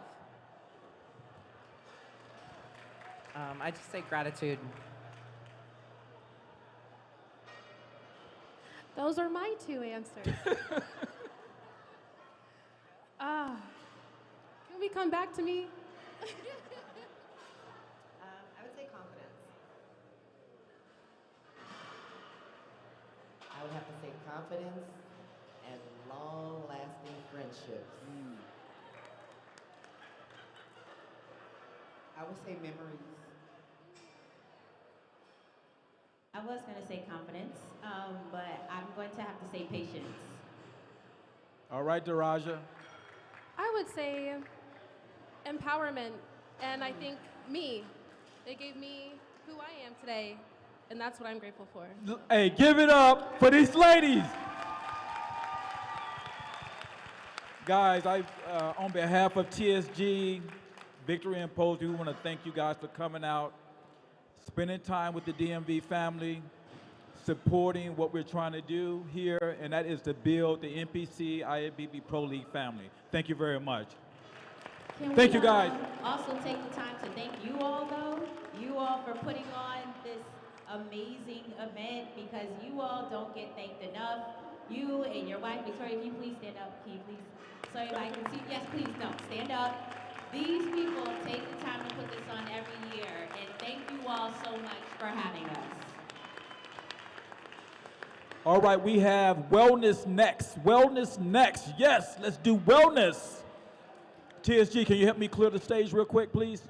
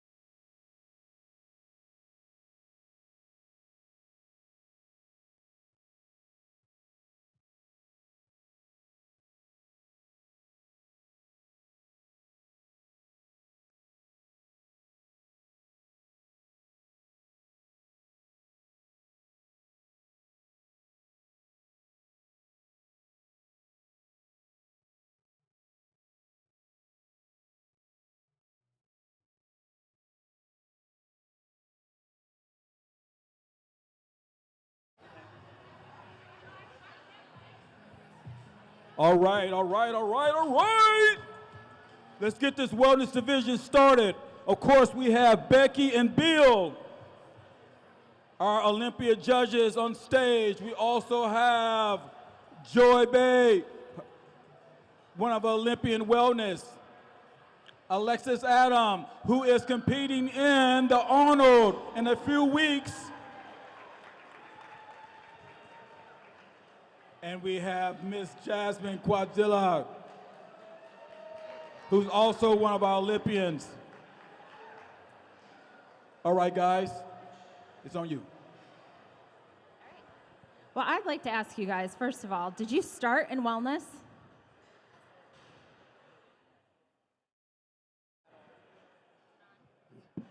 Oh, I started in wellness. Wellness was my very first show. I did my first show in 2020 as a wellness competitor, and I also want to say I started at 37 years old, so it's never too late to start. Absolutely. But yes, I started in wellness. What's your athletic background? Did you do sports? I used to run track and play baseball and softball. I did not start in wellness. I started in 2019 and bring it closer. I started competing in 2019. Wellness didn't exist. It had been announced, but it wasn't coming until 2020. So I started in bikini, and my constant feedback was to bring my legs down. I was running like 5 or 6 miles a day, couldn't do that, switched to wellness, and then did a couple national shows before I won my pro card. I actually did start out in wellness. My first show was June of 2021. I have a history of playing softball. I played softball since I was 6 years old, played D1 university, so I've always been quad dominant. And so wellness just seemed like the perfect place for me. And that's kind of what I was hoping you guys would say, because I feel like that's the predominant theme with our women's athletes, is we have a lot of athletic women who have well-built legs from sports, and it's hard to find a division sometimes, especially if you don't have the ability or the width on top to do figure, and the pain of like breaking down that muscle and just the rough diet, the cardio, no lifting to get your legs down is so strenuous on the body. Like, I, for one, am really glad this division came out to give our athletes, with this type of build, an avenue to compete and also to grow and kind of go with your genetics. I think that's so important.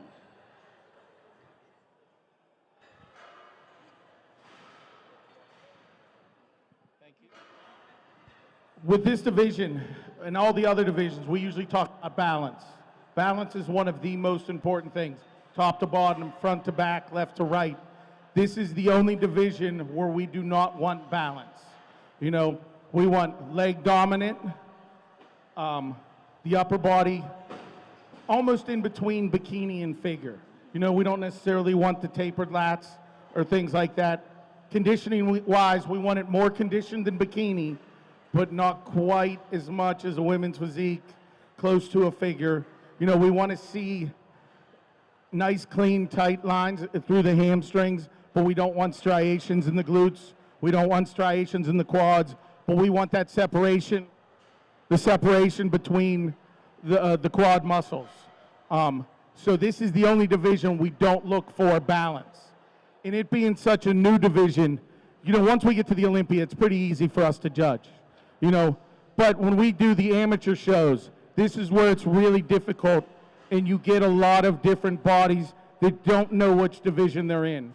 We get a lot of bikini girls that, a lot of them just don't quite diet enough. They really have a bikini frame and belong in bikini and just didn't diet so hard. And then we have a lot of girls that just think because they are dominant through the legs that they don't have to diet quite as hard and get in condition. So that's where it's really difficult for us judges, and especially in this division, because everyone's still learning this division and learning where they fit in. So at the Olympia level, it's easy for us. You know what I mean? They all know the criteria. They've all hit the criteria. But at this beginner level, I really want to stress conditioning on that, because that's the biggest mistake we see with the wellness athletes on the amateur stage, is not bringing that condition lean enough. And I think also looking at these athletes and looking at their leg development, like especially for me from the side, like if you can hit a side pose just to show like the depth here, that's something I feel like we're still learning, especially here in the States, it being a newer division. I see a lot of bikini girls get up there and they've got really big glutes, but they don't have this depth, which is, by the way, why we look at you from the side. Like they don't have the thickness here and the full leg development. So that's something I want girls to think about too. Like if you're coming up from bikini, you gotta hit everything. You gotta hit those legs hard. That's one of the other things, like when it comes to placings at the amateur show, it's very hard for us because, you know, no one's really hitting the criteria necessary on that day, you know, whether it's conditioning wise or structure wise and shape wise, and someone still always has to win. You know, our criteria in any of these divisions never changes. The only thing that changes is the athletes that show up on that day. So one week someone leaner might win because that was that best body in that division that day, and the next week they might not do as well because there's other bodies that are closer to the criteria that'll end up winning that, and they don't understand that. So you got to pay attention to the criteria and try and meet that criteria as best you can. Especially in the new divisions, keeping in mind that we're still growing it, we're still trying to mature it and get athletes, even from the local level, that look like it. It takes years to do that, actually. This is one division where I've almost never said you couldn't develop the legs, the glutes. It's rare that we tell someone to tone that area down, almost. Very rare.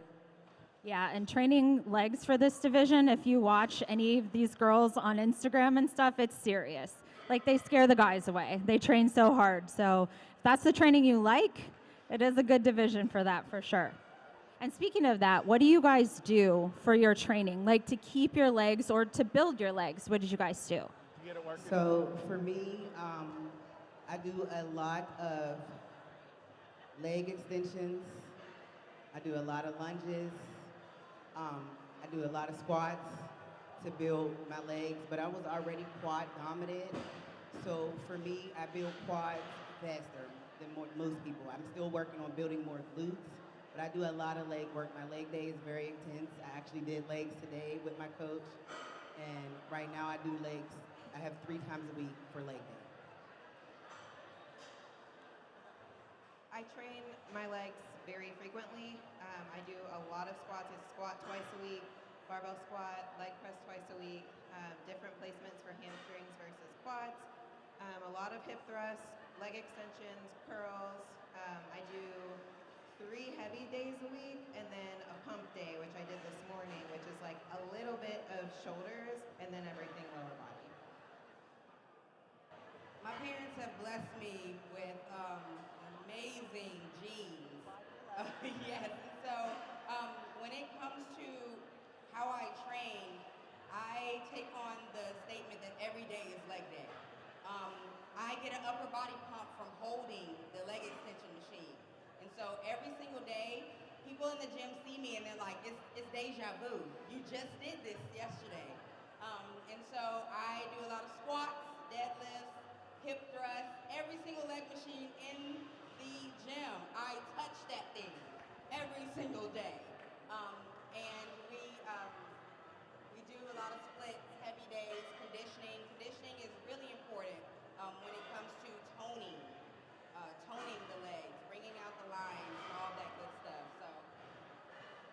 Now, Becky, like I've seen a lot of athletes that are balanced from the top to bottom. They might have great leg development, great quad development, hamstrings and glutes, but their shoulders, you know what I mean, the arms, they all kind of match.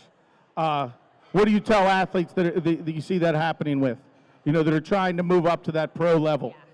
I feel like a lot of those athletes come from maybe women's physique or figure, and so they are that balanced physique. I tell them to lay off their upper body, and definitely if they're going to keep going in wellness until that shrinks down, to stop, don't pump it up, stop training it, and if possible, you know, hair on the shoulder sometimes works. I mean, it does, like if you've got to minimize that, and certainly how they're posing, like Don't pop the lats. You know, that's something, you know, showing a little shape is common in bikini, and it's certainly in figure in the other divisions, but in this division, if that's the problem, I've had to tell athletes, absolutely, stop doing that. Just let your shoulders go natural.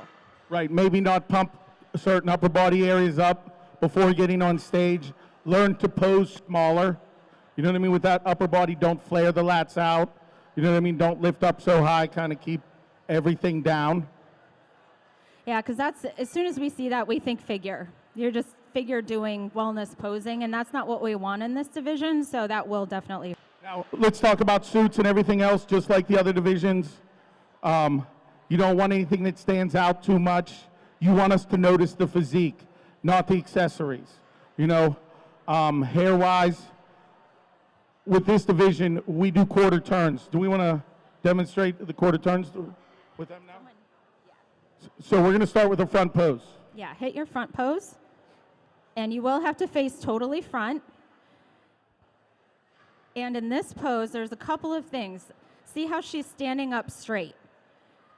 I feel like I see some girls lean way over because they're trying to push their hip back, which is good. How much pressure you put on that front leg. I'm sure you've seen, probably for you girls too, when you get really lean, like your quads are splitting, and they may even be striated. We want to see separation, but we don't want to see it that hard. So sometimes all you have to do is just point your toe, put a little bit of weight on it, and then your quad doesn't split as much. Or you can show as much or as little separation as you need to.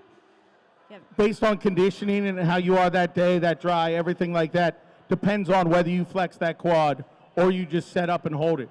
Because we don't want to see the striations, but we want to see the clean lines and the separation in that front pose, you know? Yep. And speaking of suit vision, I think that having the hip connectors that come up higher is most flattering. It's kind of between bikini and figure, but because the goal of a small waist and really shapely legs, I think a suit that comes up higher and sits right there kind of draws our eyes in. It makes you look like you've got more of an hourglass shape.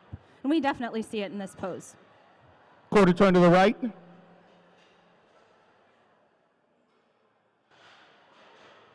And in this pose, like I said, we're looking for depth of the legs.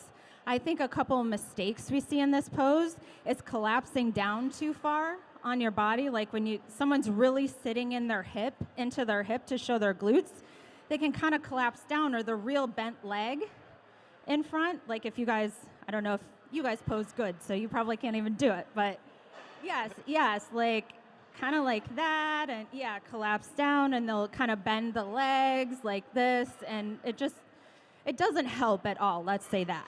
The other thing I notice is keeping that right foot too close. We want to see the inner thigh. So that heel should go right at that big toe. The other big toe, move it up, yep.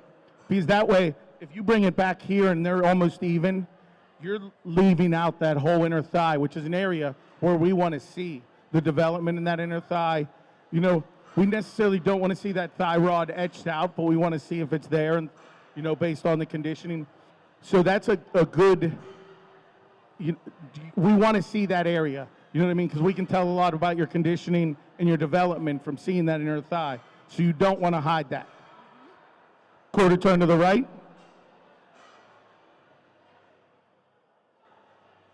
Okay, and first thing I want to say is we saw a little trend a couple of years ago with girls kind of touching their glutes to set their glutes, touching the body. Like everything they did was subtle and was fine. It's not overt. It's not inappropriate. Some girls have that vibe on stage where they could get away with it. It flattens the glutes out and you lose the depth, you know? So you can turn a great pose for your physique into a real weakness by bending forward too far. You know, they're all fairly straight up and down, pressing their palms flat against their thighs and arching. They should feel a little bit of discomfort in that lower back right there and everything. Now with this pose, you know, she happens to have short hair, that's fine. But if you do have long hair, you want to keep the back covered. We do not need to see your back. So we're not judging that. We do not want to see your back. This is where we want to see some quads, so I'd say position the feet in the best way to show us leg shape. And that's based on your development. How far you turn those toes on if you have a very big sweep and you're sweep dominant and it's a little too much, you might want to keep your toes a little bit straighter. That comes down to you and your posing coach, or you and your coach determining which way to pose to best highlight your strengths and your weaknesses and hide the weaknesses. So everyone's foot position might be a little bit different based on your own development. And I think it goes without saying, you know, feet are about shoulder width apart. You're not standing too wide. And also their hands, their arms are pretty straight. We don't have elbows flaring out to the side. That would just distract from their shape and just create holes, kind of. Right. That would give you gaps and holes in the physique from behind. This way, everything is nice and balanced and symmetrical. So quarter turn to the right. Notice nice, smooth transitions. They don't have to look at the ground. They've practiced enough that they can just get right into their pose. And notice that their posture is always up. Their chest is up, their stomach is in, their glutes are lifted. Nothing ever drops to give us any reason for a deduction here. Now, her hand, in my opinion, is a little far forward. We'd rather see it a little back so she's not covering that as much. But those are minor details. You know what I mean? Just ideally, we'd want to see it about 2-3 inches away from the belly button, not right as close to that belly button or proven. Because if you bring it too close, your arm starts to look like a chicken wing, or if you move the hand up higher, which you see a lot of, it throws the balance off in the shape and symmetry. So you want to keep that right there, belly button level, and probably about 2 to 3 inches away from the belly button to aesthetically, it looks aesthetically more pleasing to us. Face front. Now from here in the wellness group, we like to walk the wellness girls, especially at the pro level. At the amateur level, we usually only walk the overalls, just because of time and depends on the size of the show. But if it's a smaller show, we will walk all the divisions in wellness. So face the rear.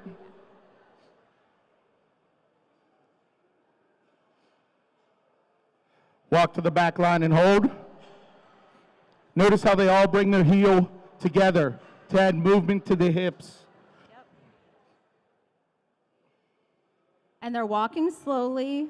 They're stepping softly. You don't have to take it to the extreme. I feel like we see some that are like, that just won't move at all, so their glutes don't move. But definitely, you know, don't stomp across the stage. Part of what we're looking for here is what moves and what do you look like in actual movement. It's easy to set yourself up in a pose, but when you walk, we can see body fat, water, we can see different proportions. It kind of, you know, makes the decision for us, especially if it's tight.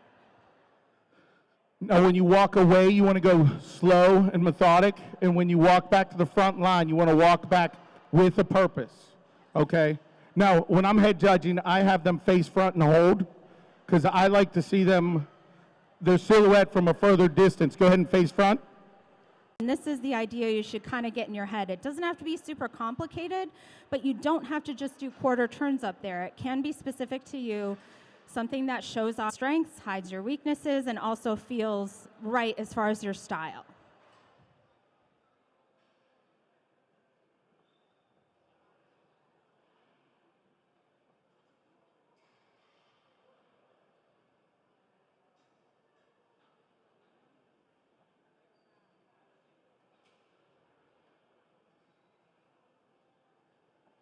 Great posture through the whole routine. And she showed us front, back, and then a side pose. And that's all we need to see. Beautiful, well presented. It's that simple. Why don't you do a pro one then? Why don't you do a pro one to show the difference? I like this because you can see her style. This is her personality.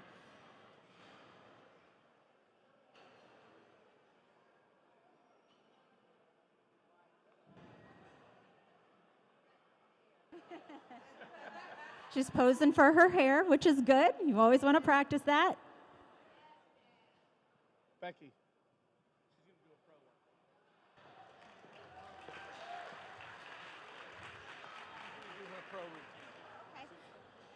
And now we're going to have an example of a pro routine for comparison.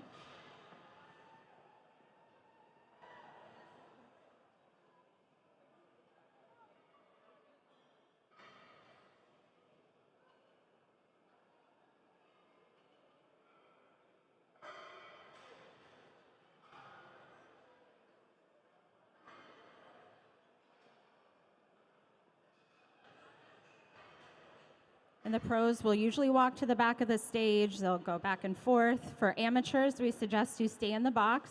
That's your best lighting. That's where we can see you the best.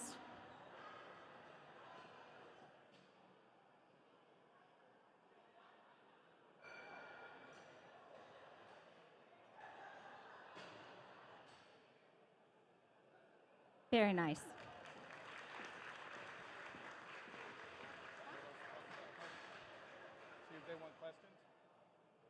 Does anyone have any questions? I think we'll open it up for questions. Anybody? Are all of our wellness girls over here? I think. We will start posing. We got a lot of them.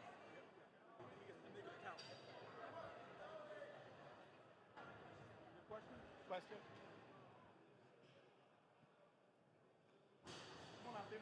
I want to ask, how do you keep your stability while walking in your shoes? Do you put any type of grippies on the bottoms? Do you scuff them on concrete? What do you do to stay stable?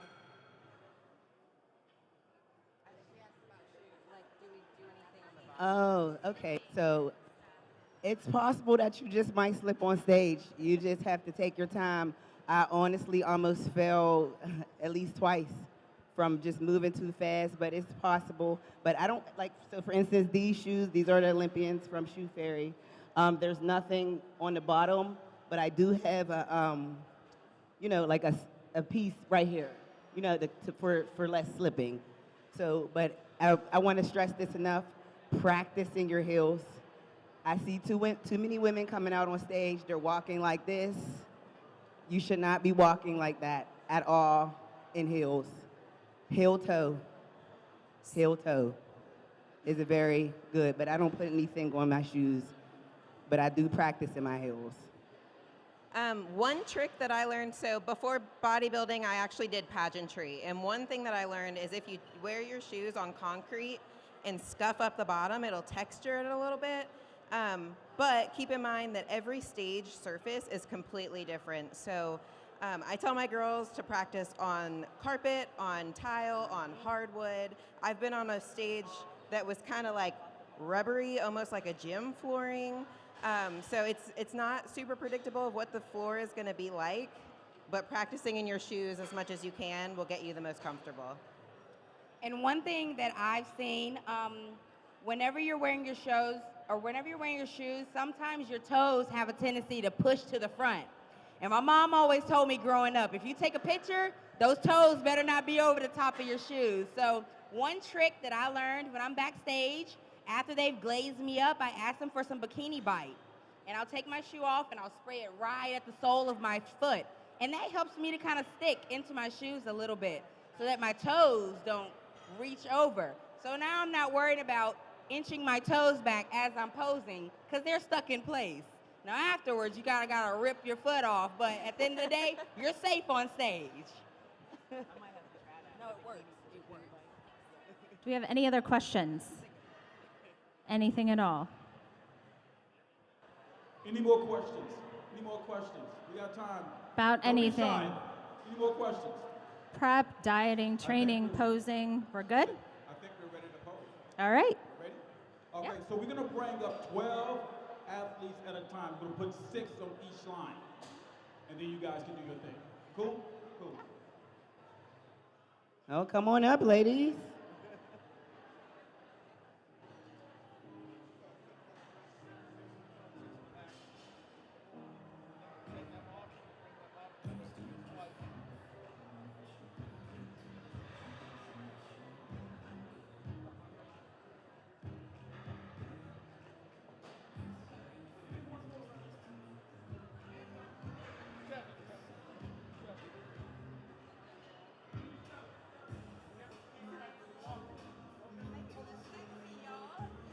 And one thing I want to say when you're on stage, smile. They're watching you. You worked hard all year. Smile. Smile on stage. And you want to make sure that we can see your number. I don't see you smiling. So I guess it depends what side they're gonna. Yeah. Yeah, so whatever hip is going to show to us, Be confident. especially in the lineup, I think that's where, yeah, that's where you want to put it.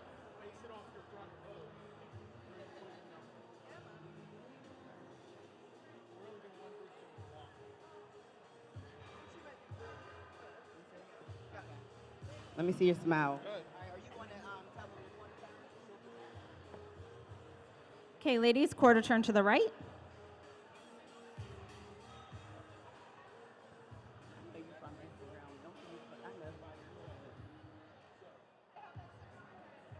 You're leaning too forward. Straighten up.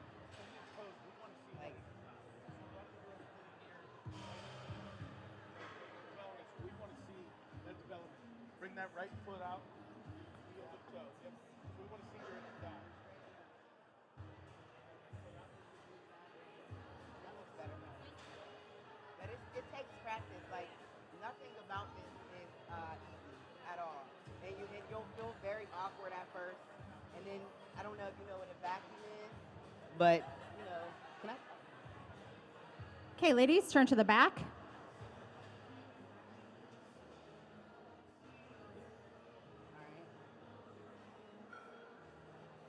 Straighten your back out. Push your glutes. Hey, you look pretty good.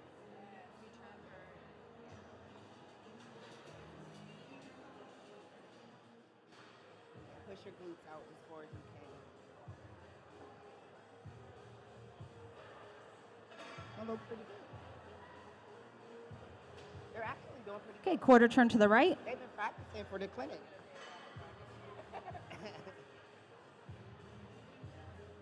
Wow, I'm impressed. Everyone looks pretty good. Yeah, y'all did a good job. You got to work on your side pose and just feeling more comfortable because it's like I said, it's going to be a lot. So just got to be comfortable with your posing. We'll help you with your balance.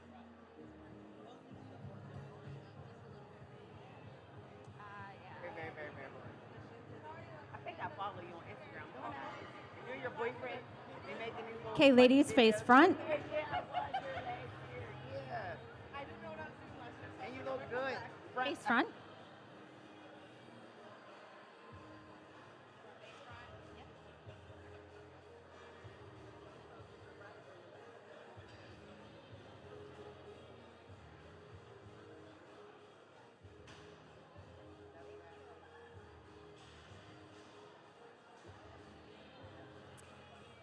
And turn to the back.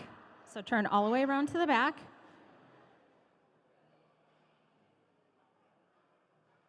And walk to the back line and hold it.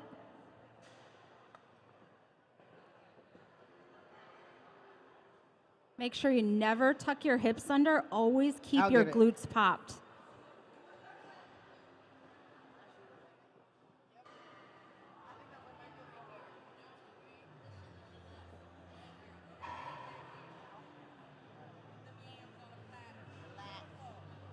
It's hard. Does your back hurt? If your back don't hurt, then yeah, push that back out like.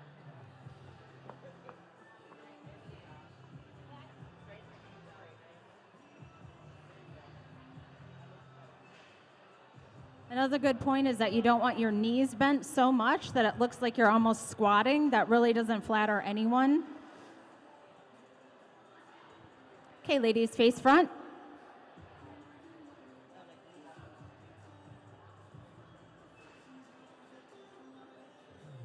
And walk it back. Nice and deliberate.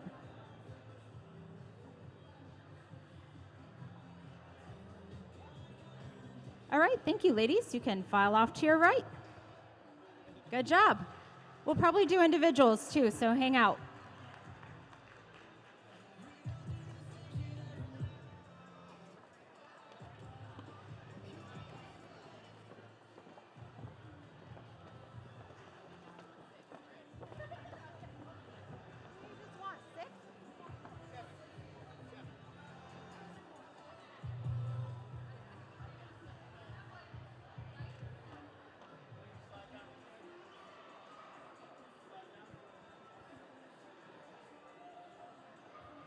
Okay, everybody hit your front pose.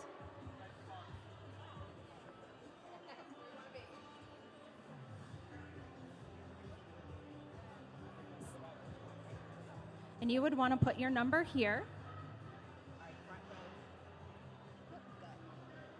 All right, let me see y'all smile. I'm not seeing any smiles. You can't be on stage looking like you want to win, right?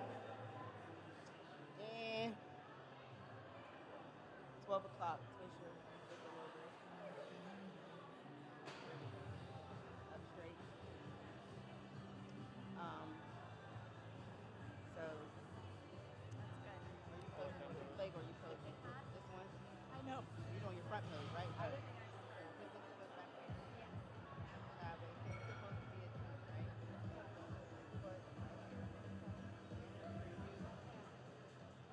Preview.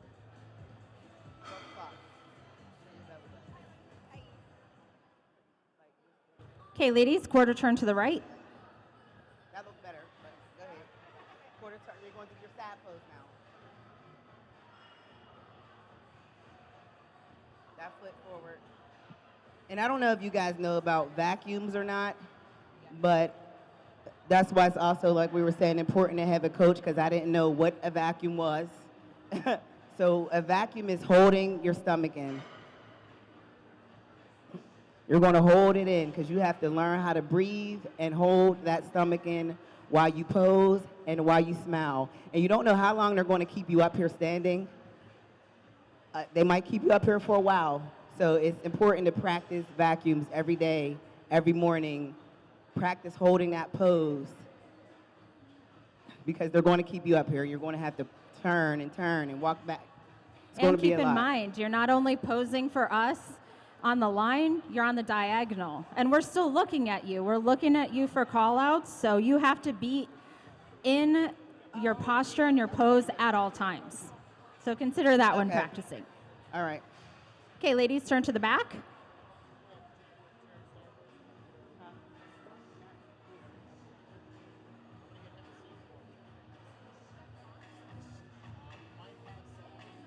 So push your back out a little bit more. Back straight. Fix your feet some. Oh. Well, I'm just happy to be here. Anyway, I wanted to say that. Thanks for having me. All right. Now your back looks better. Yay, nobody's bending over too far. You guys are actually doing a very good job. I don't know if some of you practiced before, but practice is going to be your thing. You need to practice posing. Like I said, it took me years to get my posing together. Actually, Gary's the first person that ever posed me for my first show. So he's watched me from the very bottom all the way to the top. And posing is important. Very, very, very, very important. It's not the physique you possess, it's the one you present. If you don't present it right, we can't see it, we can't reward you. So you can lose a show from posing. If someone outposes you, you're going to get moved. Quarter turn to the right.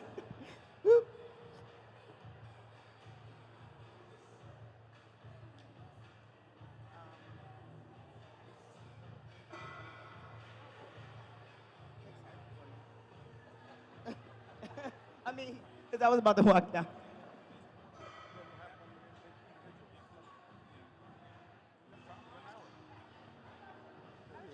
Okay.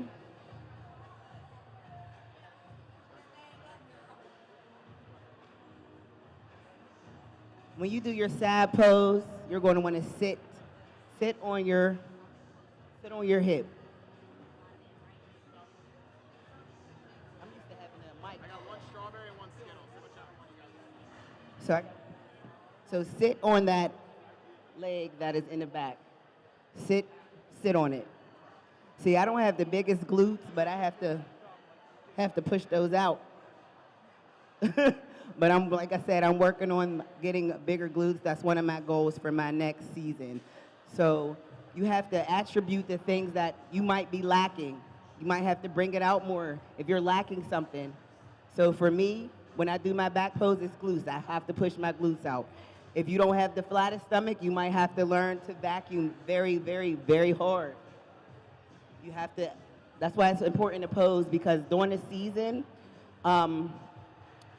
your body's going to change weeks out. So you might look good in this front pose this way 10 weeks out, but then 8 weeks Face out, front. you might have to change that pose. Face front, Face ladies. front.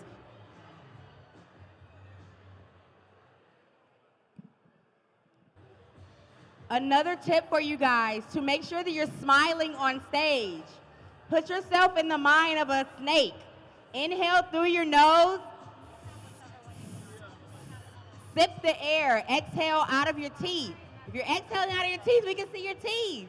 Yes. Inhale through your nose. Exhale, hiss out of your teeth so we can see your teeth. I know. Yes, make it look easy. Okay, ladies, turn to the back.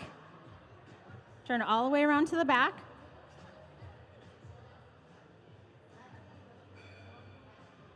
Good. Walk to this back line and hold it.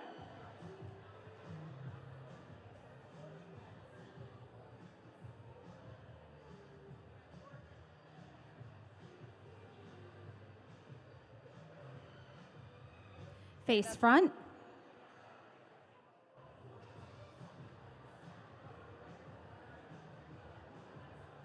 And walk it back. I think Gary says this is the Victoria's Secret fashion show walk. Walk it back like you've got the wind in your hair and you're on a runway.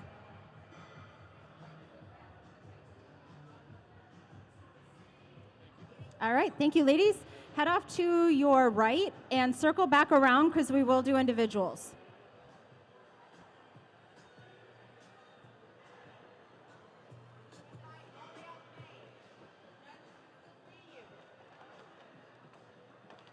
When you ladies are exiting the stage, make sure we stay tight. The judges can still see you as you're walking.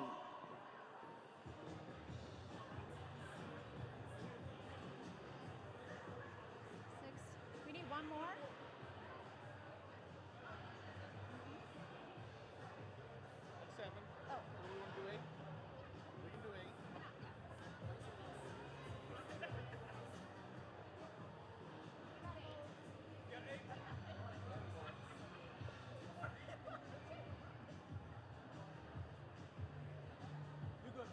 All right, everybody hit your front shot. And you guys need to smile. I need my next group to come up. I need all of you to come up smiling. Yeah. Everybody's watching you. Your friends are out here, your family, the judges.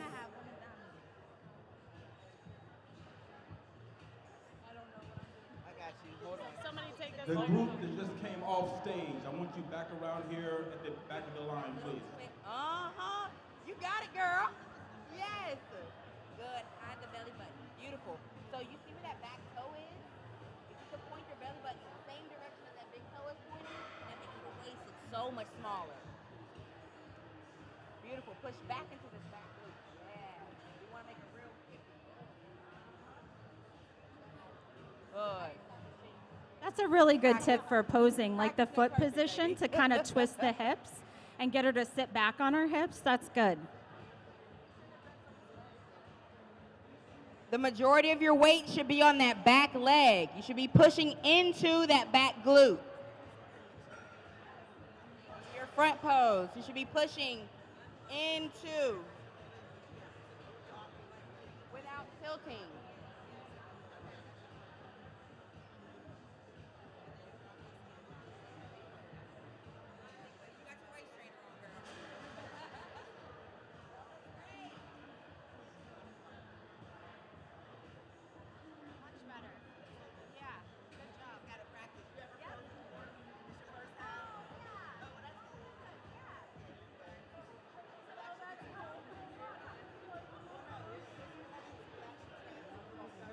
Yeah, it's supposed to hurt. I mean, you're doing it right.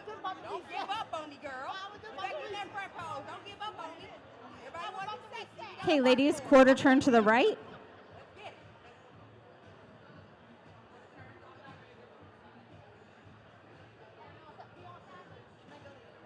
Everybody face this way.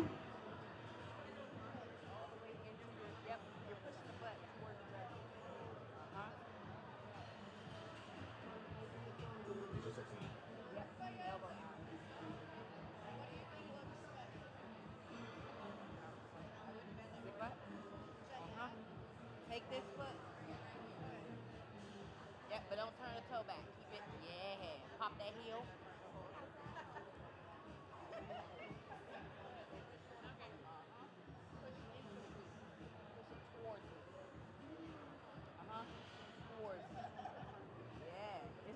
Okay, ladies, turn to the back. You guys should always feel a slight pinch in the lower back. That means you're doing it right.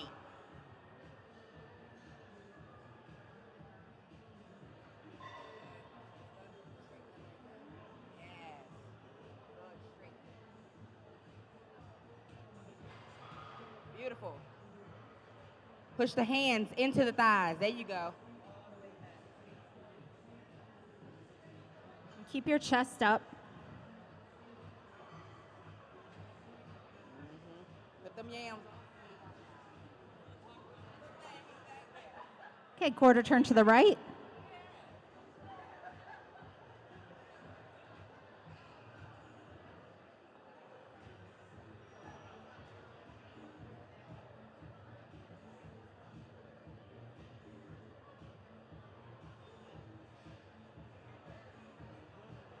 Take that back foot and slide it forward just a little bit. Not too much. That's a happy medium right there. Beautiful. Yes, ma'am. Good. Give me a little bit of distance in between your feet. Like this way. Uh-huh. And then push. So ladies, as you practice your poses, you may find that you have one side that looks better than the other. We keep practicing until both of them sides look just as good. And face front. I know. Turn to the back. So turn all the way around to the back.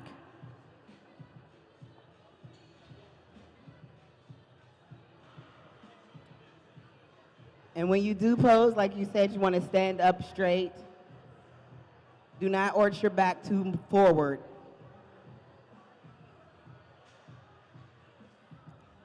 Walk to that back line and hold it.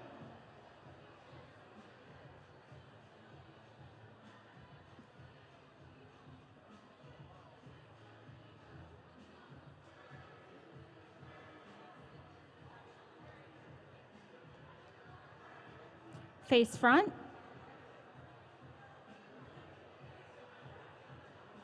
Abs in, everything nice and tight. So you fix that foot again. And then Just make sure you don't. it's hard to pose with this mic in my hand. I'm like,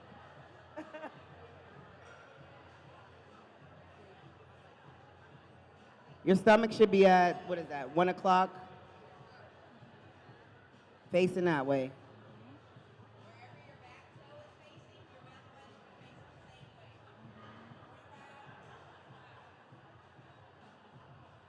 That's a great point. Did you just say like your belly button should be facing the same way as your back toe? That's a great point. To angle your hips so that your waist looks super small and streamlined. Okay, and walk it back to the line. Is that your front pose?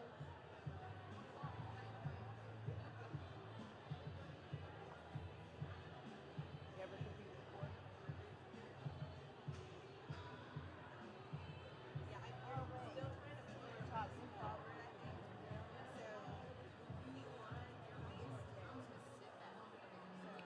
Okay, you guys look not too bad. Is this a lot of your first time posing? Okay.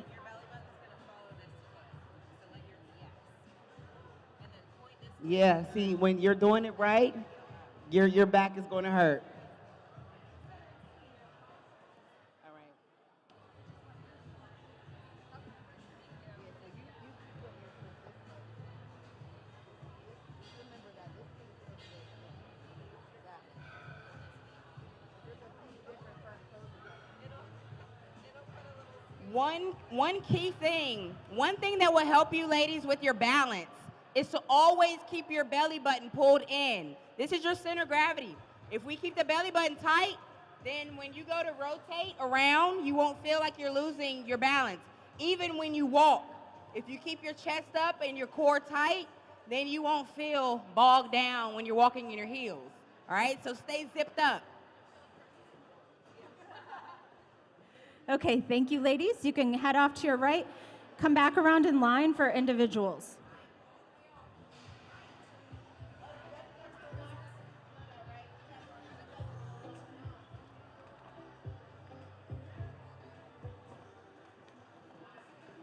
And just so you know, when you do come on stage, right, and you do your routine, or this is practice. When you walk off the stage, everybody is still watching you. So imagine that you are actually on a real bodybuilding stage, and you're walking off. The judges are still watching you, so you look at those judges as you walk off.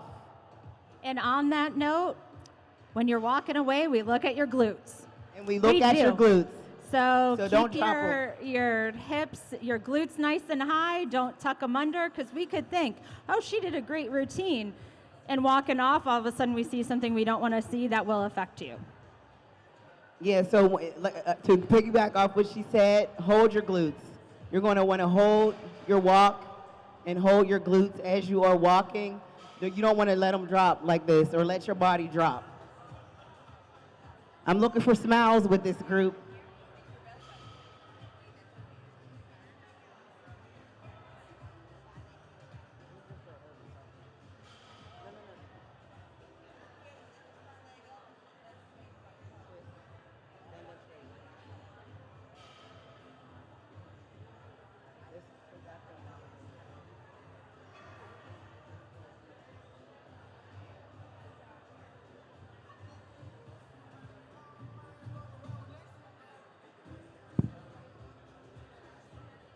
Straight.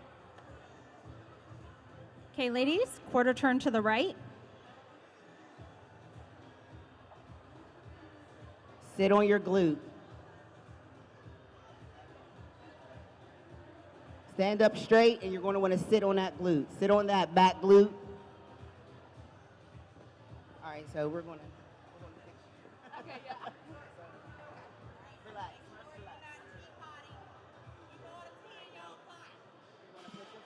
So when you pose, like he said, you want to have this toe, right, a little bit in front right here. Now push your glute back. Stand up straight. All right. Stomach that way, okay. Just put your arm up to I know. Okay. It's the shoulders. Yeah, just because I have big shoulders too. So this is before you make you'll make your shoulders look too big like that. So you just want to relax. And I also had to learn that with my shoulders because I have very big shoulders. So I hear a lot.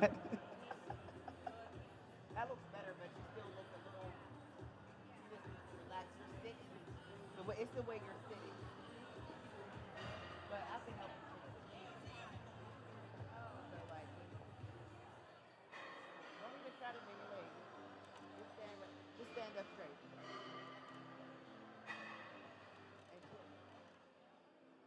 We'll work on it. Well, I'll help you fix it. Okay, ladies, turn to the back. Keep those glutes high, no hips tucked under.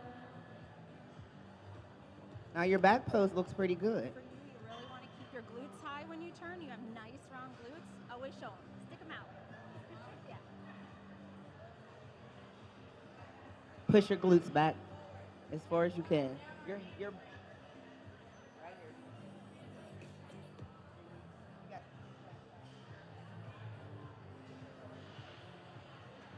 Now you feel that right there?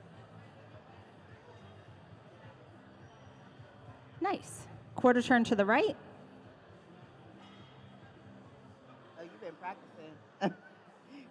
Somebody's been practicing, ready for the posing clinic. So, okay. So for you, I got this mic in my hand, so it's so weird.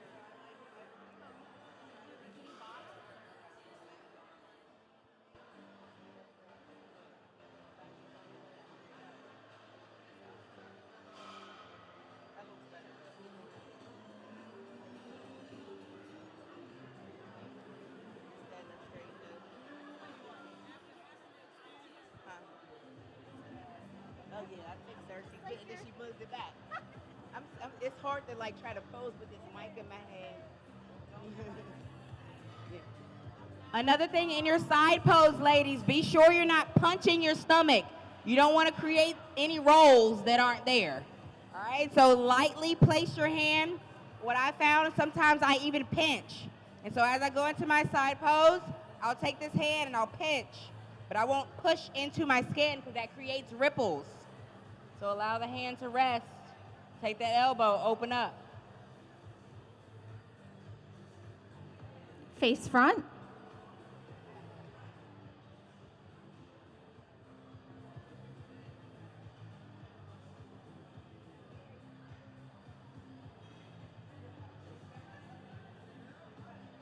And turn all the way to the back.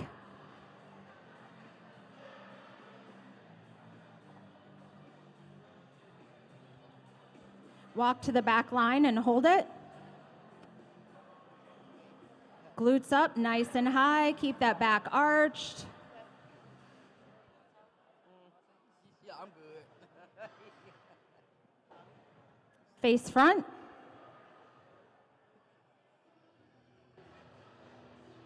And walk it back. And that's okay. If you start walking back, it is fine.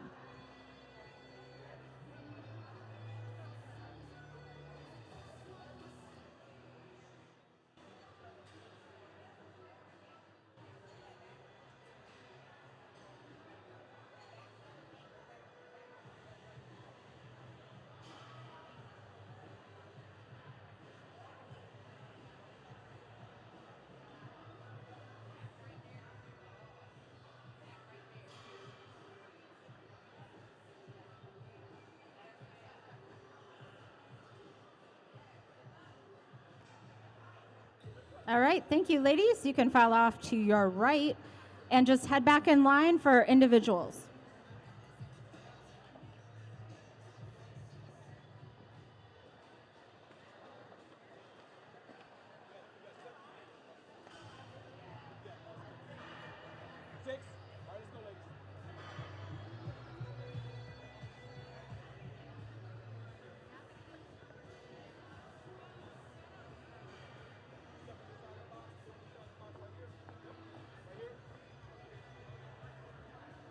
And hit your front pose.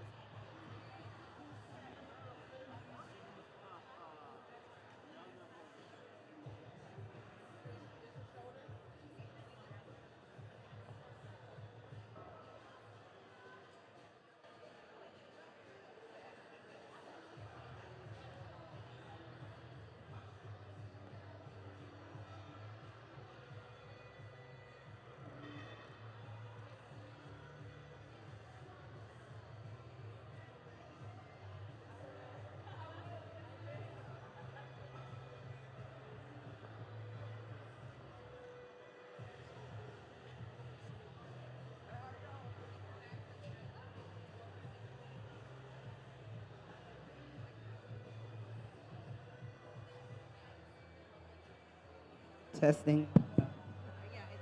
All right. So for you, when you do this front pose, and I know you never posed before because posing is hard, pull that right there. You're going to have this foot right here and just sit on this hip right here. But still stand up straight while you're doing that. And twist your arm this way. Your stomach.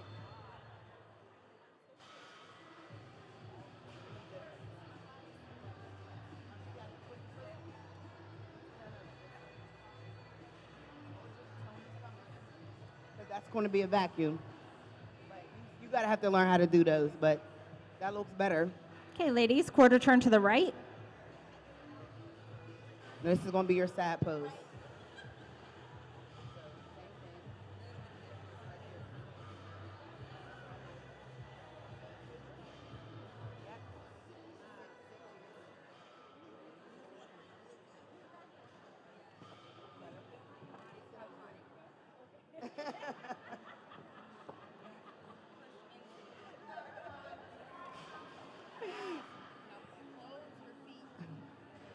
Now, everybody needs to smile.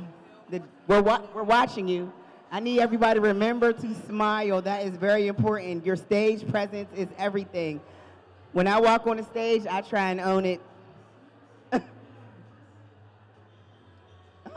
Okay, ladies, turn to the back.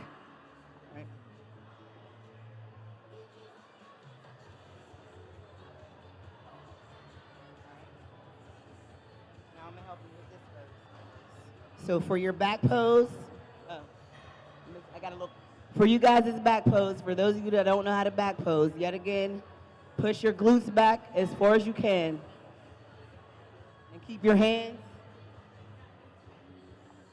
flat in the front.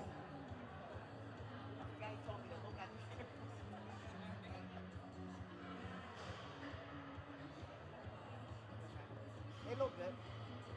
Quarter turn to the right.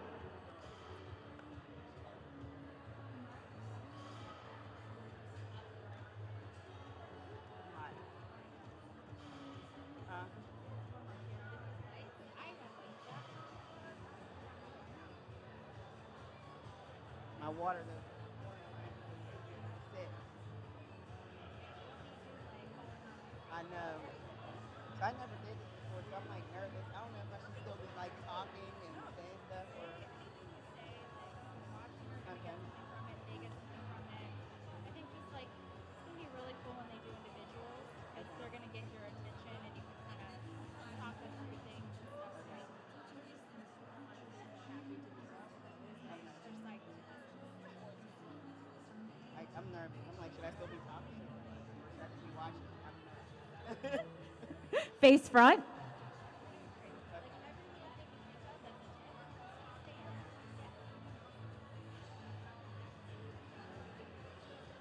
And also, I'm going to talk about shoes again. So we have shoes, the Olympians, we have shoes with no straps, and then we have shoes with straps. So you have to figure out what is more comfortable for you. I realized that I started to like shoes with no straps now. I actually had a pair of these, and I cut the straps off, and I said, no, I like these better. These are the most comfortable shoes for me.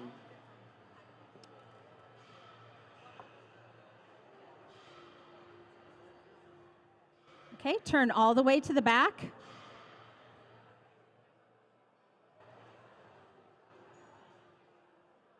And make sure you are arching your back. Your lower back should definitely be hurting. If you don't feel anything in your lower back, then you aren't doing it right. You have to push your glutes out as far as you can.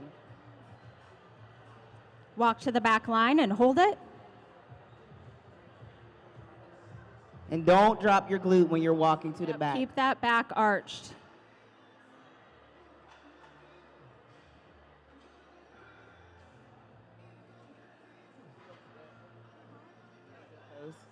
Face front.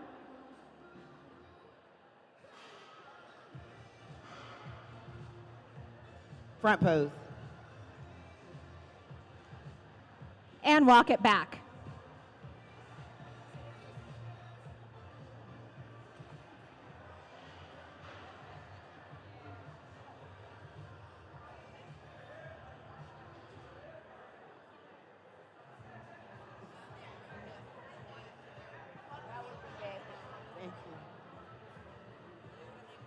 And you want to show confidence on stage. Be as confident as you possibly feel. You want to get in the mirror. You have to feel like you own the stage, because someone next to you, they're going to.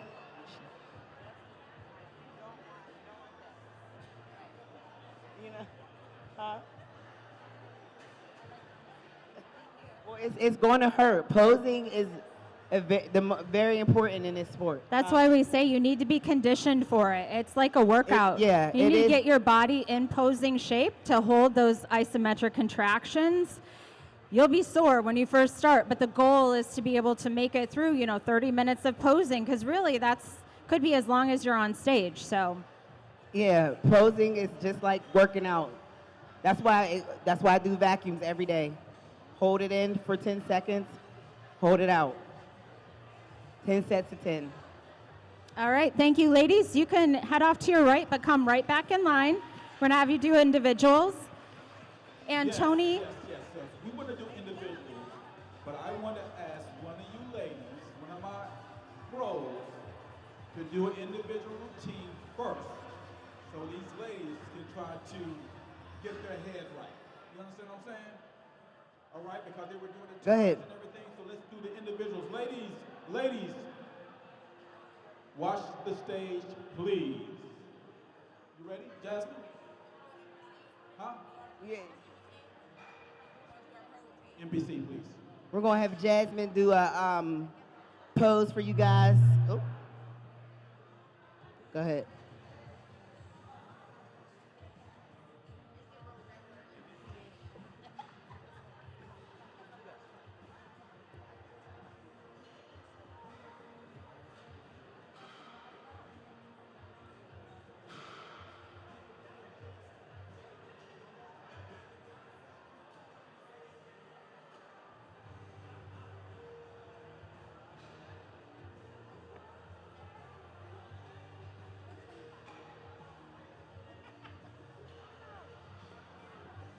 very nice. That style was personal, it was hers, it was classy, you presented yourself well, and that's everything, that's the vibe you want to give on stage. Like, you can't help but look at her, and that's what we want. So we're going to have you guys come up individually. I'm going to give my mic over to them so they can talk you through it. Hang out so that afterwards we can get a group photo. Yes, born ready. I'm gonna go on this side so I can check it from this side. I'm gonna call her number. Okay. So we're going to call your number. Hey, could I have I need some upbeat music. I need some music. I need some music, some kick-ass music. Let's go. We got wellness up. Let's go.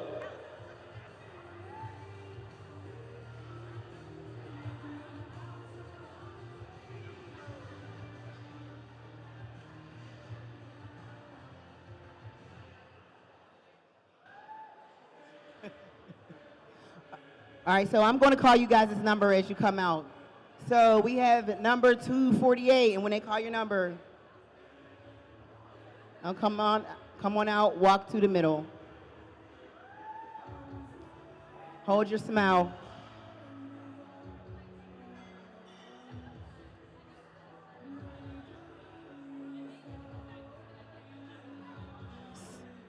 So when you do your pose, you didn't hold your pose at all. You want to be able to hold your pose before you go into the next pose.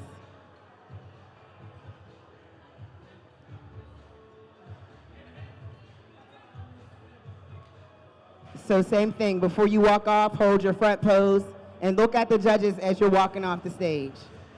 Make sure that you're holding your pose for at least 2 Mississippi. Strike it. 1, 2. 1, 2. Make sure the judges can see you. Number 258.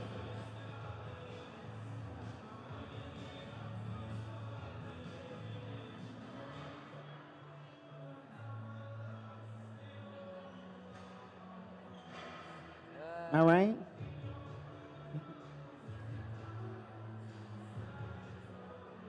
Straighten the legs.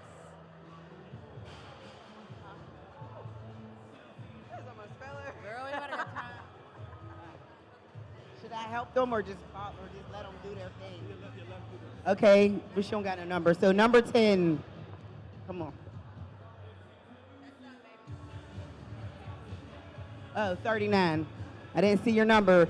And make sure your numbers are always visible so the judges can see you when you are posing. Your number needs to be visible at all times. And know your number as well. In case you are in the overall and they call your numbers, you're going to need to know your number. You're going to have to switch places with somebody. Know your numbers. Look at the judges. Okay, number 80. All right.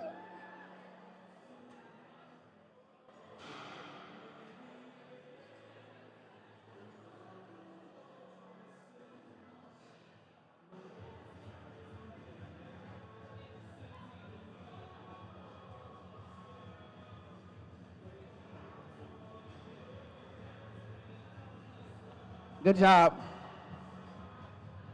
Number 111. Mhm.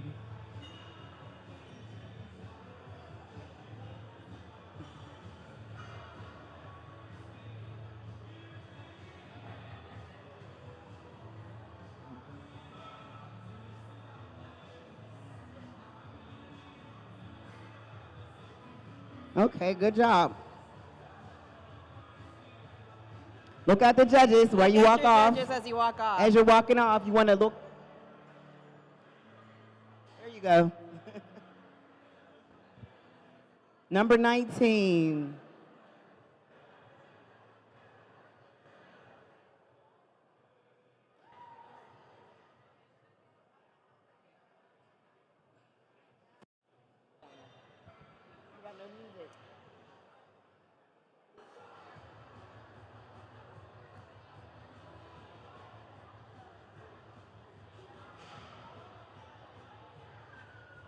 Yeah, beautiful.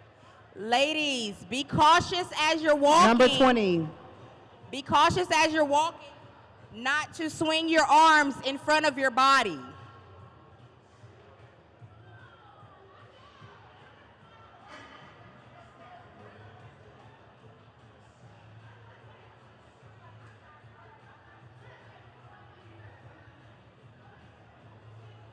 That's my client right there. You about to say something? What you about to say?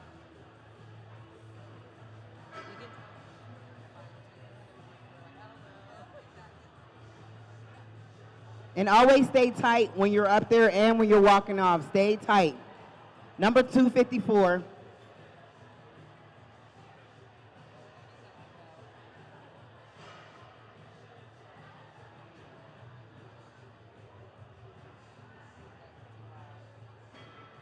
Yeah.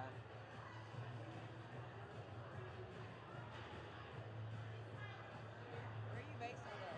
Where do you live? Near Virginia Tech. Oh shit, you right around here. Yeah. 122.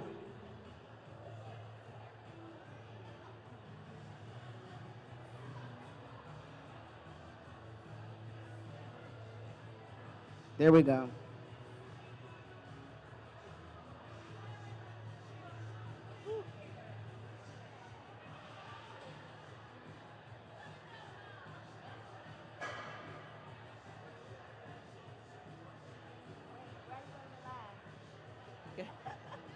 Number 117. Smile, girl. I see the confidence. Let me see that smile with that pose.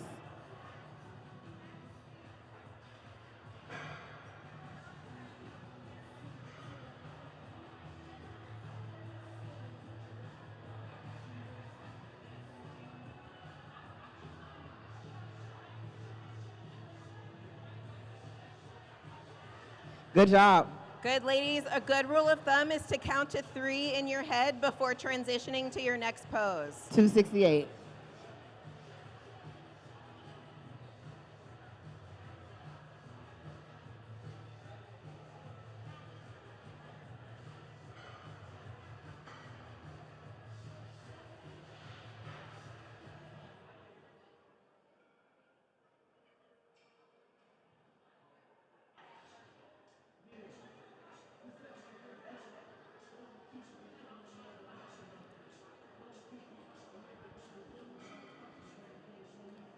All right, good job.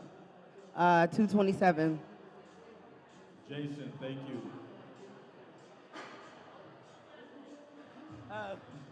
Music change.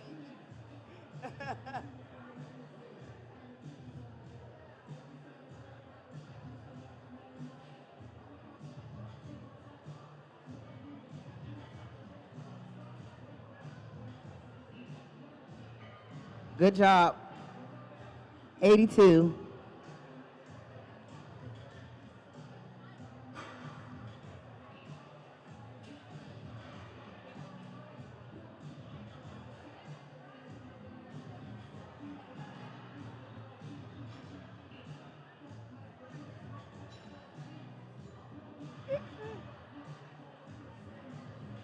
Make sure you're smiling.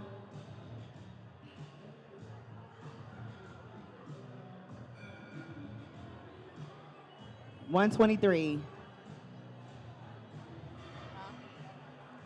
Make sure when you're standing on deck and waiting to go, you are holding a pose.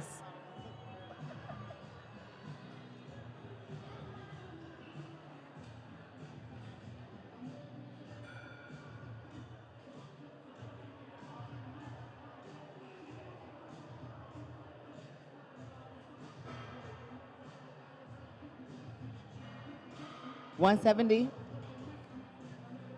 Oh, I like that walk. Okay, good job.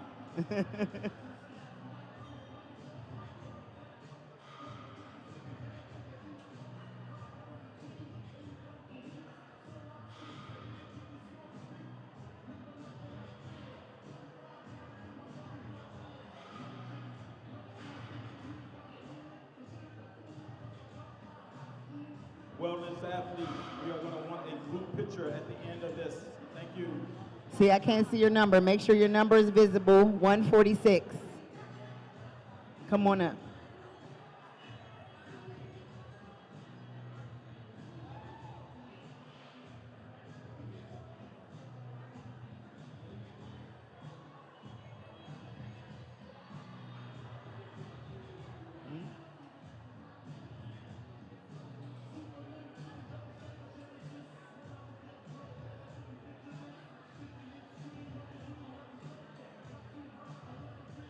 Lord. 171.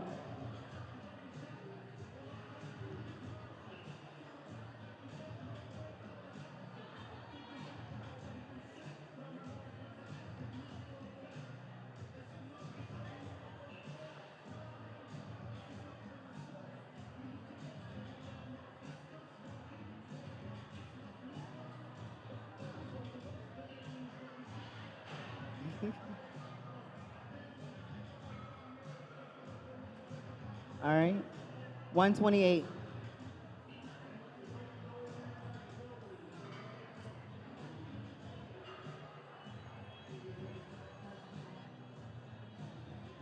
Remember I told you about that smile? You want to look like you want to be here. Look like you want to win the show. I might have prizes after this.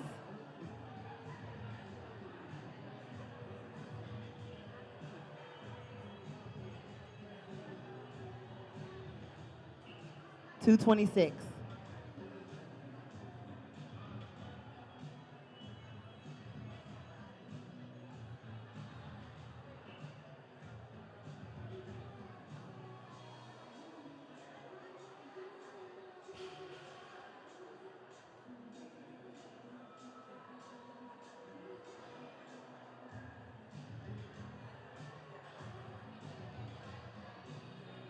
$127.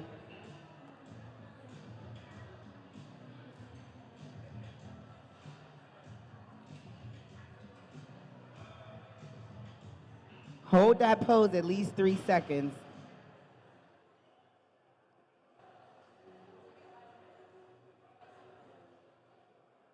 You would play the song.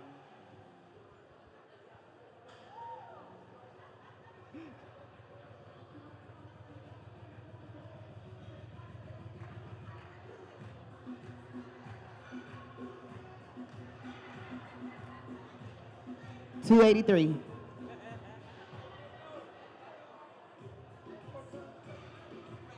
I'm ready.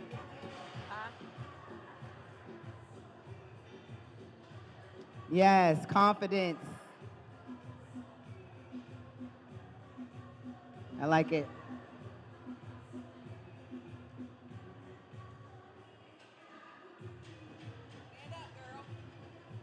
There you go.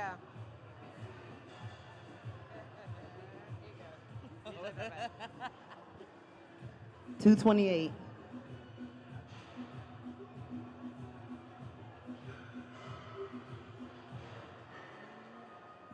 Good job.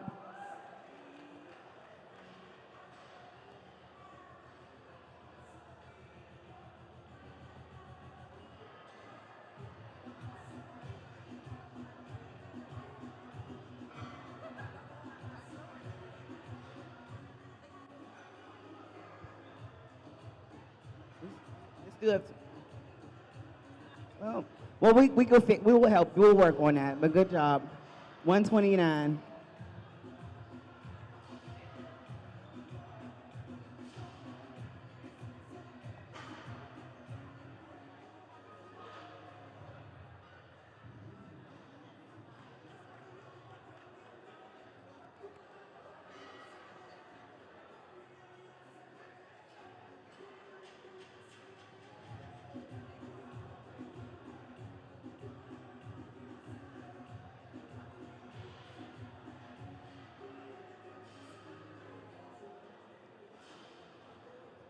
$115.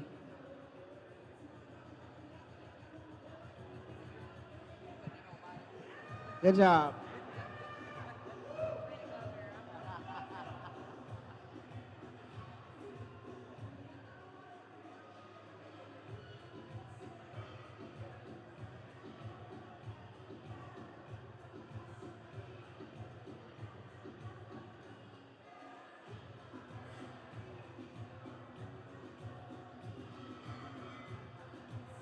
$130.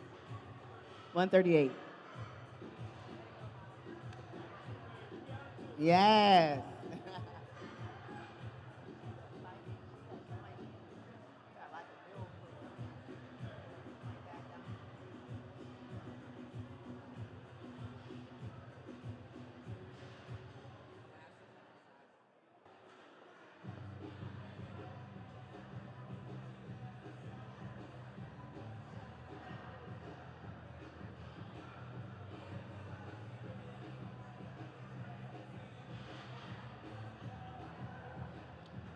Good job. 246.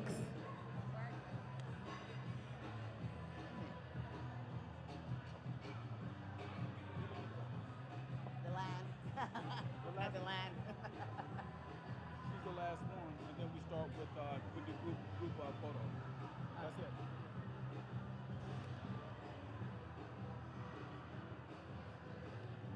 Good job.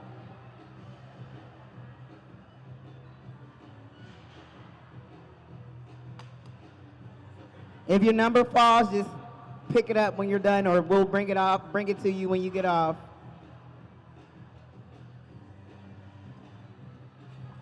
$251.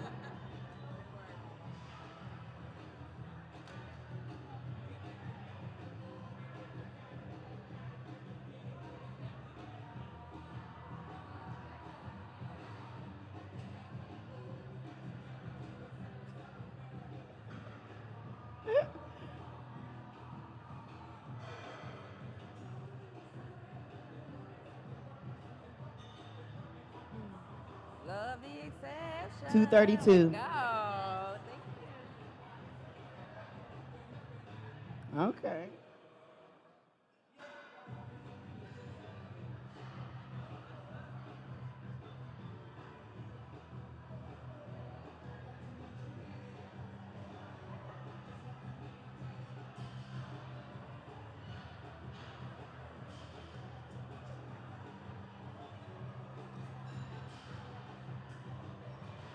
$113. Way to go, baby.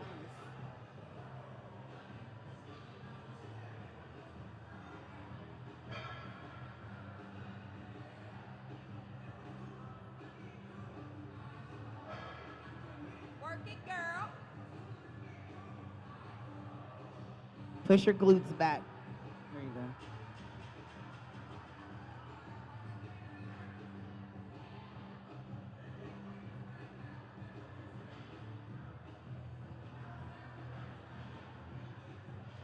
It's okay. That's why we practice. It is okay. Good job. Good job. Give these ladies a round of applause, please. Thank you guys so much for coming out. Alexis, Jasmine, Joy, do you have any party remarks? Before I ask? Thank you for having me. I'm very. This is my first frozen clinic, so I'm like. Well, thank you. Thank you for coming out, Alexis. Let's wish Alexis good luck at the honor. Any party remarks? Just thank you. I didn't hear Well, you you for having welcome. us. You welcome. Did you All ask me right. a question? I didn't hear you. Say what? When you asked me that, did you ask me a question? I asked you a question. I didn't hear okay. the You missed question. it, but that's okay. I didn't All hear right, it. we I have didn't our hear the wellness question. athletes on stage. Get this group photo. Let's go, ladies. Let's do it. Hey.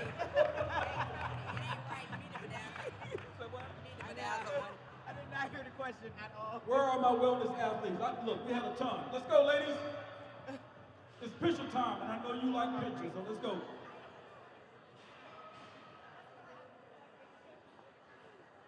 Like, am I supposed to talk or just let them do their thing? He said, just let them do their thing. I said, all right.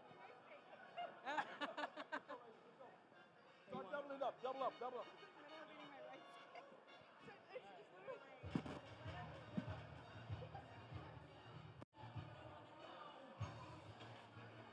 Get up here. Right back there. Let's go. Yep. Oh, that's true. Yep, right there. Yep.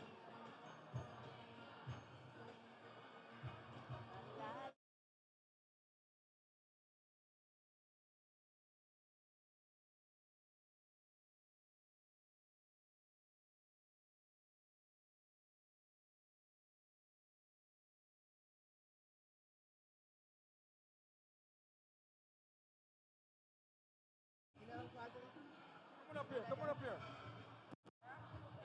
You good? You good? How does that look? How does that look? That look good?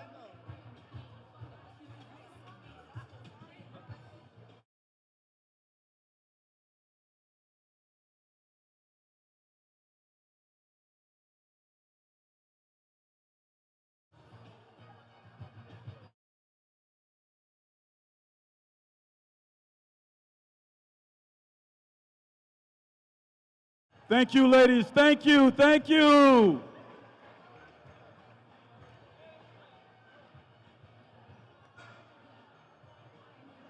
All right, we are going to take about a 10-minute break. But first, I want to give it up. Let's give it up to our sponsors. Let's give it up for our sponsors. Guys, they are still in the house. If you have questions regarding suits, hair, makeup, you want some bling, cosmetic surgery, whatever the case, we got it in the house, guys. Go talk to them. They are the professionals. They can help you out. So our last division of the day is going to be bikini. Who's ready for some bikini? Who's ready for some bikini? That's right. That's right. We have Daraja. We had Jennifer in the house, guys. So our bikini competitors, you get ready. First, we're going to do some Q&A, and then we're going to have you guys come on stage and do some posing, all right? Are we good? All right.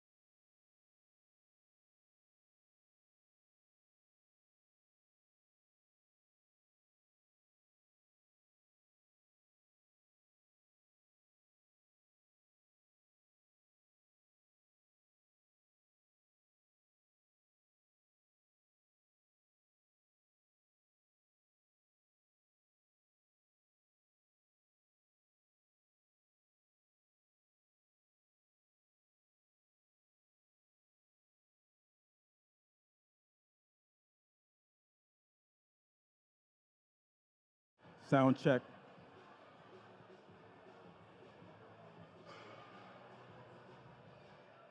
Are you guys having a good time out there?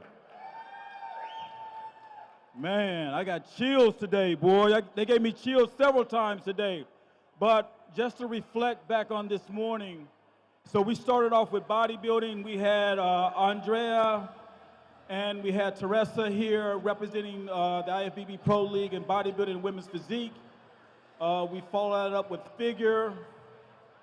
We had Julia and Shanice, two of our local Olympians. Give it up for our local Olympians. We had a nice panel discussion. I'm gonna tell you something about this panel discussion. For one, being a father of two daughters, they're adults now, and mothers, and watching the power of these female athletes, their drive, their determination, being independent, conquering their dreams, doing the things that they want to do, it sent chills through my spine, guys. So give it up.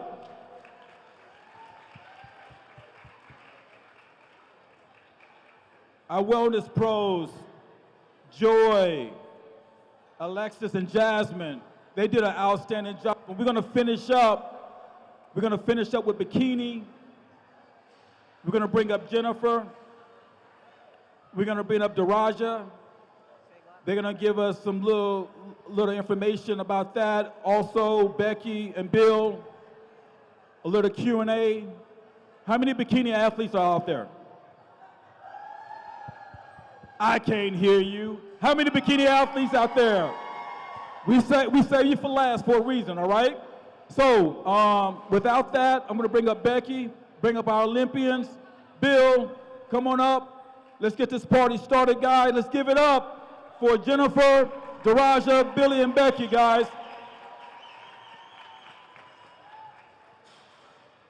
You got the pretty one. Yeah, it's on. So I've been really excited for this section of the seminar. I like all of the divisions, but I'm really excited to have you guys here because you guys are great ambassadors of the sport, and I feel like you guys both really try to give back and help the amateurs that are coming up and even the pros. And you guys both coach, right? Yes. Yeah, so that's very helpful in knowing how to teach people. So I want to kick it off with what is the biggest coaching point that you have to give women, like on posing? What is the biggest mistake, the most common mistake you see that you have to fix? I think the number one thing comes down to practice. A lot of people don't put in the time to practice until they're 4 weeks out, 5 weeks out, 6 weeks out, and they're like, oh, my show's in 4 weeks, I better start to practice. There's never a time that's too early to practice. You want to practice all year round because if not, you're going to get rusty, you're going to lose the mobility for your posing, but also that confidence. So if you know you're posing inside and out, like brushing your teeth, you don't even have to think about it on stage, and that'll help with taking out those nerves on stage as well. I think probably the number one posing mistake that we see is in the back pose, the bending over, which has gotten a lot better because I know we do a ton of seminars where we always talk, don't bend over in the back pose. The judges are at a super low angle. They don't want to see that. And it's really just not going to flatter your physique. It widens your hips. It ends up making your waist appear wider as well. So stand up tall. In your back pose, like my back pose, I'm standing like this. I'm not bending over at all. I'm standing straight up. I'll add to that one. The other one, obviously, we talked about the back pose, front pose, sinking and sitting into your hip a lot. You know, we're trying to make that glute pop, but you should have that foundation of muscle there once you're dieted down to help create that shape for that front pose. The judges know what you're doing. They've been doing this a long time. You're not tricking anybody, so stand up tall. You know, it's one of those things that exudes that confidence. But when it comes to practicing, I think one of the other biggest mistakes, aside from, I think, just making sure you give yourself enough time, is practicing with intention. I have been posing coaching for going on 3 years now, and I think sometimes, you know, I'll see a girl come back to me, we've gone over some things, and she's been saying she's practicing, but I see her again, and she's formulated some bad habits. Make sure, just like when you go into the gym for your training, you don't just do a couple of bicep curls and just say you finished your workout.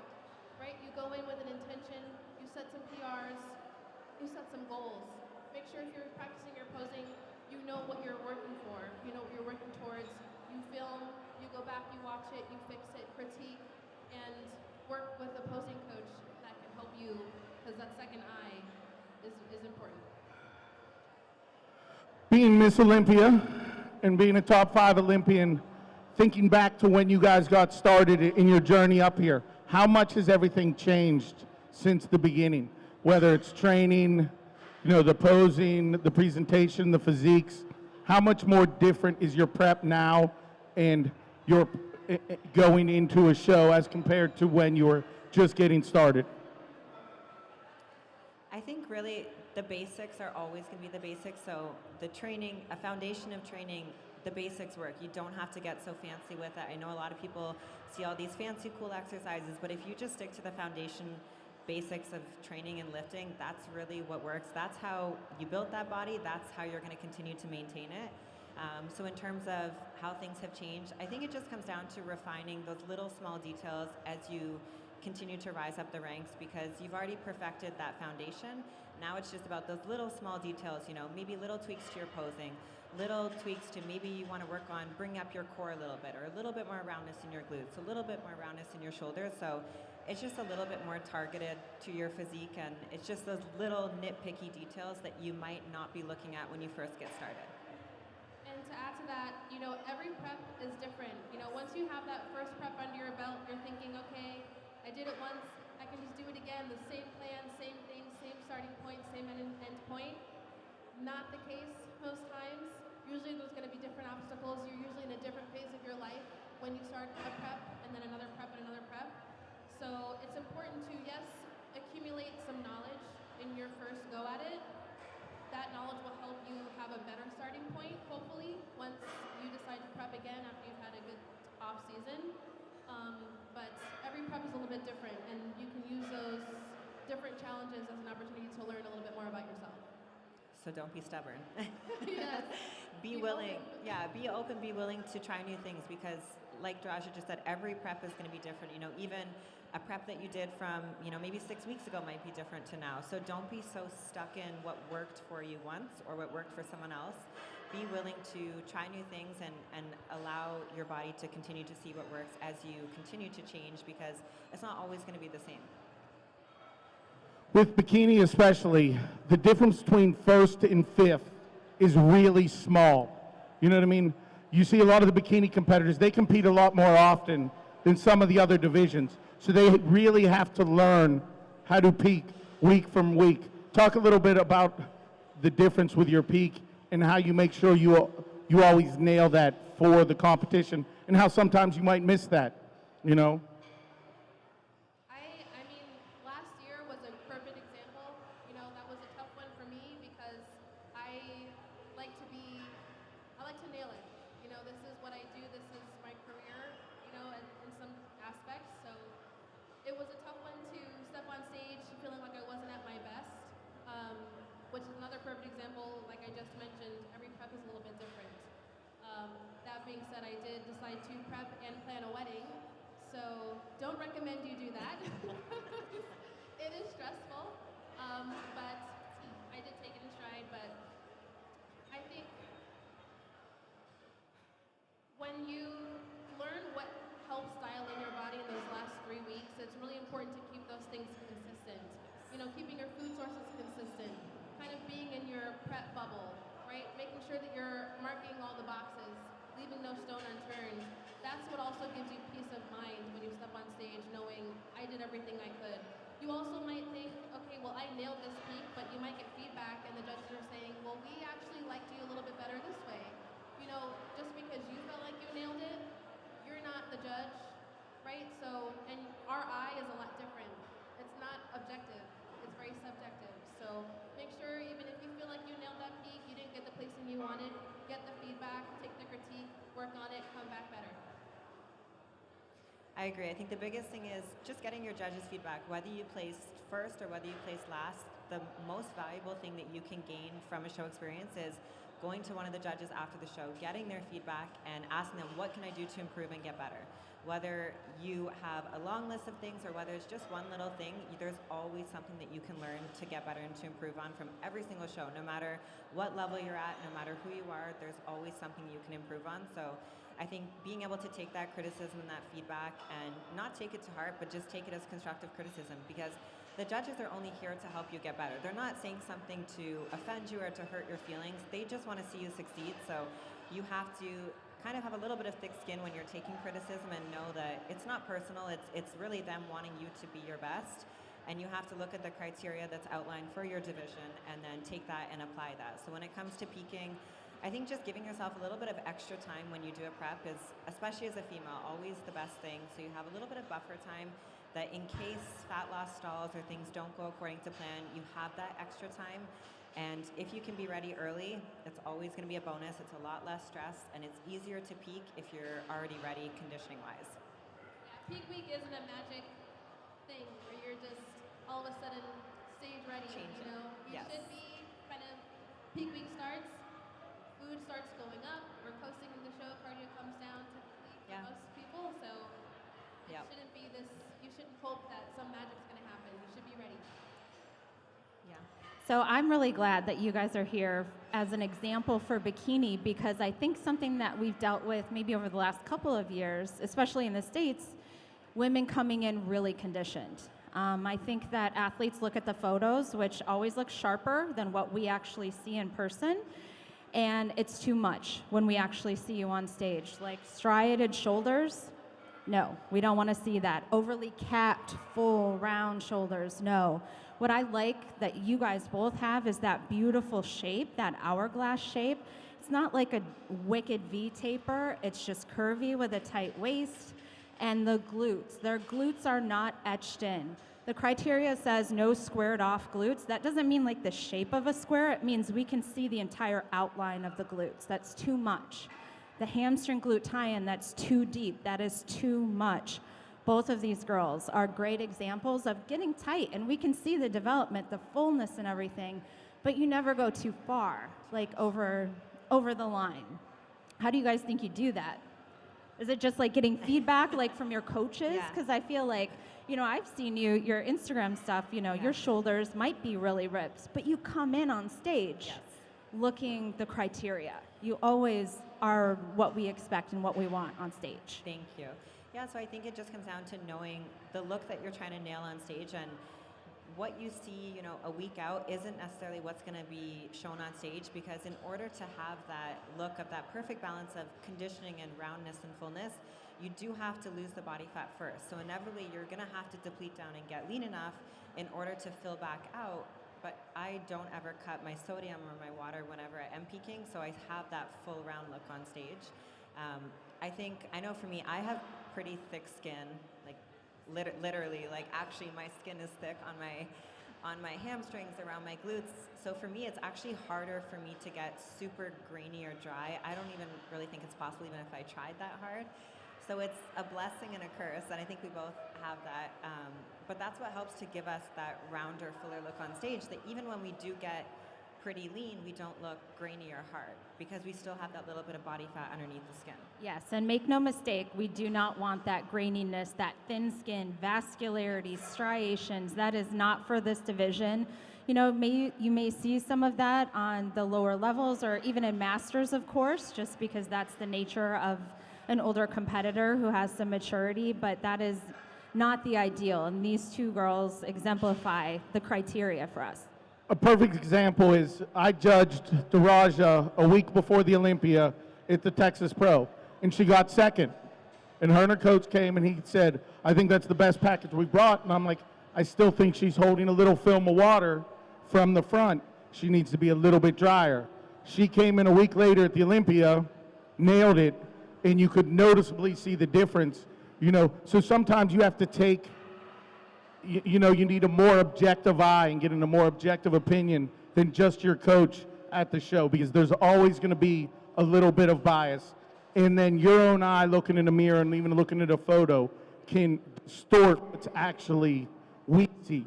You know what I mean? So sometimes you got to step away, and even though you feel you might be at your best, you might not have nailed it, and then just listen and try and improve on that physique for that, especially competing as often as we see a lot of these athletes 5 or 6 times a year. So we can literally see them and remember and know what they look like when they nailed it. and know what they look like on that day and where they should be and could be. Now we still judge them based on what shows up. So even though they're off, they may still win, know they can be better, and tell them like, look, you might have won today, but you had the best physique on stage today, but that's not your best, you know? So let's talk overall look and presentation. You guys have it down. I feel like you know what look you like the best. Daraja, I think you played around with a different color this year, didn't you? Which I actually liked. But tell the story, the experience. So, my pink suit, I received several DMs and comments. I love your pink suit. I love the hair. What happened? I don't agree with the judges. There was a lot going on. One thing about competing, and when you get to a certain level, and you've shown up so many times, and with a certain look, I think the judges have this standard, and that was my first show of the season, right? So I'm coming out, and they're looking for me. My name's on that list. When they see me, there's an expectation there, and my conditioning wasn't on point. My hair color was different. My suit color was different, and knowing I didn't feel 100% myself, my confidence was off. So I think that perfect storm of all those things, it's easy to pick out things that you don't like once things like that fall apart. I think had, my conditioning been there, it could have been a different story, but we'll never know.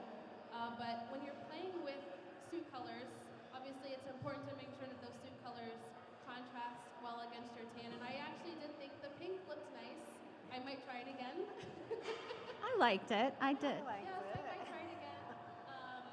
But it's important to, if you're going to try a suit color, get the feedback about that suit color too. If you're looking for different suit colors, it's good to try suit or colors that you wear well. Like if you're thinking of that color that you like to put on for a date night, color that looks good on you, like you have this favorite dress, it's good to start there. But of course, you can always order suit samples from a lot of different suit companies. But I will say, once you find that suit color that the judges like on you, sometimes colors can make you look softer. Sometimes other colors can make you look a little bit harder. That's obviously something you won't know until you see those stage photos back, under the lights, on stage, with the backdrop. But yeah, I tried some different things. I'll probably try them again, but yeah. And Jen, you found your color, I feel like. Like, you know your look. You know what works on you. Yes. And you've stuck with it. Yeah, so for anyone who remembers when I first started competing as a pro, I think you judged me my pro debut. Toronto, back in 2018, I used to do a green suit with straight hair because I would straighten my hair. But now I just embrace my natural hair. Obviously is this, the curls, and that's just what I feel most like myself on stage, and I think that helps me to stand out, and it's just my signature look now on stage. Same thing with the purple suit, like you mentioned. I pretty much always rock a purple suit of some variation. So I do like to switch it up, but I don't stray far from what I know works, because if it's not broke, don't fix it, and I really think that's important. For me to go off on a limb and try like a red suit, why do that when I already have a suit color that works well for me, that complements my skin tone, my hair, my tan, and you don't really want to shake things up like that if you don't need to. So it's not like you need to have a new suit every single time you step on stage.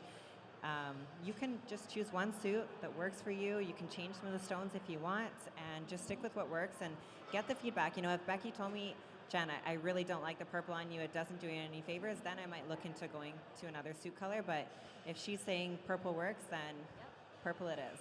Stick with it. I think that's another good point. There's some rumor out there that you need to change up your suit, because we get tired of it. No.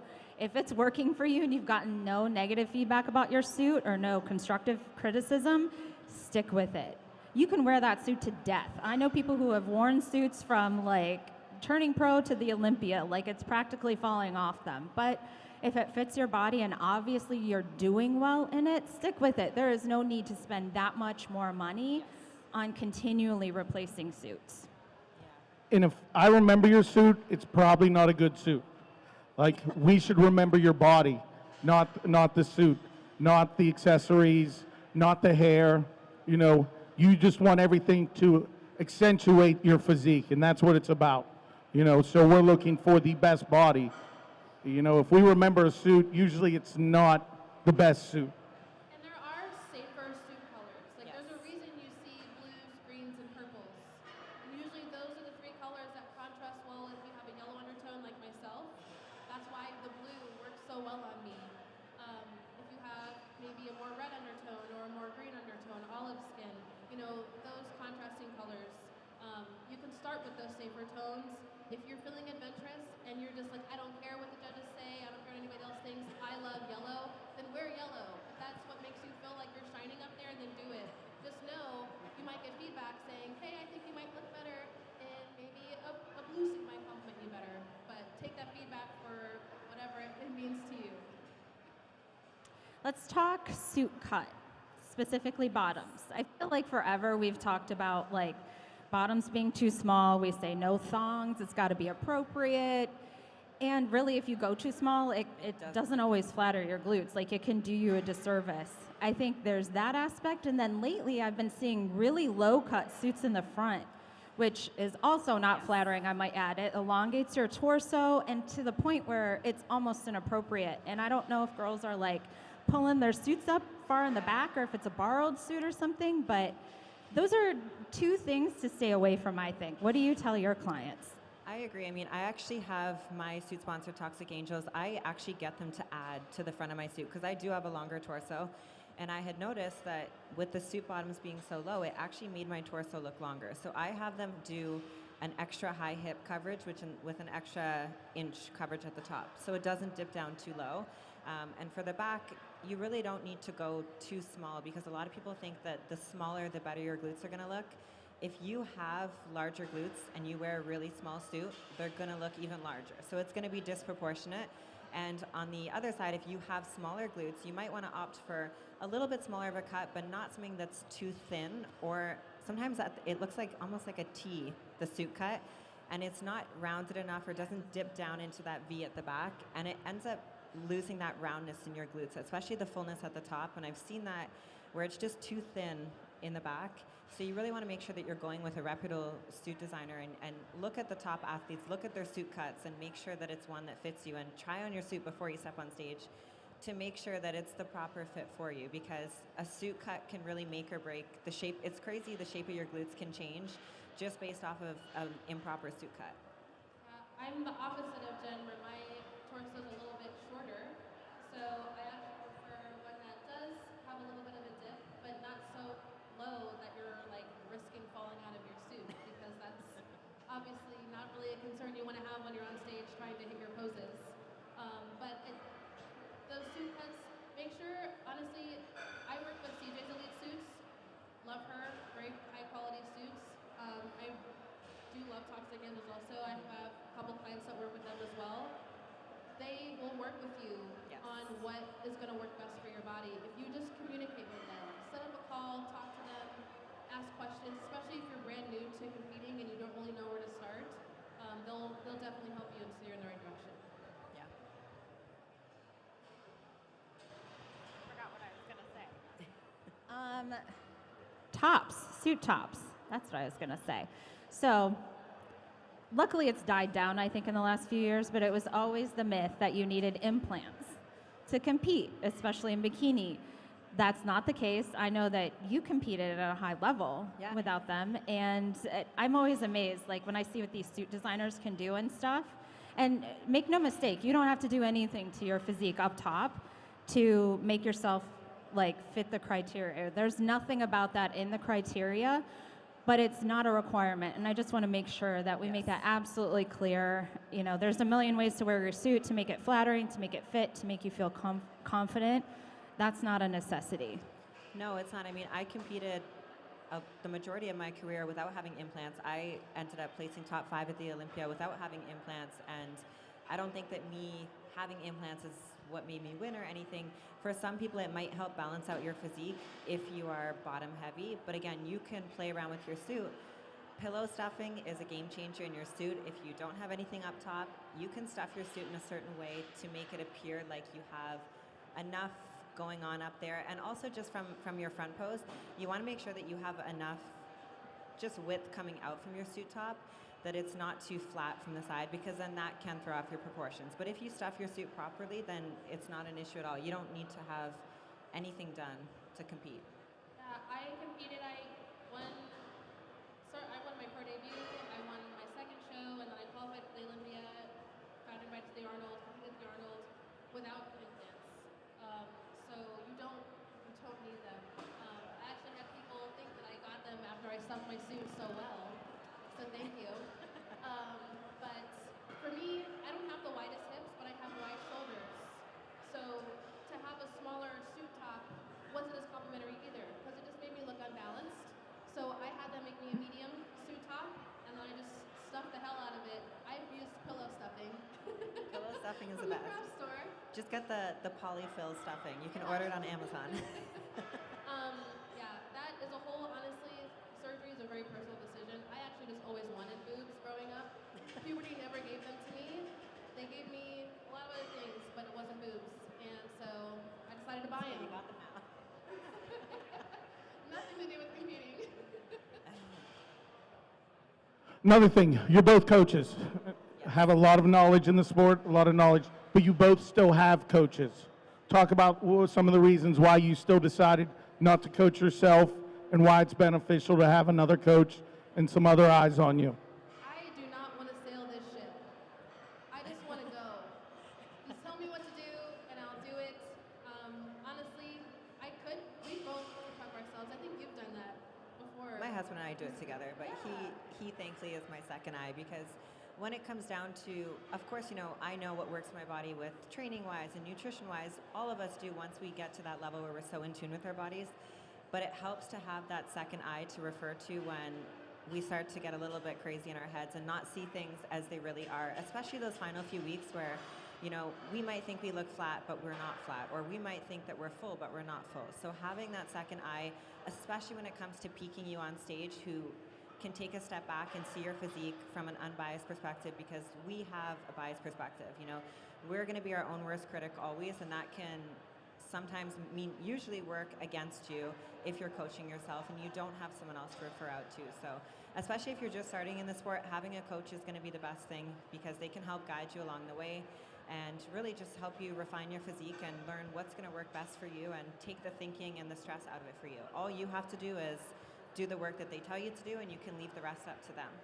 Yeah, I mean, like Jen said it perfectly. Having that second eye, that objective eye, I think both of us can agree, and you guys have all seen it, competed. We probably will always want to do more than we actually have to. We'll always want to say, oh, well, we're not seeing changes, let's add more cardio, let's drop more food, when in reality, we might just need maybe a day or two, pull the cardio back, and add maybe 50, 100 grams of carbs. You'll probably see a drop the next day. Little things like that just help take the stress away of prepping and then also trying to manage work, life. It's good.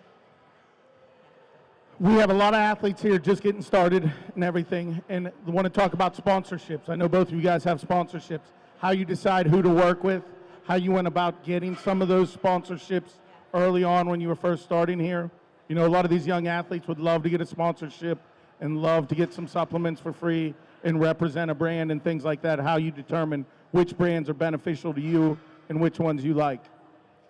So for me, a big thing is my core values of my character, of who I am, has to align with the character and the core values of the company, but not just the company, the people who own the company. And if there's a company that's offering me a paycheck, but I don't align well with their core values, or even with the people who own the company, it's just not worth it to me, based on my own morals, to take a paycheck that I don't feel comfortable with. So don't always just take any sponsorship. Just because something's free or just because something comes with a paycheck doesn't mean it's worth your while. Especially in the long run, choose to go for companies who see the value in you as an athlete, and that you see the value in them as a company, that you guys can work together and it's mutually beneficial. So choose companies that you enjoy their products and that you believe in the company and the people who own the company, and that's what's going to create those long-standing relationships. Most of the companies that I currently work with, I've worked with for 3-4 years, and I love the companies that I work with because they're great people who are behind the companies. They have strong core values that align with my core values, and I just know that they are good companies and good people. And I think that's the most important thing to me, is not just taking anything for a paycheck. I couldn't agree more with Jen. I mean, the companies that I've worked with, I've also worked with for a long time, some since I very first started. And it's because I also enjoy the people. They're just great people, quality people, the brand, the message that it sends. The products are quality products too. I mean, it would kind of suck to have to promote a brand when you don't even use their stuff, you know? Yeah. Also, if you guys are tagged for certain hashtags, there are going to be certain companies that will DM you saying, hey, we want to offer you a sponsorship, but first you have to buy $100 worth of our products and then promote it and tag us. Yeah, that's not a sponsorship. So it will feel like, that happened to me. You know, I was like, oh, very cool. Like, I'm just starting out and getting started. I'd love to work with a supplement company. And that was an offer that was presented to me. And at first I was like, that's pretty cool. But then the more I looked into it, I was like, that kind of doesn't make a whole lot of sense. I think too, don't just look for sponsorships to get free stuff. That's not really the point, and at the end of the day, that sponsorship should be, it goes both ways, right?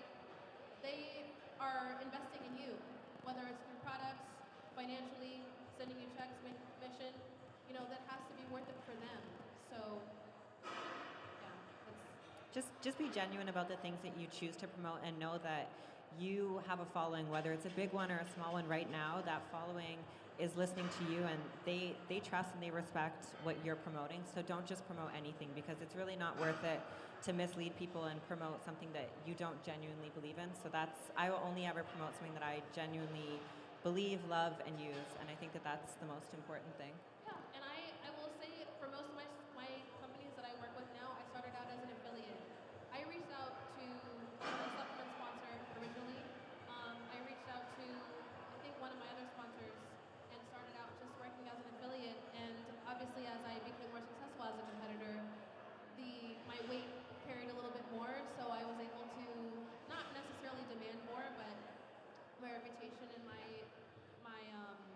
where I ended up, obviously placing top 5 at the Olympia and things like that, it draws more attention. There's a bigger platform, so I was able to have more of a sponsorship, but I didn't just start out asking for free stuff. You know, I started out saying, hey, what can I do? I'd love to represent your company, your brand. And you can start out that way. So don't expect people to just jump in your pond and go, hey, you know, take our free stuff and post it. You know, just be honest, be genuine. I think your social media is really organic too, like the both of you. You're very authentic, which seems to help. I think with sponsors, like that's where, you know, someone with a couple thousand followers can get sponsorships if they're all engaged. Yes. You know, like the people. That happened to me. Yeah. That's awesome. And I think that's a good message for people who are starting out. And both of you convey that on your social media. And talk a little bit about how you built your social media, or what role that plays in this. Yeah, so when it comes to social media, I mean, a big thing for me was just being myself and who I am, and not doing what I think I had to do or what other people are doing, because there's a right way and a wrong way to do social media, and you have to remember, especially in this sport, I know for me as the representative of, one, the IPB Pro League, as a professional, I always want to conduct myself as a professional, whether it's on stage, off stage, on social media, in the gym, wherever it might be. I represent the Pro League, and I always want to represent them with as much grace and class and dignity as I can, but also just who I am myself. And a lot of that comes down to how you represent yourself on social media. So I know a lot of people think that sex sells, and it does, but you don't have to portray that side of yourself on social media to get more followers. And you have to think long term too, like, what is your goal with social media? Because if you're trying to influence females and women, you posting, you know, half nude photos, me as a female, I don't want to see that stuff on my timeline, to be honest. Like, I'll probably just unfollow or mute it, because I don't really want to see it. It's not appealing, it's not informative, it's nothing that's inspiring to me. So when you're posting stuff, you have to think of, who are you appealing to? Because if you're trying to monetize off of your Instagram, those creepy old men who are watching your half nude photos, they're not buying any of your products, they're not supporting you at the shows, they're not the people who you actually want to have being your followers and being your supporters. They're not the ones who are sending you those messages saying, you can do this, keep pushing, when you're a couple weeks out of a show. So you have to think of, who are you trying to impact, and who are you and who do you want to be? So I think that's the most important thing, is just think of who you're impacting when you are posting on social media, and what's your message that you're trying to portray. Yeah, I love that feature on your, if it's a business account, you can see your demographics. Mine is females. Yes, every time my following goes up, usually, obviously, when we do shows and we compete, usually followings kind of skyrocket for a little bit. I always check and make sure. I'm like, please still be, so it's, mine's still 75% women. I think mine's about 75% females too. Which I love, because that's you guys. Yes. I mean, and when I get a chance to see you at shows and meet you at events like this, I mean, that connection's built through, you know, connecting obviously through social media, but then I get to see you in person, and it makes it even better. So remember that it's not just in the phone screen. Social media can extend beyond your life, and you can use that as a platform to make money in a respectable manner, whatever that means to you. But yeah, I mean, sex does sell, but you know, if it's not a genuine thing, if that's not your personality, if that's not you, it's not going to be authentic, and it's not going to create an authentic audience that's going to engage with you, and it's going to be exhausting trying to maintain an image that isn't you, you know, and then you're probably going to also just feel drained. Anxiety over social media is going to kick in because you're going to be like, I don't know how to maintain this image I've created. So yeah. And I think if anyone were to say like that image helps you on stage, that is absolutely a falsehood. Like you don't have to do anything risque or anything you're uncomfortable with. Most judges, contrary to popular belief, don't even see your social media. Like Sandy's not on there. Like Steve is barely on there. You know, Bill doesn't people even have Instagram. I know. Talking about Bill social doesn't media. even have Instagram. I have almost zero social media, You have whatever. Facebook. So I don't follow any of the athletes. I don't really see anything. I got a Facebook, puts my dogs up there now and then. You know what I mean? I might go on it once every 3 weeks. You know, so I don't even follow that. I'm going to be honest. As a judge, I go to a show. I do 30 shows a year. I get to a show. I don't even know what pro divisions are at the show when I get there. I don't know what pros are in the show. You know what I mean? Till I get there and look at the list, I'm like, oh, okay. And I probably only know about 10% of the athletes that get in the show. You know, I don't need to follow them to know who's going to look best on stage. You know what I mean? So I should probably have a little more of a profile. You know, maybe I'll start working on that. But, you know, it's important if you're trying to build a brand and get started in the industry as a business. You know what I mean? And build a brand for the right reasons. And then the companies will actually look for you and see that you can add value to their company. That being said, though, just because you don't think the judges are paying attention does not mean that you should go on social media after a show that you feel like you should have done better in and start bad-mouthing the judges, bad-mouth the show, bad-mouthing other competitors. It's not a good look. That we will see. I can promise you, we won't see it ourselves, but somebody will screenshot that, and you bet it's getting sent to somebody. Yeah, so that does get seen, and it's just, you know, it's not a good look. Yeah, it's just unsportsmanlike. It is. You know, that's being a professional and having, you know, an image as a role model and stuff. That's never what we want to put out there. I admit when I was an athlete, I'd look at other top athletes to see how they'd handle a loss. Yeah. And the ones who came back and were really gracious about it, like, you know, I was happy to be on stage, like they talked about it in a positive way. I was like, I'm a fan. Like, I'm a fan now of them. So keep in mind, that really goes a long way, sportsmanship and on stage as well. I don't think we even need to say that, but. Anyone out there have any questions for Jana Daraja? Anything.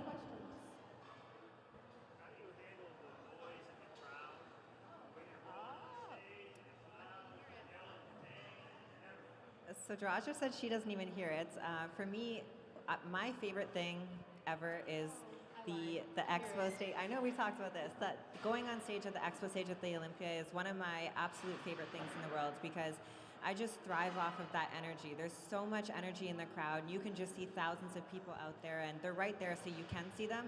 And honestly, I just take that energy and I just pretty much use it to my advantage that those people are there, they're cheering for you, they're excited to see you, and the pressure at that point, there's no pressure once your heel hits the floor because the work's already done. You've prepared to be there. You've done everything that you can. And just kind of like we heard earlier, like it is what it is once you step on stage because you're not going to change anything then. So I really just take that as a positive and I just feed off of the energy in the audience. And I think it's a positive thing. Yeah, Yeah, I would agree with Jen. I said I didn't hear it at first because I'm so locked into the judges. But The no, expo stage. yeah.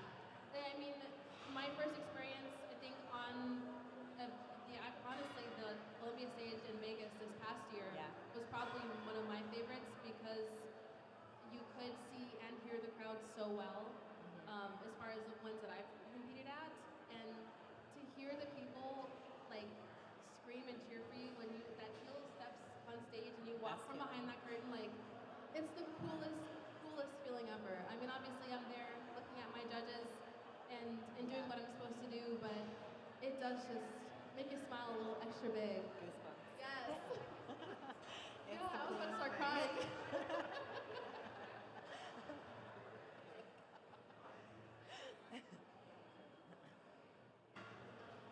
Thank you. Thank you, ladies. I just had a question about like shoes. We talked about suit and everything else, but like a comfortable shoe. How do you pick a shoe? How much does it matter? Styles. A shoe? Stones, no stones. So shoes. No. Can you wear Olympian stuff? No. Sure. So when it comes to shoes, there's generally two types of shoe options. You can get the ones with a strap or the ones without the strap. Daraj is wearing ones without the strap right now. So the strap would just be like an ankle strap to hold your foot in. I personally prefer to have the strap because I just feel like it's more secure on my foot. Some people prefer the slip-on, the mule type. I know you prefer those ones because you feel more comfortable. Yeah, and I will say the height, because I've asked a few judges. Yeah, this style is preferable. And there's a lot of different shoe companies out there. I will say the Shoe Fury Olympian heels have to be the most comfortable heels I've ever worn on stage because they have a very like soft cushion. If you have flatter feet, I will say the strapless heels with just this over top, no strap on the ankle, work a little bit better because it helps keep your foot secure to the arch of the actual shoe. I find that the shorter plastic up front and just the strap isn't enough. My foot pops up out of the heel a little too much for my comfort. You also have the option now of having 5-inch heels or 4.5 inches, which from the judge's perspective, I don't think they're going to notice a half an inch. The platform is the same. So if you like a shorter heel, not as much of a slope, go for it. I'm a shorter competitor, so I like to stand up a little bit taller. I feel like a half an inch is just, I need it. I would say just go with whatever you can walk the best in because if you're going to add an extra inch to a heel but you can't walk in them, the same way as if you love a pair of heels and you're going out on a date night but you can't walk in them, it doesn't matter how good the heel looks, it's not going to look good if you can't walk in them. So choose a heel that you can walk in. If it's a little bit shorter, but that means you can hit your poses and you're not stumbling, then choose a little bit short of a heel. I don't think the judges are going to dock down anything because your heel is a little bit shorter, as long as it's a standard heel. And if you like a little bit of bling, a little decoration, cute, but like Bill said earlier about the suits, if I remember your shoes, probably not the right shoes. A new trend is those ankle bracelets that go around. It honestly shortens the legs, so it really throws off the lines a lot. I know they're pretty, you know what I mean, and they're real shiny and everything, but it does not help the look of the legs. Usually deters a little bit from the balance and everything. There's a reason they're clear, right? Yeah. It's because we're not looking really at the shoes. It's about the position of the body, and we never really see an ankle strap that cuts the leg in half like that or cuts it up. Did you have a question? How do you know a coach is a good coach? So if you're new to the sport, how do you know a coach is a good coach? It's a good question. So definitely interview that coach. Interview several coaches.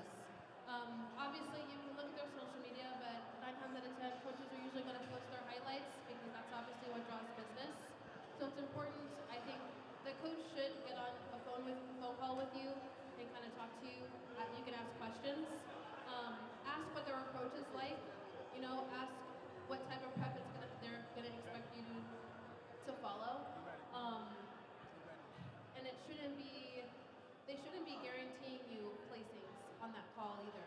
shouldn't be, oh yeah, I'll turn you pro in 12 weeks or I'll turn you pro at this show.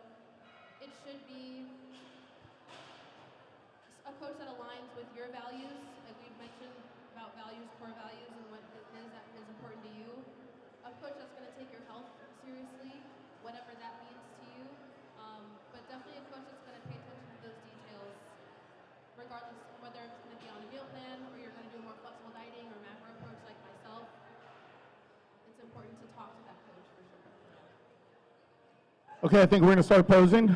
Let's do it. We're going to start, let you girls show them a presentation for NPC one first, and then another one do a pro one, so they can see the difference between the two.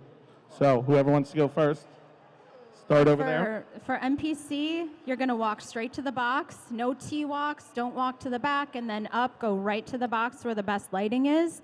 And keep in mind, again, like we've been saying all day, short and sweet, less is more. The more you stand up there and the more you turn and show us different angles, the more we can pick you apart. So hit your best shots and move on.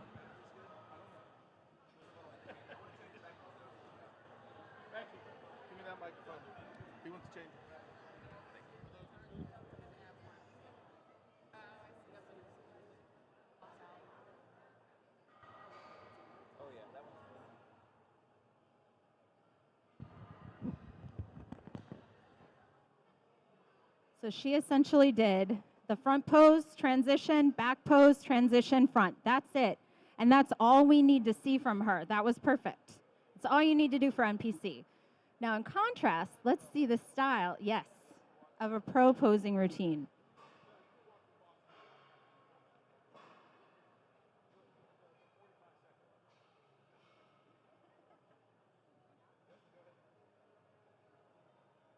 And if you're an amateur, take from this her style, her fluidity, and her confidence. That's something that you can take from any pro routine.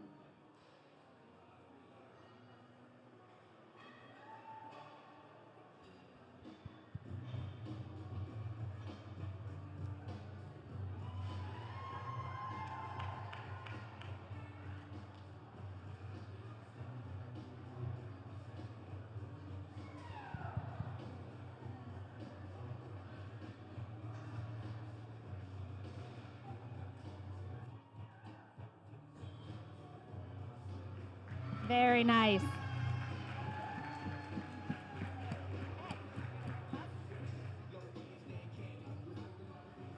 Man, is that all y'all got for that? Come on, give it up, guys. Come on, now. All right, so now we are going to bring in 9 athletes on the line. We're going to ask you guys to critique, make the adjustments, then we'll bring up another set of 9. We probably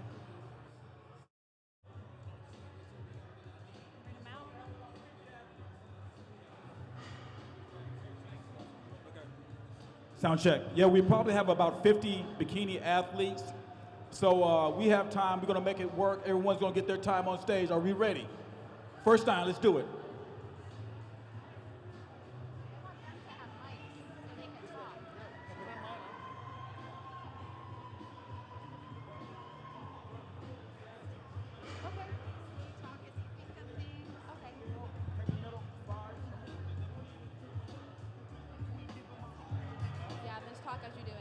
All right, so this is a super common error I see girls make, which is actually just turning this, yes, never let that knee turn out towards the back. And this hand is too high, so we're gonna put it, yeah. Use this belly button as your marker for that. And then these shoulders. Yes, there you go. And then relax. Turning this knee, also. This knee, also. Ladies, with your knees, okay? And then let's have these hips actually more this way, and then up, yes? And then shoulders. Nope, other way. Yeah. Always stand up tall, ladies. Don't crunch down. All right, transition, okay? Turn to the back.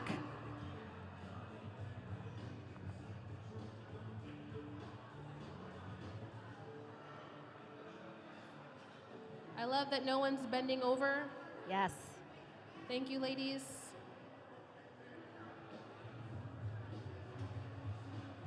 And back poses look good. I would say your arms. We don't have any windows here to see her shape. Yes, there you go. And then chest up. Yes. You too, chest up a little bit. There you go. Hands. There you go. All right. And I love that we see feet are shoulder width apart, never hip width or wider than shoulders. And we do walk you ladies occasionally, especially if it's close or you're in an overall. So actually, Daraja, will you step in front of them and just kind of show them the walk to the line?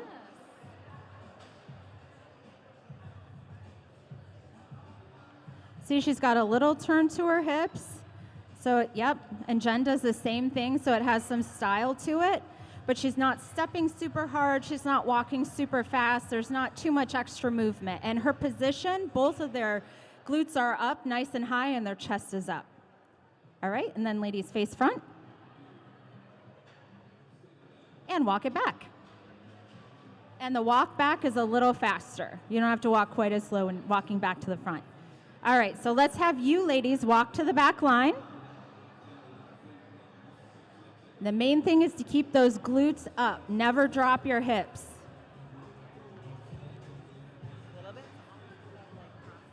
Face front.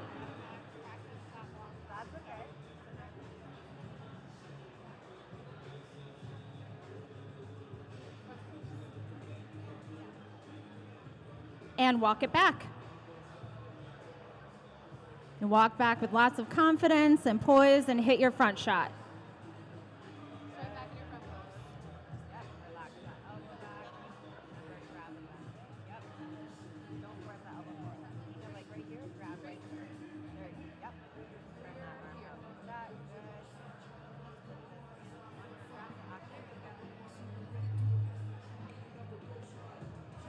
Just make sure you don't let that knee turn out.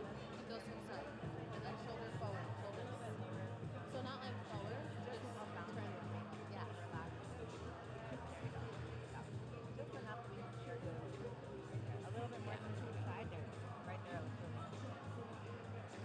Try not to sink too hard in that hip. Yes. I know. Relax now. Relax, relax, relax.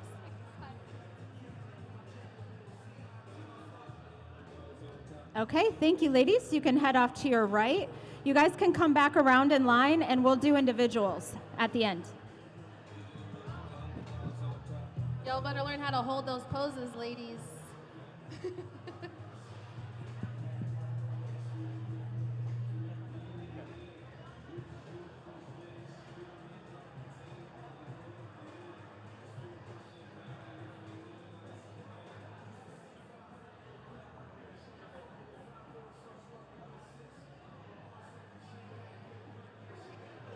Okay, everybody hit your front pose. Sound check, sound check, sound check, sound check, sound check.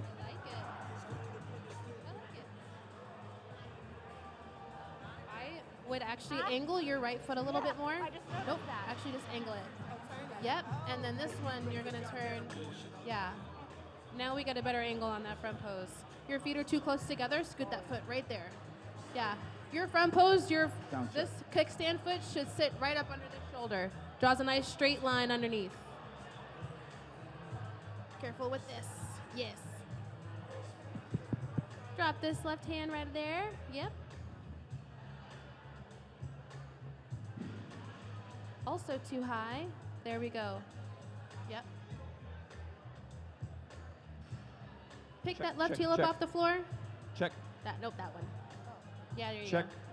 Okay. High. Okay. So make sure. Oh, yeah, this is your side. I don't know what I'm doing over here. Okay, ladies, turn to the back. Yeah, ladies, in that front pose, I've been seeing a lot of hands really high up. Use your hip bone where your connector sits as your marker for that, because that'll cap it right in line with that belly button. You're not going to be at risk for having that hand too high or too low.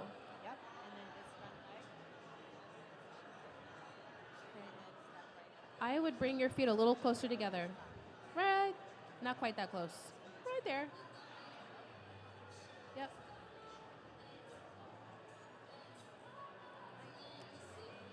Ooh.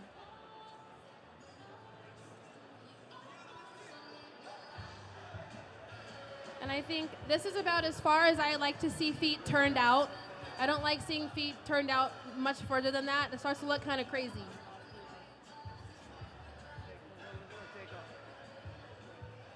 Yeah, y'all ladies look good.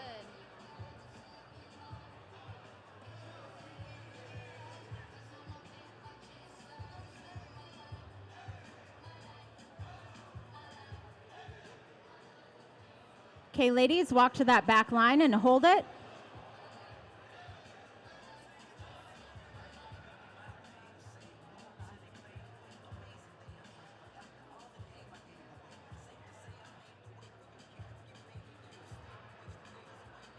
Careful how wide those feet end up. Nope, nope, nope, nope. Yeah. In more. More. There.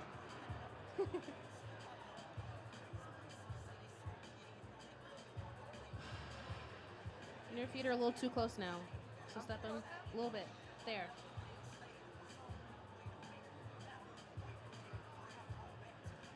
Now I'd actually turn your feet a little more forward. Yeah. There. Now step a little bit wider. There.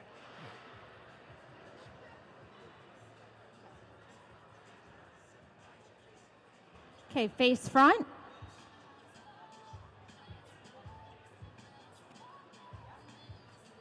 And walk it back. Walk confidently forward. Don't take too long. Yeah, ladies, when they have you walk back to that front line, go ahead and transition and start walking. All right. I was going to say your feet be a little more staggered. There you go. Should make it easier. And then careful with this arm.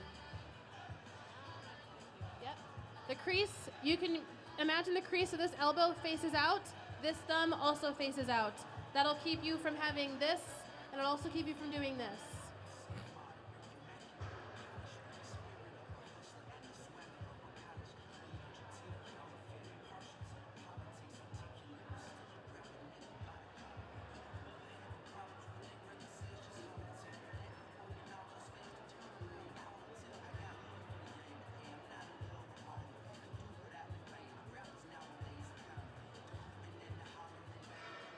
All right, thank you, ladies. You can head off to the right, come back around in line, and we'll do your individuals.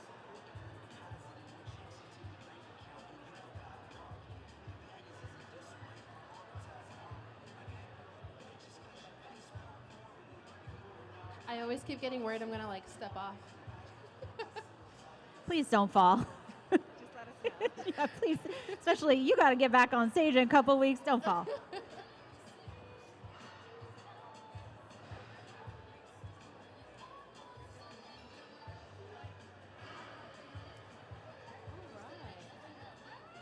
Okay, so think of these feet being a little more staggered. This way. Yes. And then a more up. Oh, there we go. Oh, there you go. Yep. And then these.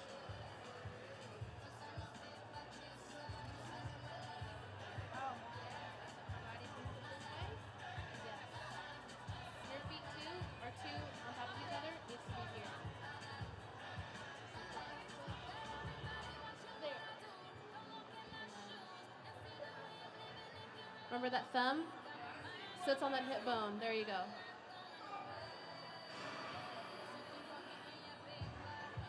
Your upper body gets wider as soon as we do that.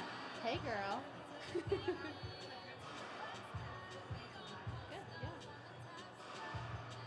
yeah. Hello. Actually, your front pose looks great. Relax.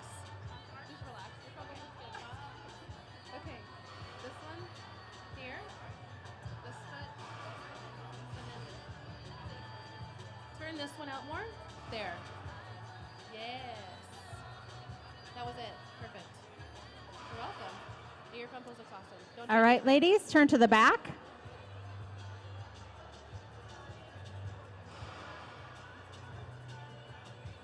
So your feet are hip width. We need them shoulder width. So yes, there you go. And then we need little windows here. Yes.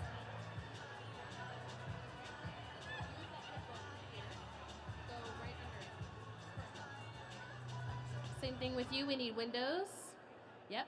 You ladies, for that back pose, you can use your hip bone as your indicator too. So that this palm of this hand sits right under that. That'll create just enough space instead of having it so close to your body or having it up too high. Yours are actually a little too close. There you go. Back pose looks great. There you go. Yeah.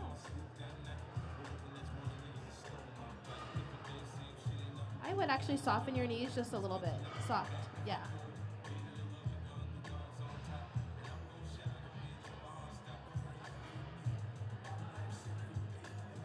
Okay, walk to that back line and hold it. Keep those hips back. Keep those glutes high. So when you walk,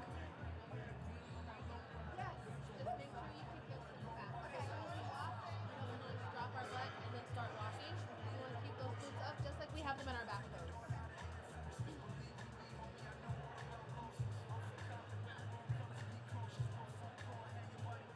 Face front.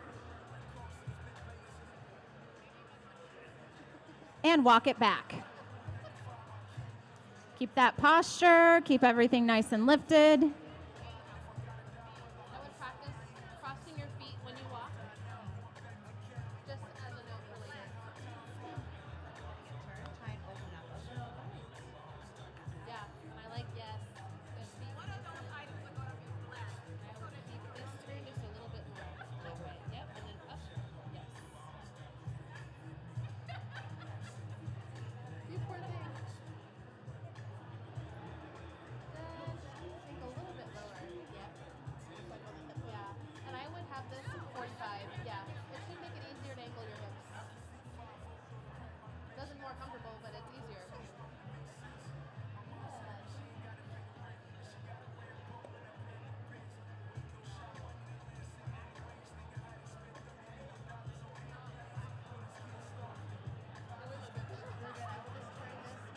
Keep it close.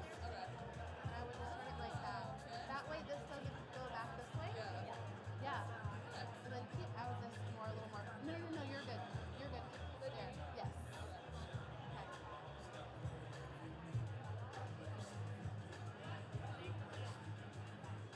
All right, thank you, ladies. You can head off to the right. And you can get back in line for your individuals.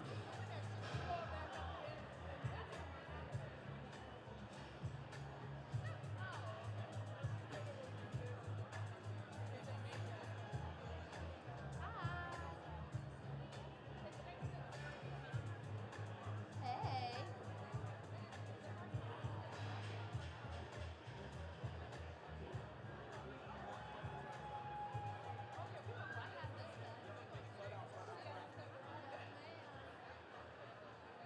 Start over here. All right. Ooh. All right. So you two, that knee, just careful. Have it pointed the same direction you want your hips to be pointed. Yes. That'll help. Opens it up a little bit. Yeah, a little bit. I think you might actually just be sitting a little too hard. Yeah. There you go.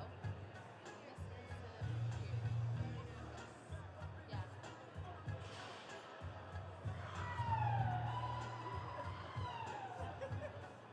Someone's cheering for you. I would close your fingers. Yeah, and leave your thumb out. And then have it sit like this. Yeah, exactly. Nice firm front pose position for that upper body. Don't cover your belly button. Yeah, there you go. And then actually don't push your hip out at the judges. So this should be, yeah. This foot needs to be closer up. Nope. More. There. And then actually should be here. Yes. Now pick that heel up. Pick that foot. There you go. And now heel off the floor. Yeah, this one what? Pop that heel. Yeah. Yeah. And now we should be able to stand up taller. This hand will sit just behind your belly button. Yes. Sinking too hard. Good. Turn those hips just a little bit more. Yep. Now, with that upper body needs to stay forward. There we go. Watch that arm. Yes.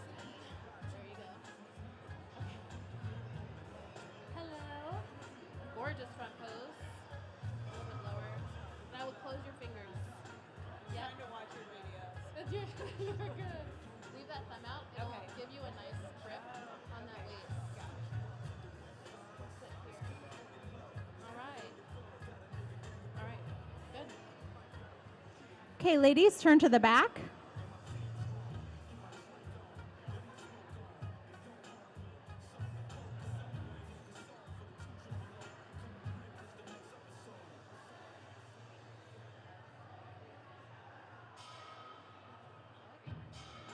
Your feet are too close. So step, yeah, right there.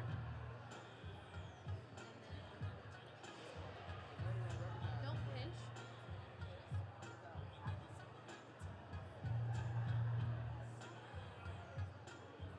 Turn your feet a little more forward. Yep. So actually just a little more like this. Yeah, now step a little wider. A little wider. So yeah, there. Thank you. You're welcome.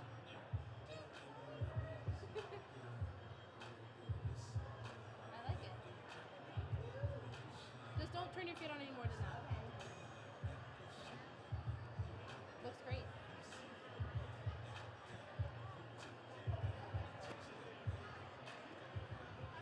Okay, ladies, walk to that back line and hold it. Keep those glutes up, ladies.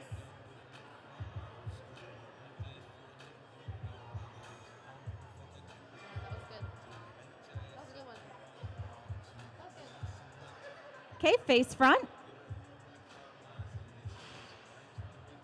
And walk it back. Nice and confident.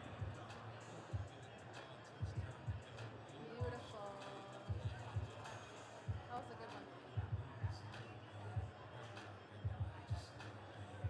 Careful, ladies. So this hand, you never want it to cover your belly button because that should be there. It'll look very awkward and probably a little distracting to the judges, right? If we cover that belly button up. So just make sure that hand sits just behind the belly button.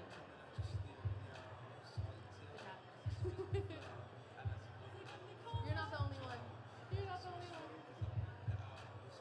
And this foot. So if you, when you set your front toes up, this foot should never be back here. It should be right here. Yeah.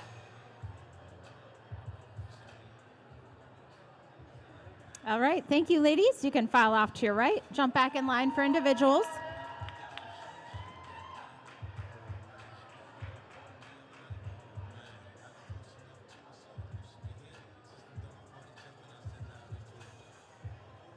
Hi.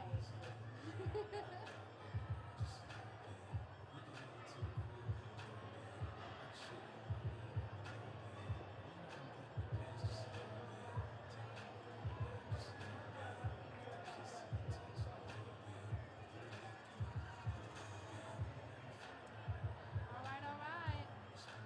We'll start on this side. Hello. Okay. Do you guys have numbers on? You always want to make sure that your number's on your dominant hip. Do you have a number? The wider our waist. Okay, perfect. So make sure you stand up nice and tall. You have the glutes? Yes, that's it. Gorgeous, that's it. So try not to stick that hip out too far. And then this. Just lower it a little. That's it. But change nothing else. Actually. Turn this if you and then watch this. Okay. Hello. I have Baby Pro. Careful with these shoulders. Yes. Paul just yelled at me about that too. He said, I'm going to drive up there and lower your shoulder. Yeah. Relax. Yes. Hi. Lower. Yeah, right there. Our bikini athletes who's coming off stage, come back around, line back up because we have individual routines. After that, we are going to take a group photo. Thank you. Notice how the more tired you get, the more that it wants to turn out. Don't let that do that.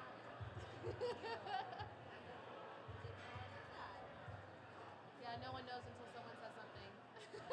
Okay, ladies, turn to the back.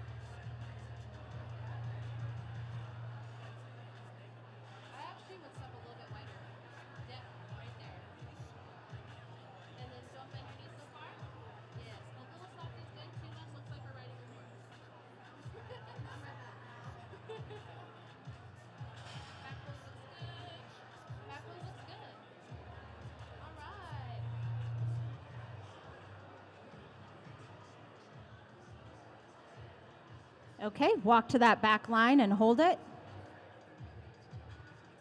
Keep those glutes nice and high.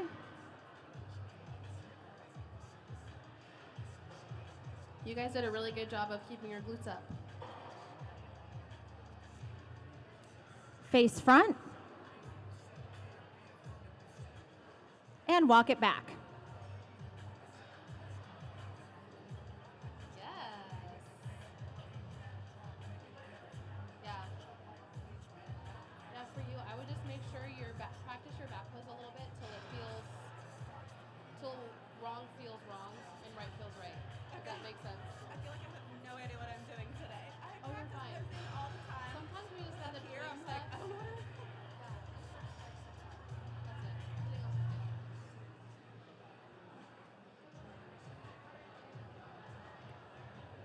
I think we've got some seasoned competitors up there. The posing looks really good. You guys look great. I thought the same thing. Yeah, it's like not much to fix there. All right, thank you, ladies. You can head off to your right, jump back in line.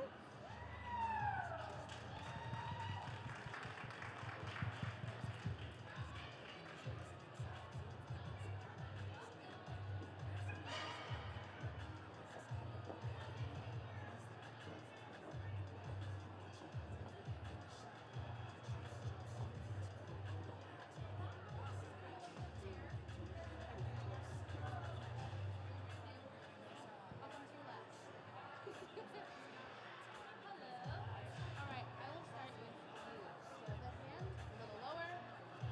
Right foot, there you go. Everything else looks good. Yes. Feet are too close together. Yes. Feet in that front pose should never be one on top of the other. They should always be a little bit staggered. And then hands too far back. When you sit it right behind your belly button, it actually just hides your waist too, makes it look smaller. Looks good. I think this hand could be up here. Yes. I think honestly, when that hand's so low, it also almost makes us look like we have a pooch when we don't. So okay, cool. So your feet are too far apart, and this foot should be up like this. Yes. There you go. Probably is a little bit easier. Then watch. Yes. Remember, crease of the elbow faces me. There. Ooh, right there. Yes. You guys are making us hold it too. Angle this foot a little bit. There you go. Right foot a little bit more that way. Nope, that. There you go.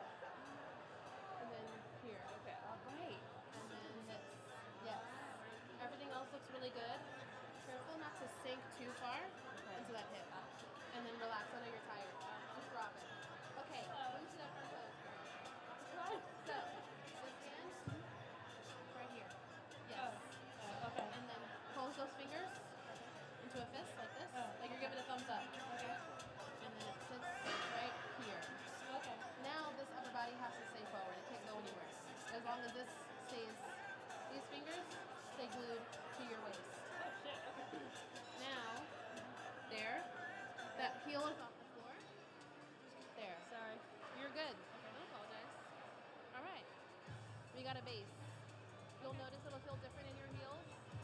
That's okay. But the foot placement is good. Yeah, there you go. I like that you don't tilt your shoulders either.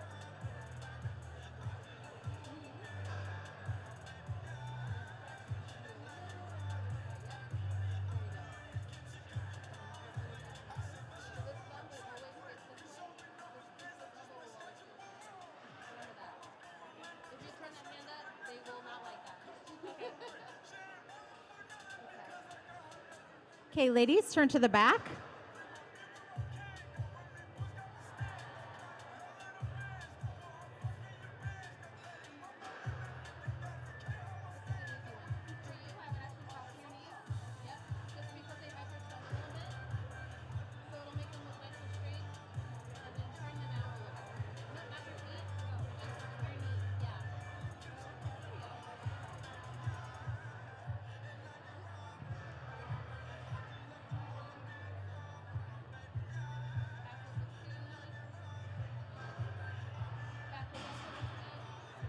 Don't bend your knees so far. A little bit less. Less. There. Widen your stance a little bit also for me. Yes, thank you. And then feet more forward. So your toes. Point your toes more. Yes. And then straighten those knees out a little bit more. So, yeah.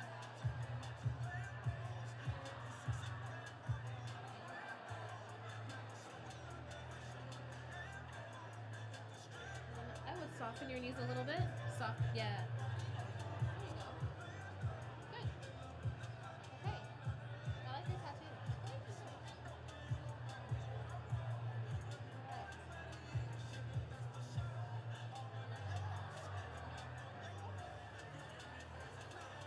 And you'll learn too, you have to rotate your hips. Yeah. You have to learn how to work these muscles, girl. Okay, walk to that back line and hold it. Just follow what they do.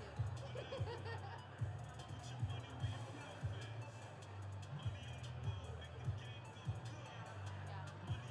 So when they say swing forward and walk back, you're just gonna step in. What side do you hold on? Your left, right side. So you're gonna step in with your left foot.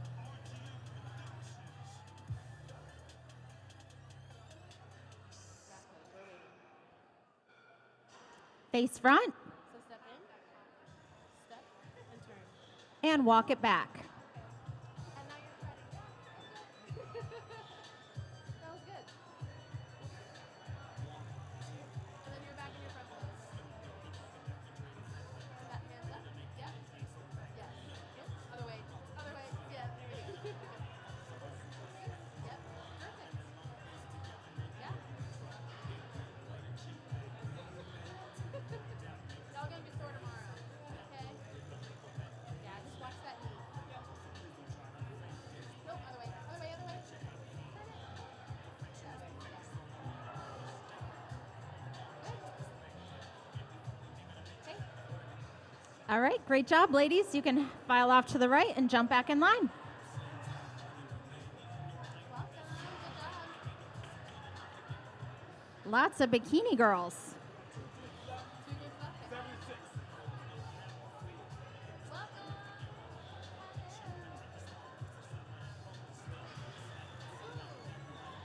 Welcome. Hi.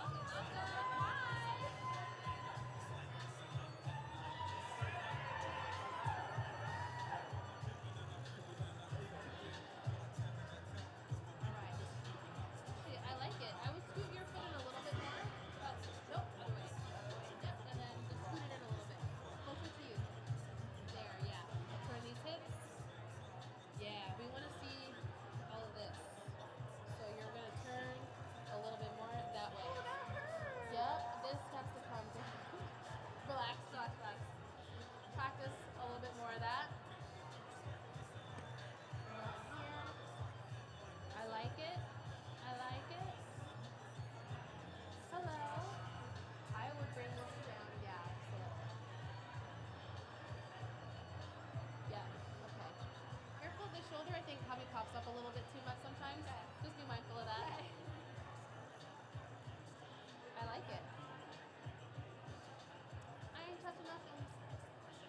I would actually just turn your hips just a little bit more, and then this is gonna come more forward. Yeah, that's it. I mean, they see all these boots. Yes. Yeah. If it hurts, you're doing it right. I love my color running. I used to do that all the time. My shoulders would be like up here. Look, I just got married this year. That's my husband in the blue. Oh.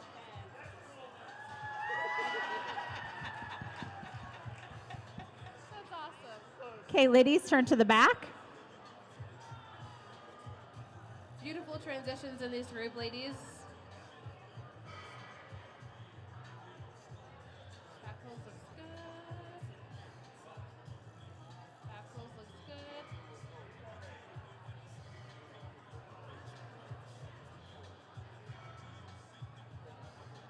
Are you turning your knees out? Are you turning your knees out like this? Should I be? No. So I would turn your feet more forward. And then step just a little bit wider. There.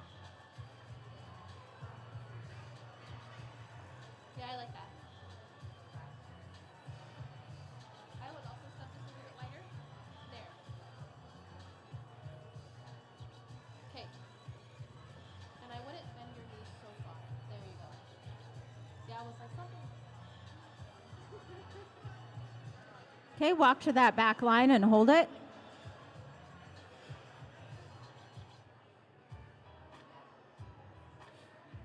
All the sass. Ooh. Careful with how far you turn your feet out. Forward. Well, yeah, there you go.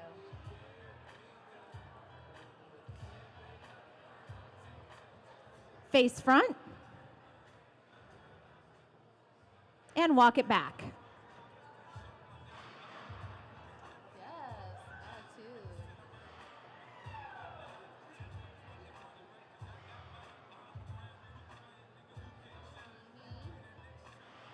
Good. I love it. She's like, I'm tired. Yeah, just turn a little bit more. There you go. If you put this a little more here, it'll make it easier to keep that forward.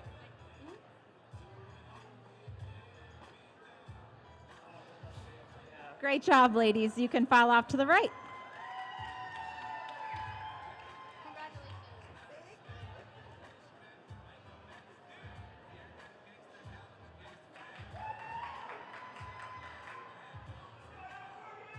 Hi, ladies.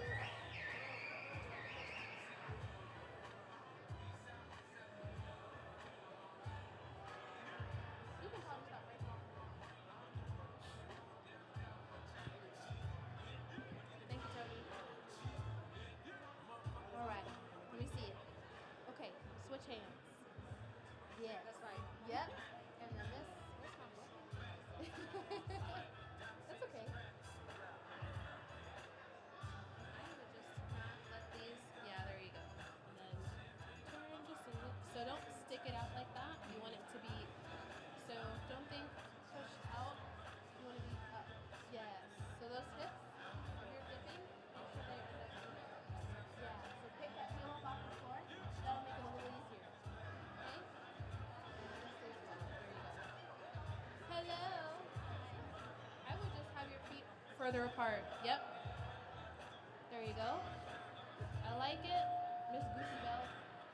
Let's watch this first. There you go. Gorgeous.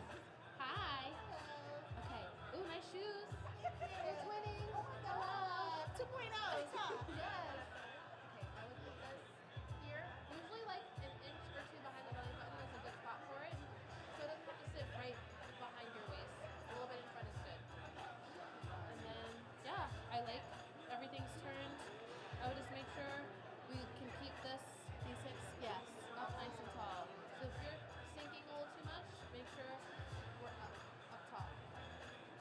Yeah, and I would keep these two fingers on that stomach. That'll keep you from moving that. Oh, okay. Little cheat codes.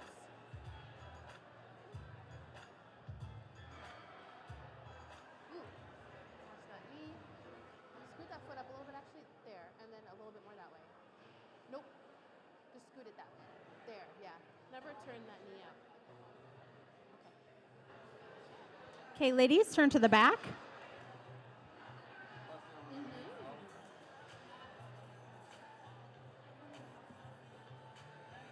Ooh, back pose looks good. Back pose also looks good. I would step just a little bit wider, just a little bit. There. When you're looking at it, just make sure your feet is up. See? I like it. I would have these hands a little bit higher, and then chest. Yes.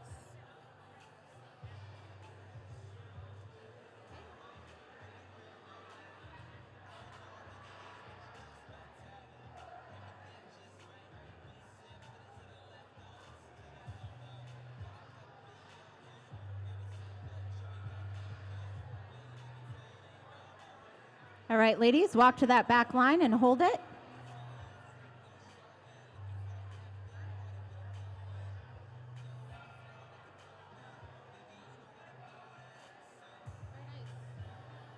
Nice job, ladies. Face front.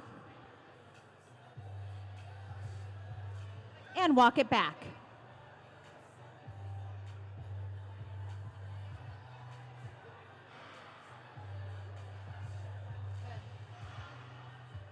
Beautiful.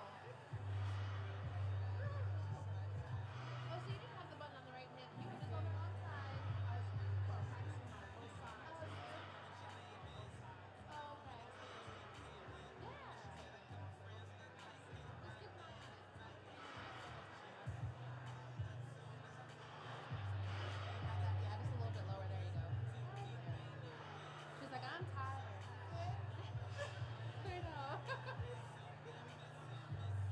All right, nice job, ladies. You can file off to the right.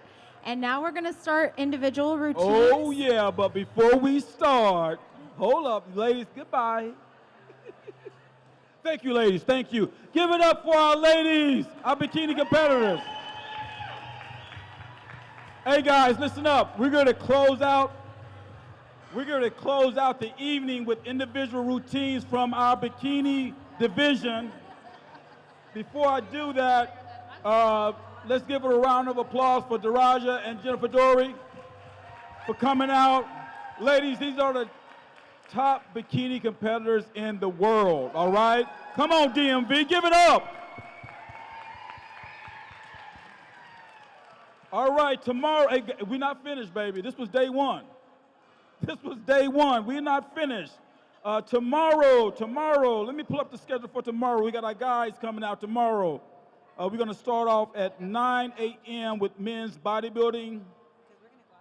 That's 9 to 11, 11 to 1, classic physique.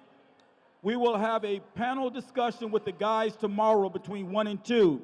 And we will close it up between 2 and 4, and you guys can go and enjoy the Super Bowl, all right? Hey, I want to thank everyone for coming out today for day one. You guys have been great. I love the energy. TSG, you guys rock. TSG rocks, right? So now we're going to close this thing out. Have our ladies come up, do individual routines, and it's all about attitude, ladies. It's all about attitude.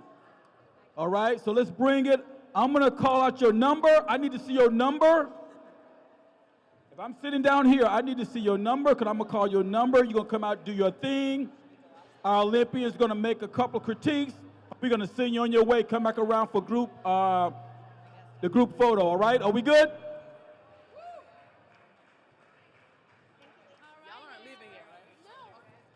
Do we what? Jennifer and Daraja, are you guys going to be on stage or what? Are you coming around here? Can you make... I need for you guys on stage. Thanks. Sorry. That's all right. You're good. You're good. I need you on stage. All right. Hands on. Hands on. All right. What's that number over there? All right. Number 254. Give it up for number 254. Oh, look at that strut. That strut.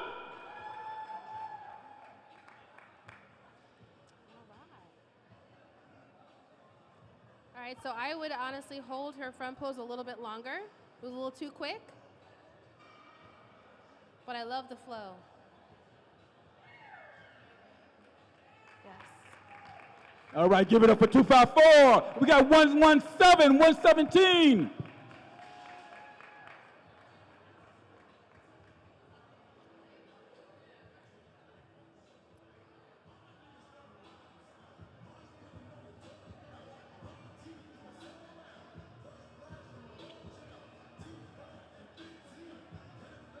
Nice, smooth transition. All right, give it up, 117, 117. All right, next up is 244. Give it up, guys.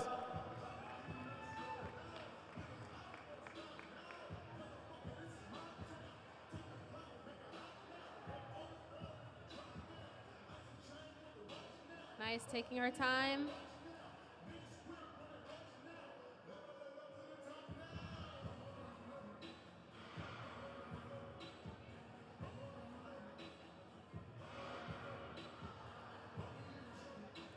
Overarching just a little bit too much in that back pose, but that's okay. And just work on getting a little more comfortable with those transitions. All right, 244, thank you. Next up is 126, 126. Let's do it, babe.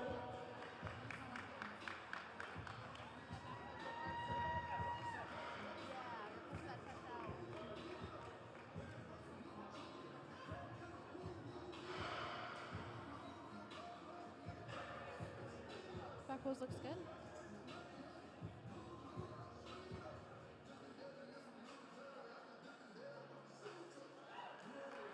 Very nice, very nice. So much Okay, sass next up is and 92, confidence. 92.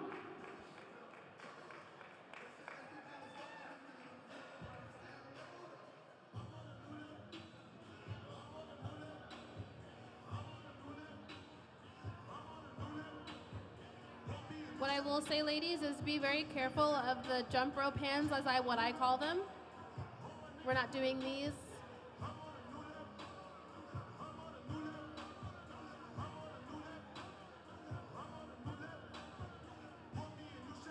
Yeah.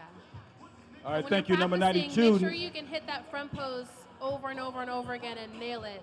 I think what we can see sometimes is that front pose, we might feel like we're hitting it and nailing it, but it looks a little bit different on camera, so just make sure we study that. All right, next up we have number 98.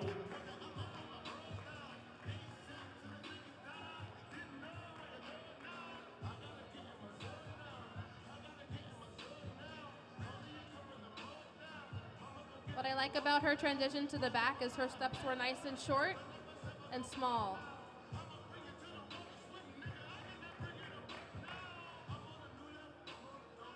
Nice job. All right, next up we have number 74.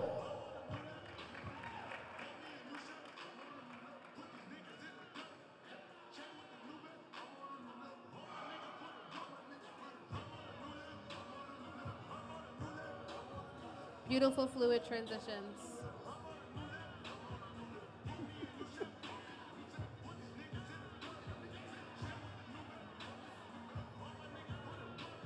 All right, very nice, very nice, very nice. Next up we have number 33.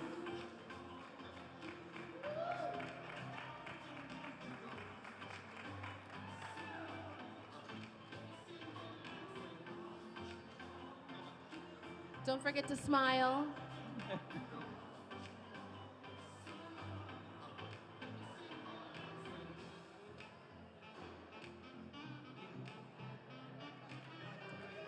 Transitions, y'all. That's why they're important. All right, next up we have number 211.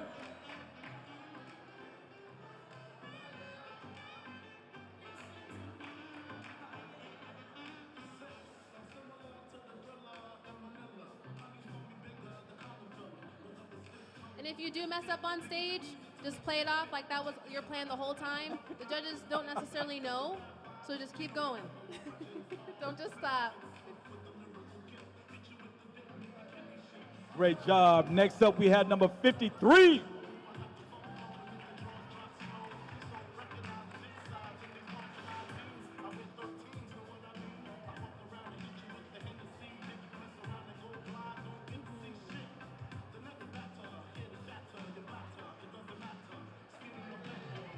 All right, all right, all right.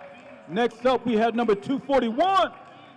So just know too, ladies, if you're just starting out, that routine has a front pose, transition 1, transition 2, back pose, and then transition back to the front, and then front pose again. So make sure you practice all of those.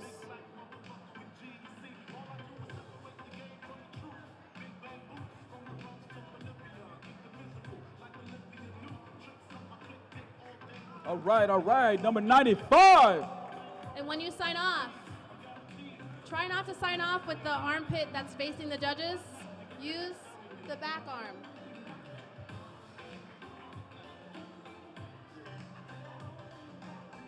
Ooh.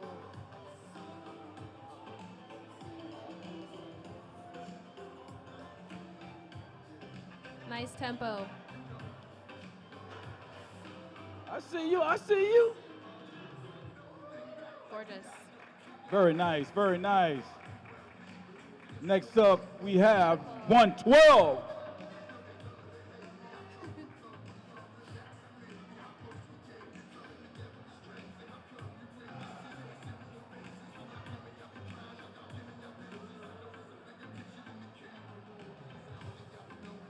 Same thing with this one too. Hold that front pose just a little bit longer.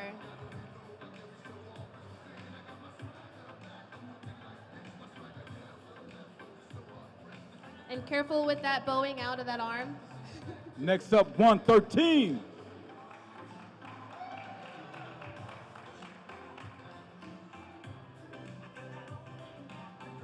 I like how she didn't just run to the box. She took her time.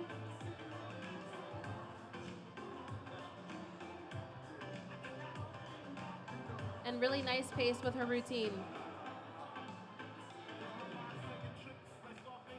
What I will say is turning out of your back pose, I would turn back to the same side you pose on so you don't have to turn all the way back to hit your front pose again. All right, great job, great job. Next up is 170, 170.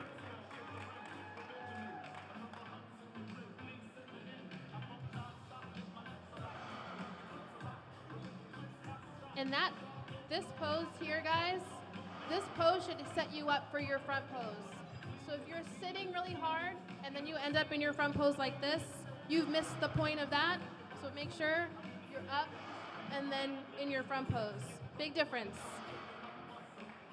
It's pretty, but just make sure we do it right.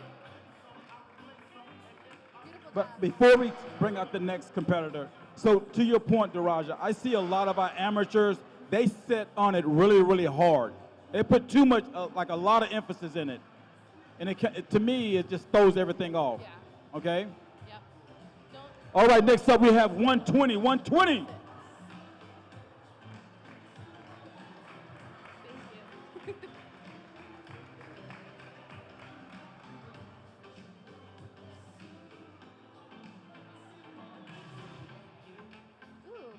Perfect example. If we're gonna do gestures and movements with our hands, my biggest rule is try not to let it come up above your chest and keep your elbows close. So we can do the same movement, it's just a little bit smaller and a little bit prettier.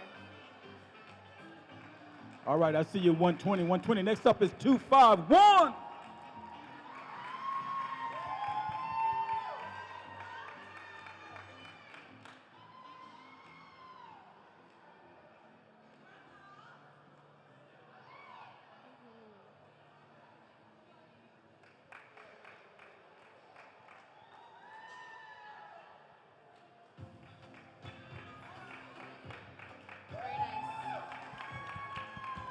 All right, great job. Next up, we have 86. 86, y'all. I love your walk. Love it.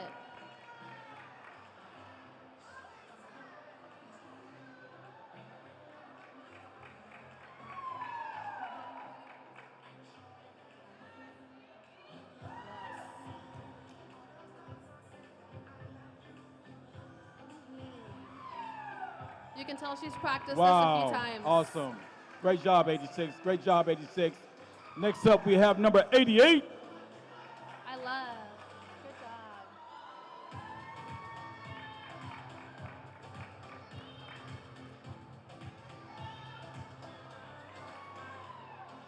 Actually, same thing. This one, we don't want to just whip it around. If we're going to do it, commit, and then open up. We don't want to be doing none of these. Beautiful. Give it up for 88. Give it up for 88. Next up, we have 54.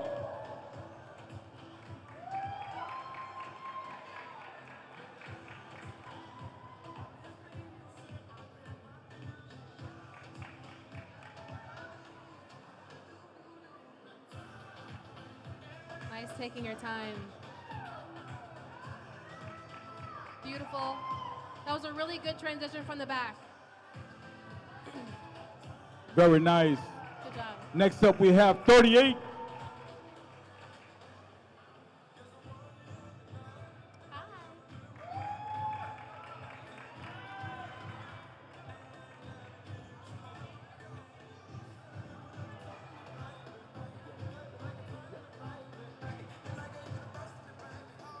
I think when you're getting set in that box for your front pose too, ladies, always set those feet up and that hip angle up first.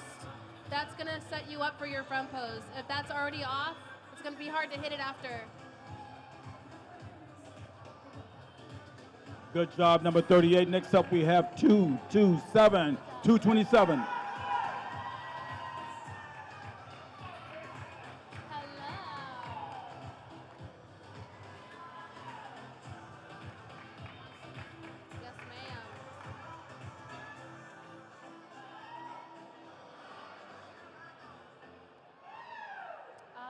Love that smile.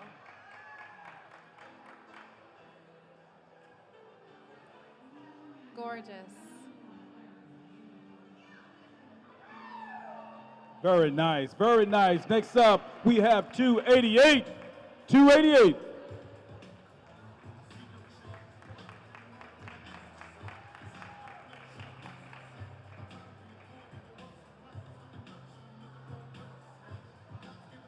think I still see a lot of those legs turned out, ladies. Make sure we keep them that way.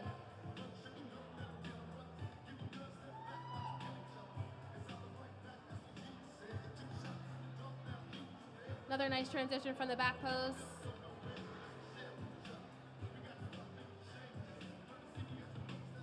All right, next up we have 1, 5, 15. 15.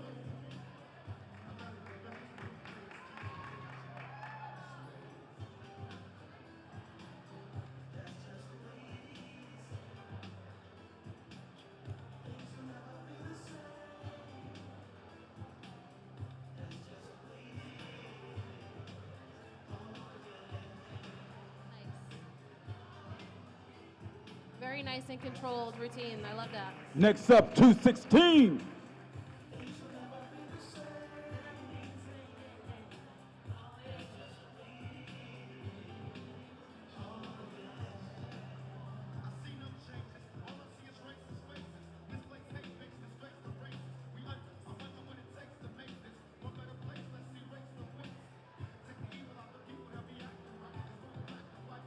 Still a little too much arch in that back pose.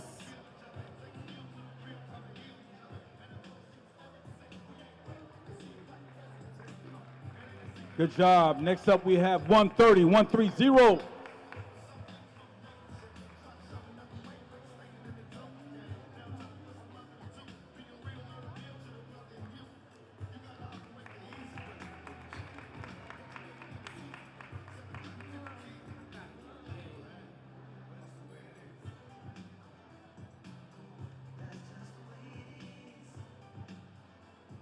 Nice pace.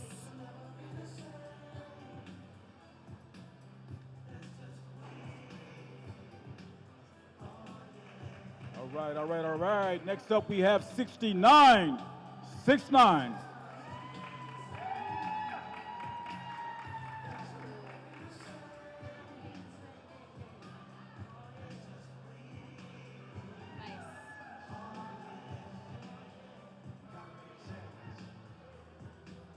So one thing I will add is smaller steps make for a more fluid routine, a little easier time keeping your balance, so keep those feet a little closer together in those transitions. Good job, 69. Next up we have 118. 118.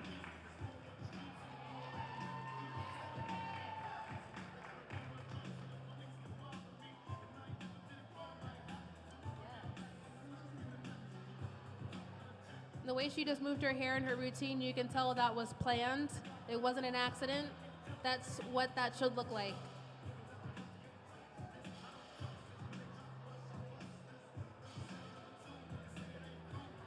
Oh, somebody done this before. Gorgeous routine. Gorgeous. Very nice.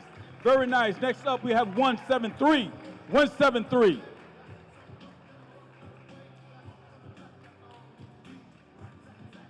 I would slow down that walk just a little bit.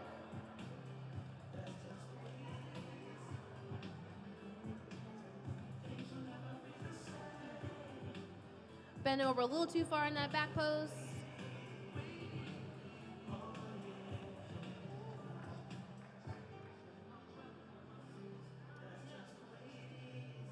Good job, 173. Next up we have 119.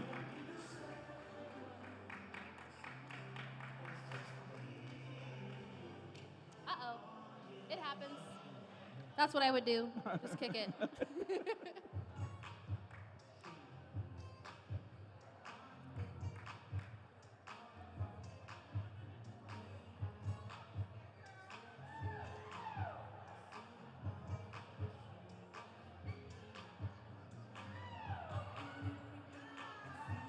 Good job, good job. Next up we have 1010. Let's do it.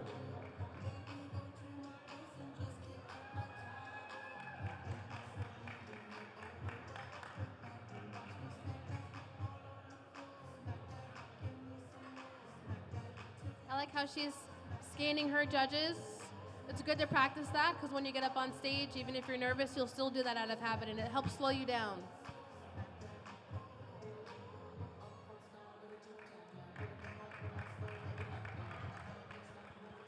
Great job, number 10. Next up we have 1, number 1. Let's do it.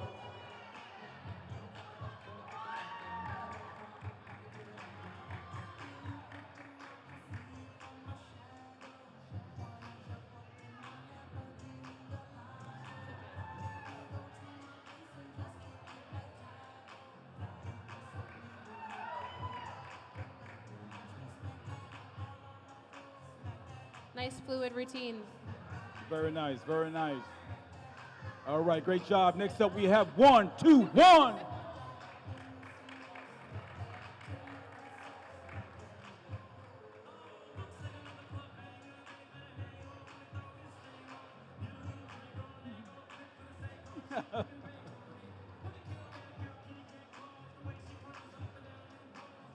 I would hold her back pose a little bit longer. It's okay.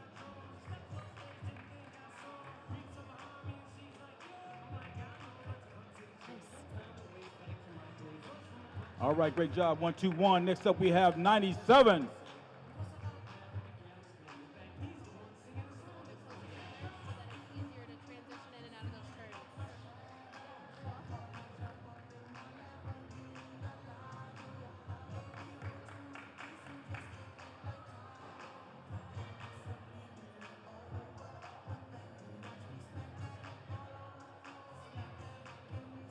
Athletes, don't forget we are going to take a group photo at the end of this, all right? Please don't go anywhere. Thank you. Good job, number 97. Next up, we have 114, 114.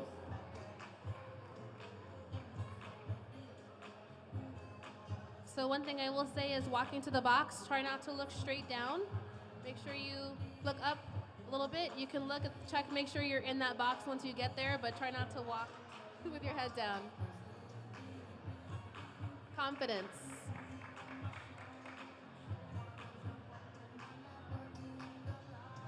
Great job, 114. Next up, we have 80, number 80.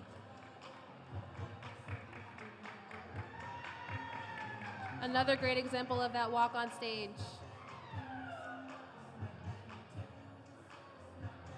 Hold that front pose just a little bit longer. It's a great front pose. We want the judges to see it.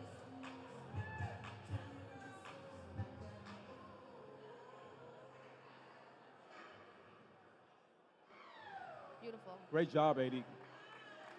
Nice job. Okay, next up, we have 91, 91. Give it up.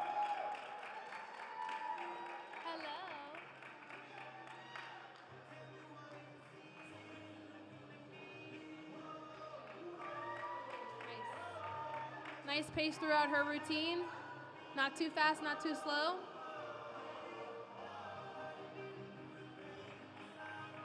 And nice transitions. I see you, number 91. Great job, 91. Next up, we have 259, 259.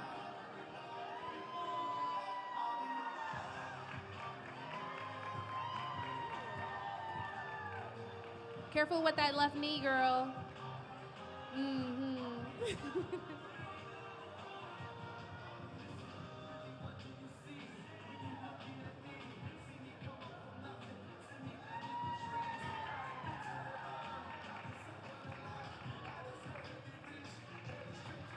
All right, next up we have 250, number 250. That one. Just don't let it turn out. Yes. Yeah. You're welcome.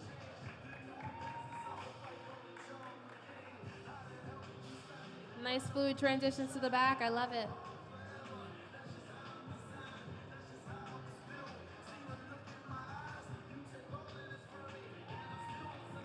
Great job, great job. Great routine.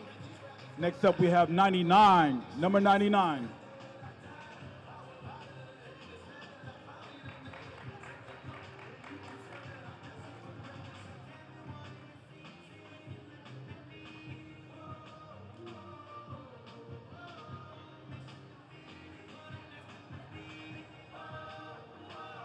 Nice pace.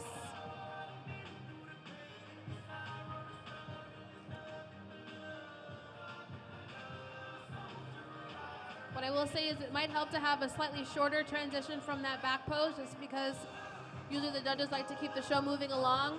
That might take a little too much time. You might be walked up on, so just keep that in mind. Next up we have 139.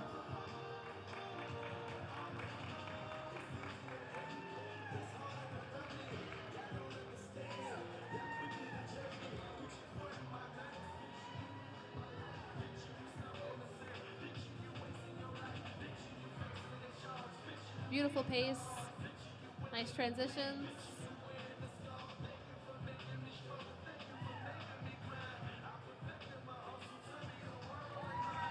Great job. Nice job. Very nice. Next up, 103. 103.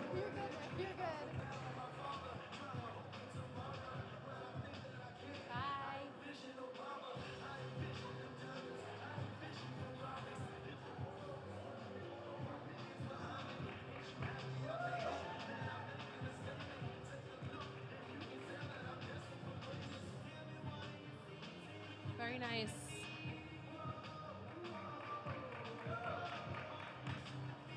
Love the pace. Great transitions. Very consistent. Good job. Next up, 101. You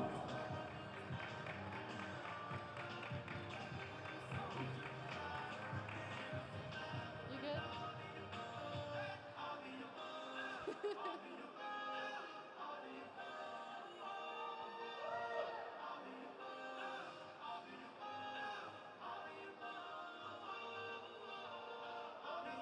Awesome routine. Yeah. Great job. Great job. Next up, we have number 48. 48.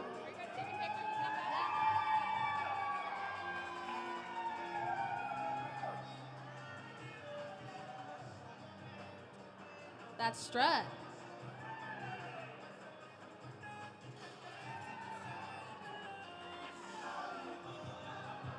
Gorgeous.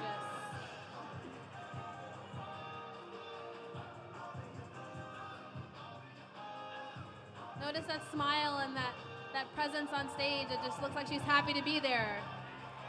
Great job, number 48. Next up, we have 46. Give it up for 46.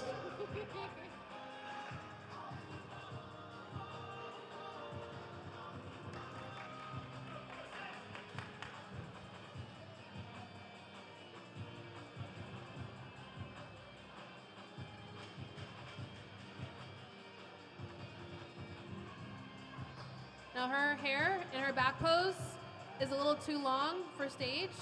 So she's gonna curl it, it might be fine.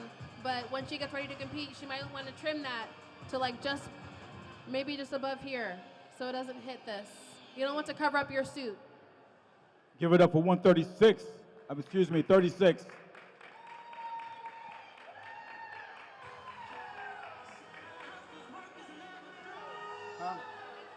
Okay.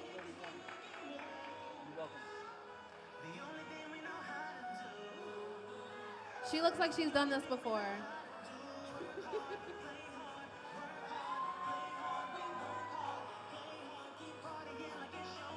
Beautiful transitions. All right, I see you. I see you. Give it up for 36, guys. Number 96. 96.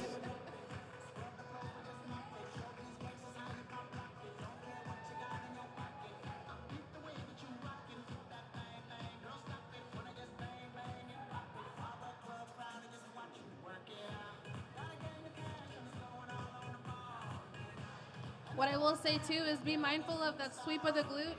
I wouldn't get too close under those glutes like that. It just, the judges don't care for that sweeping like that, so I cut it out.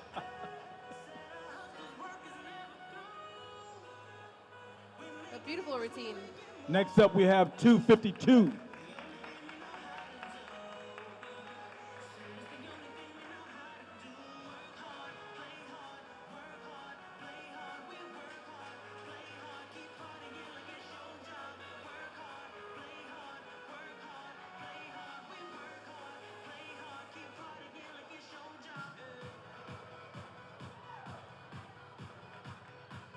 Nice.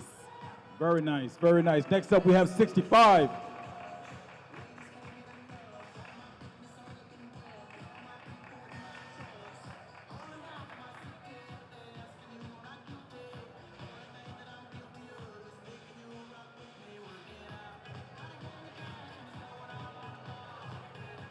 Nice fluid transitions.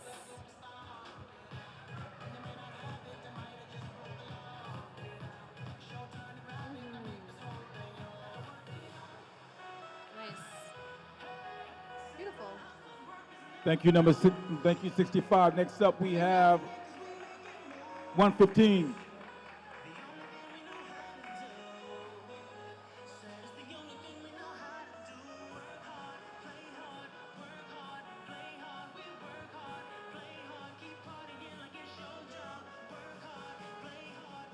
So when you're practicing this transition, ladies, be mindful of hitting it and holding it a little bit. If you're gonna do something a little sassy, just make sure you still hit that pose. Next up, 149. 149.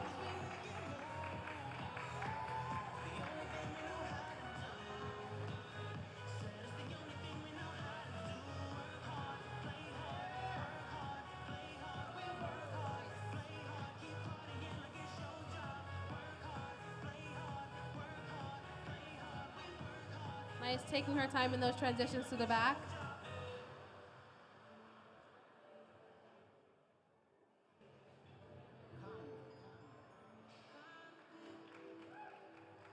Beautiful. Next up, 231.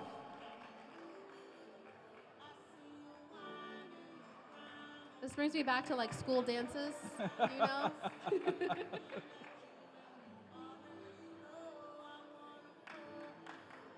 Maybe not the, maybe not this version. Whoa, whoa, whoa, hey, hey, hey, hey, hey.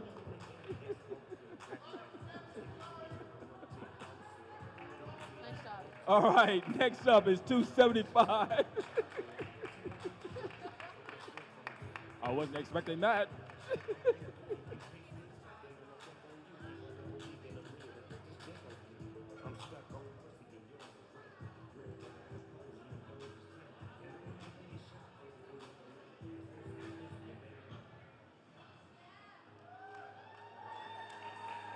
All right, all right. Closing out is 119. Give it up for 119.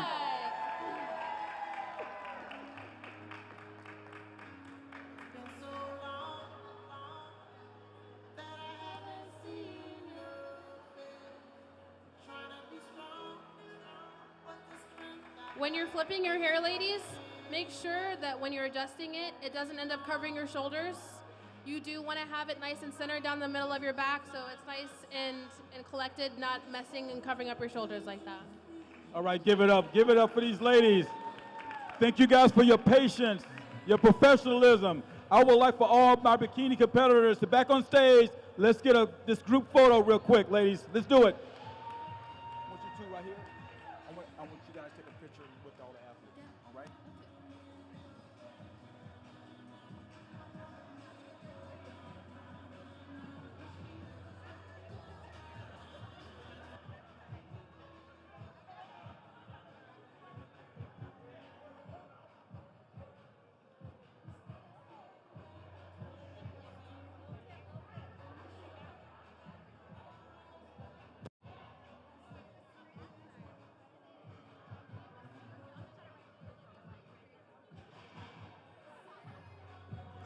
Can I get some of you guys to shift on that end, please?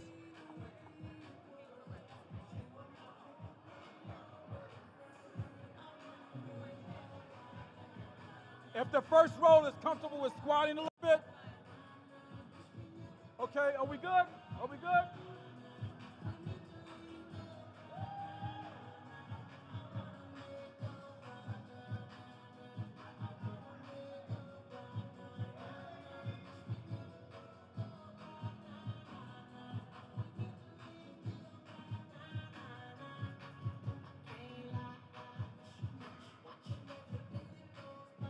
Are we good?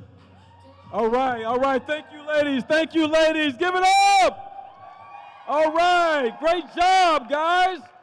And this concludes day one of the Victory in Posing seminar. Great job, guys. We'll see you tomorrow. We'll be ready to rock around 9 o'clock tomorrow. Thank you. Drive safely. Cuties, my cuties, come find me. We need a group picture.